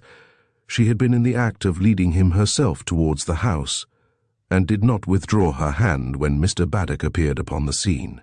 "Burton has just called about those estimates, Felkin," said the latter somewhat roughly. "He is waiting at the castle. You had better take the car. I can walk home later on." "Oh, how disappointing!" exclaimed Lady Molly, with what looked uncommonly like a pout. "I was going to have such a cosy chat with Mr. Felkin all about horses and dogs. Couldn't you see that tiresome Burton, Mr. Baddock?" she added ingenuously. "I don't think that Mr. Baddock actually swore, but I am sure he was very near doing so." "Burton can wait," said Mr. Felkin curtly. "No, he cannot," retorted Philip Baddock, whose face was a frowning mirror of uncontrolled jealousy. "Take the car, Felkin, and go at once." For a moment it seemed as if Felkin would refuse to obey. The two men stood looking at each other, measuring one another's power of will and strength of passion. Hate and jealousy were clearly written in each pair of glowering eyes. Philip Baddock looked defiant, and Felkin taciturn and sulky. Close to them stood my dear lady. Her beautiful eyes literally glowed with triumph. That these two men loved her, each in his own curious, uncontrolled way, I, her friend and confidant, knew very well. I had seen, and often puzzled over, the feminine attacks which she had made on the susceptibilities of that morose lout Felkin. It had taken her nearly 2 years to bring him to her feet. During that time, she had alternately rendered him happy with her smiles and half mad with her coquetries, whilst Philip Baddock's love for her was perpetually fanned by his ever-growing jealousy. I remember that I often thought her game a cruel one. She was one of those women whom few men could resist. If she really desired to conquer, she invariably succeeded, and her victory over Felkin seemed to me as purposeless as it was unkind. After all, she was the lawful wife of Captain de Mazarine, and to rouse hatred between two friends for the sake of her love, when that love was not hers to give, seemed unworthy of her. At this moment, when I could read deadly hatred in the faces of these two men, her cooing laugh grated unpleasantly on my ear. "Never mind, Mr. Felkin," she said, turning her luminous eyes on him. "Since you have so hard a taskmaster, you must do your duty now. But," she added, throwing a strange, defiant look at Mr. Baddock, "I shall be at home this evening. Come and have our cosy chat after dinner." She gave him her hand, and he took it with a certain clumsy gallantry and raised it to his lips. I thought that Philip Baddock would strike his friend with his open hand. The veins on his temples were swollen like dark cords, and I don't think that I ever saw such an evil look in anyone's eyes before. Strangely enough, the moment Mr. Felkin's back was turned, my dear lady seemed to set herself the task of soothing the violent passions which she had wilfully aroused in the other man. She invited him to come into the house, and, some 10 minutes later, I heard her singing to him. When, later on, I went into the boudoir to join them at tea, she was sitting on the music stool whilst he half bent over her, half knelt at her feet. Her hands were clasped in her lap, and his fingers were closed over hers.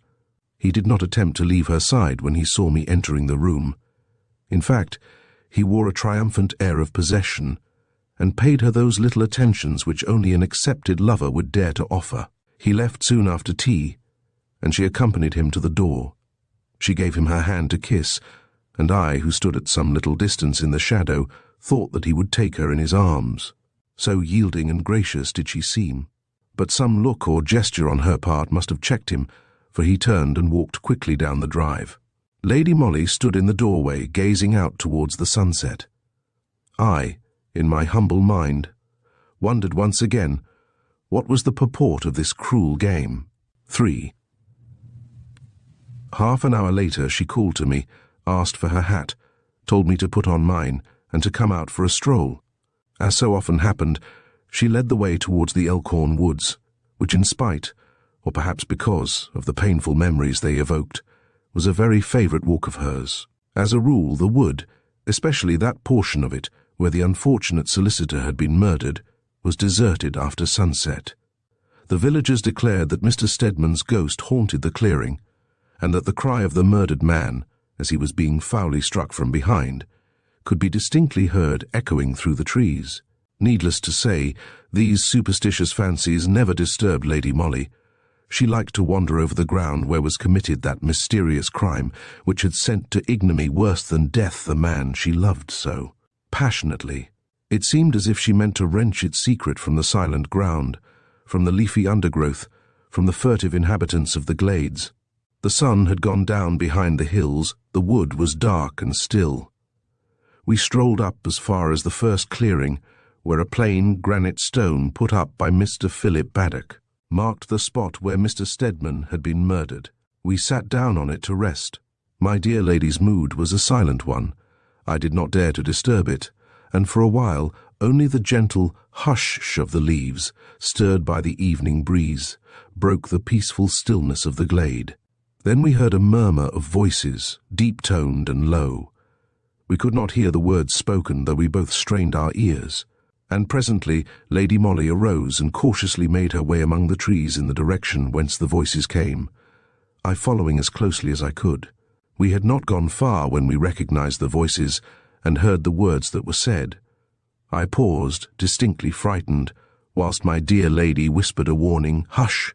Never in all my life had I heard so much hatred, such vengeful malignity expressed in the intonation of the human voice, as I did in the half-dozen words which now struck my ear. "You will give her up, or—" It was Mr. Felkin who spoke. I recognized his raucous delivery, but I could not distinguish either of the two men in the gloom. "Or what?" queried the other, in a voice which trembled with either rage or fear, perhaps with both. "You will give her up," repeated Felkin sullenly. "I tell you that it is an impossibility, do you understand? An impossibility for me to stand by and see her wedded to you, or to any other man for the matter of that. But that is neither here nor there," he added after a slight pause. "It is with you I have to deal now. You shan't have her, you shan't, I won't allow it, even if I have to—" He paused again. I cannot describe the extraordinary effect this rough voice coming out of the darkness had upon my nerves. I had edged up to Lady Molly, and had succeeded in getting hold of her hand. It was like ice, and she herself was as rigid as that piece of granite on which we had been sitting. You seem bubbling over with covert threats, interposed Philip Baddock, with what was obviously a sneer. What are the extreme measures to which you will resort if I do not give up the lady whom I love with my whole heart, and who has honoured me today by accepting my hand in marriage? That is a lie, ejaculated Felkin. What is a lie? Queried the other, quietly. She has not accepted you, and you know it. You are trying to keep me away from her arrogating rights which you do not possess. Give her up, man. Give her up. It will be best for you. She will listen to me. I can win her all right. But you must stand aside for me this time. Take the word of a desperate man for it, Baddock. It will be best for you to give her up. Silence reigned in the wood for a few moments, and then we heard Philip Baddock's voice again, but he seemed to speak more calmly, almost indifferently, as I thought. Are you going now? He asked. Won't you come in to dinner? No, replied Felkin. I don't want any dinner, and I have an appointment for afterwards. Don't let us part ill friends, Felkin, continued Philip Baddock in conciliatory tones. Do you know that personally, my feeling is that no woman on earth is worth a serious quarrel between two old friends, such as we have been. I'm glad you think so, rejoined the other dryly. Slong. The cracking of twigs on the moss-covered ground indicated that the two men had parted and were going their several ways. With infinite caution, and holding my hand tightly in hers, my dear lady made her way along the narrow path which led us out of the wood. Once in the road we walked rapidly, and soon reached our garden gate. Lady Molly had not spoken a word during all that time, and no one knew better than I did how to respect her silence. During dinner she tried to talk of indifferent subjects, and never once alluded to the two men whom she had thus wilfully pitted one against the other. That her calm was only on the surface, however, I realized from the fact that every sound on the gravel path outside caused her to start. She was, of course, expecting the visit of Mr. Felkin. At 8 o'clock he came. It was obvious that he had spent the past hour in wandering about in the woods. He looked untidy and unkempt. My dear lady greeted him very coldly, and when he tried to kiss her hand she withdrew it abruptly. Our drawing-room was a double one, divided by portiere curtains. Lady Molly led the way into the front room, followed by Mr. Felkin. Then she drew the curtains together, leaving me standing behind them. I concluded that she wished me to stay there and to listen, conscious of the fact that Felkin, in the agitated mood in which he was, would be quite oblivious of my presence. I almost pitied the poor man, for to me, the listener, it was at once apparent that my dear lady had only bidden him come tonight in order to torture him. For about a year she had been playing with him as a cat does with a mouse, encouraging him at times with sweet words and smiles, repelling him at others with coldness not unmixed with coquetry. But tonight her coldness was unalloyed. Her voice was trenchant, her attitude almost one of contempt. I missed the beginning of their conversation, for the curtains were thick and I did not like to go too near. But soon Mr. Felkin's voice was raised.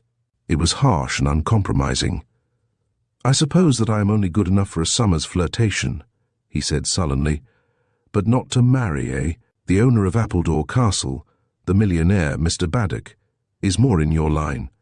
It certainly would be a more suitable match for me, rejoined Lady Molly coolly. He told me you had formally accepted him, said the man with enforced calm.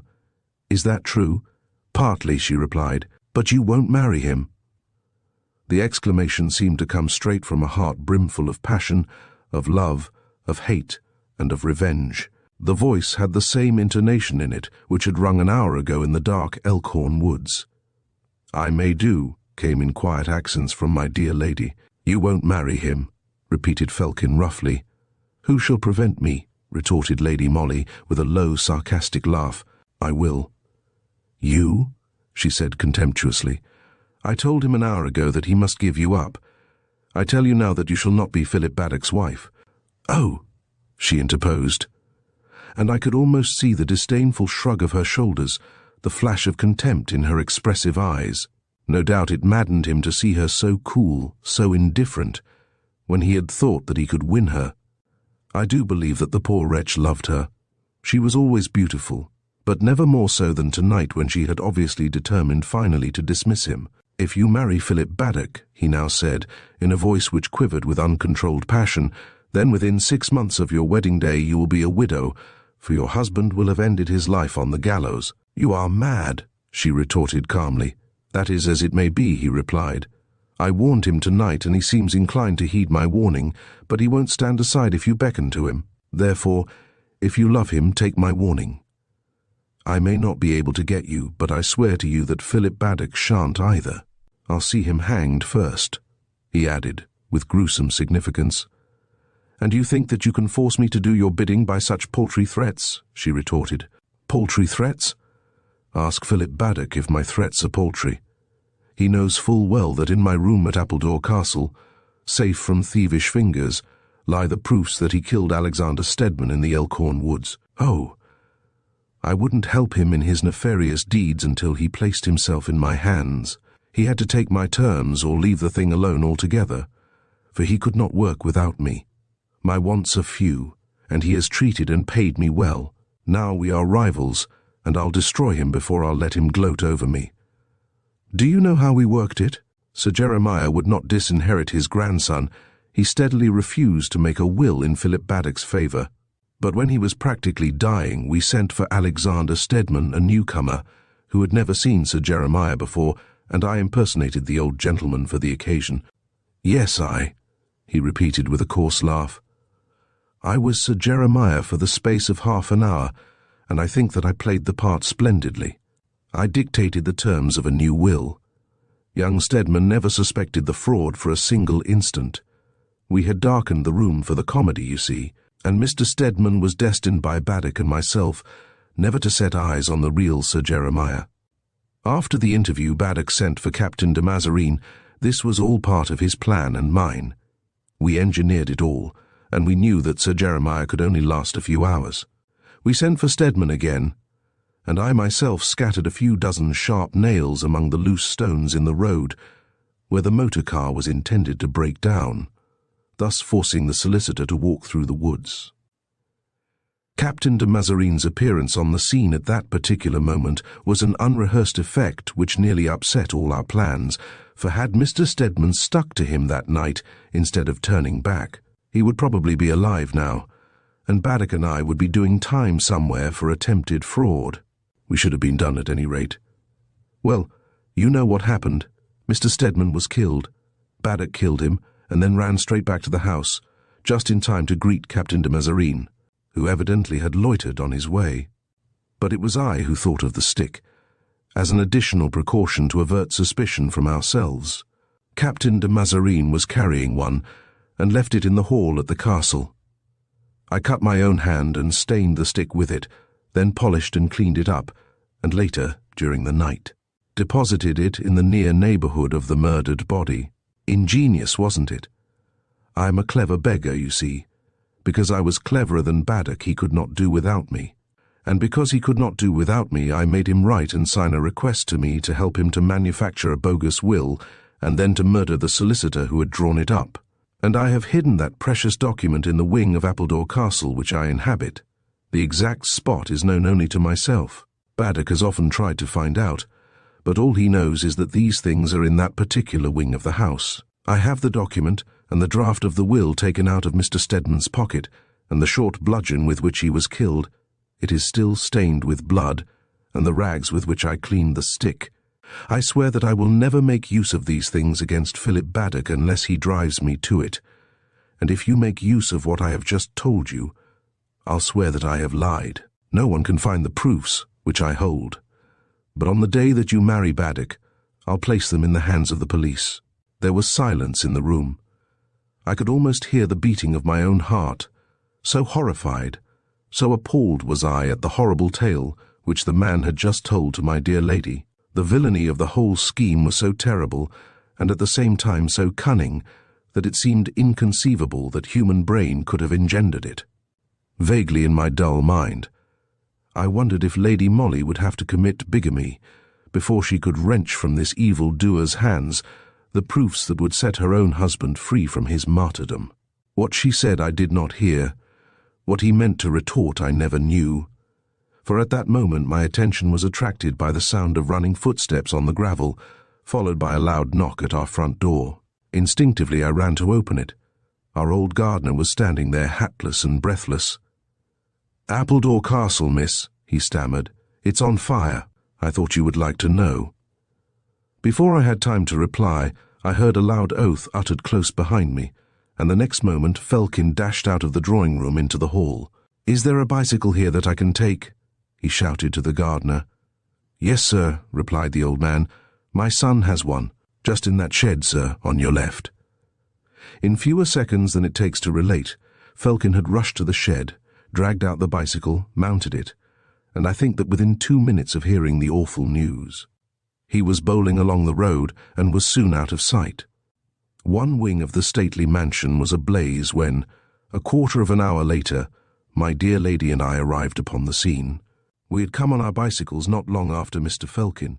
At the very moment that the weird spectacle burst fully upon our gaze, a loud cry of horror had just risen from the 100 or so people who stood watching the terrible conflagration, whilst the local fire brigade, assisted by Mr. Baddock's men, were working with the hydrants. That cry found echo in our own throats as we saw a man clambering, with the rapidity of a monkey, up a long ladder which had been propped up against a second-floor window of the flaming portion of the building. The red glow illumined the large, shaggy head of Felkin, throwing for a moment into bold relief his hooked nose and straggly beard. For the space of 3 seconds perhaps he stood thus, outlined against what looked like a glowing furnace behind him, and the next instant he had disappeared beyond the window embrasure. "This is madness," came in loud accents from out the crowd in the foreground, and before one fully realized whence that voice had come, Mr. Philip Baddock was in his turn seen clambering up that awful ladder. A dozen pairs of hands reached him just in time to drag him back from the perilous ascent. He fought to free himself, but the firemen were determined, and soon succeeded in bringing him back to level ground, whilst 2 of them, helmeted and well-equipped, took his place upon the ladder. The foremost had hardly reached the level of the first story, when Felkin's figure once more appeared in the window embrasure above. He was staggering like a man drunk or fainting.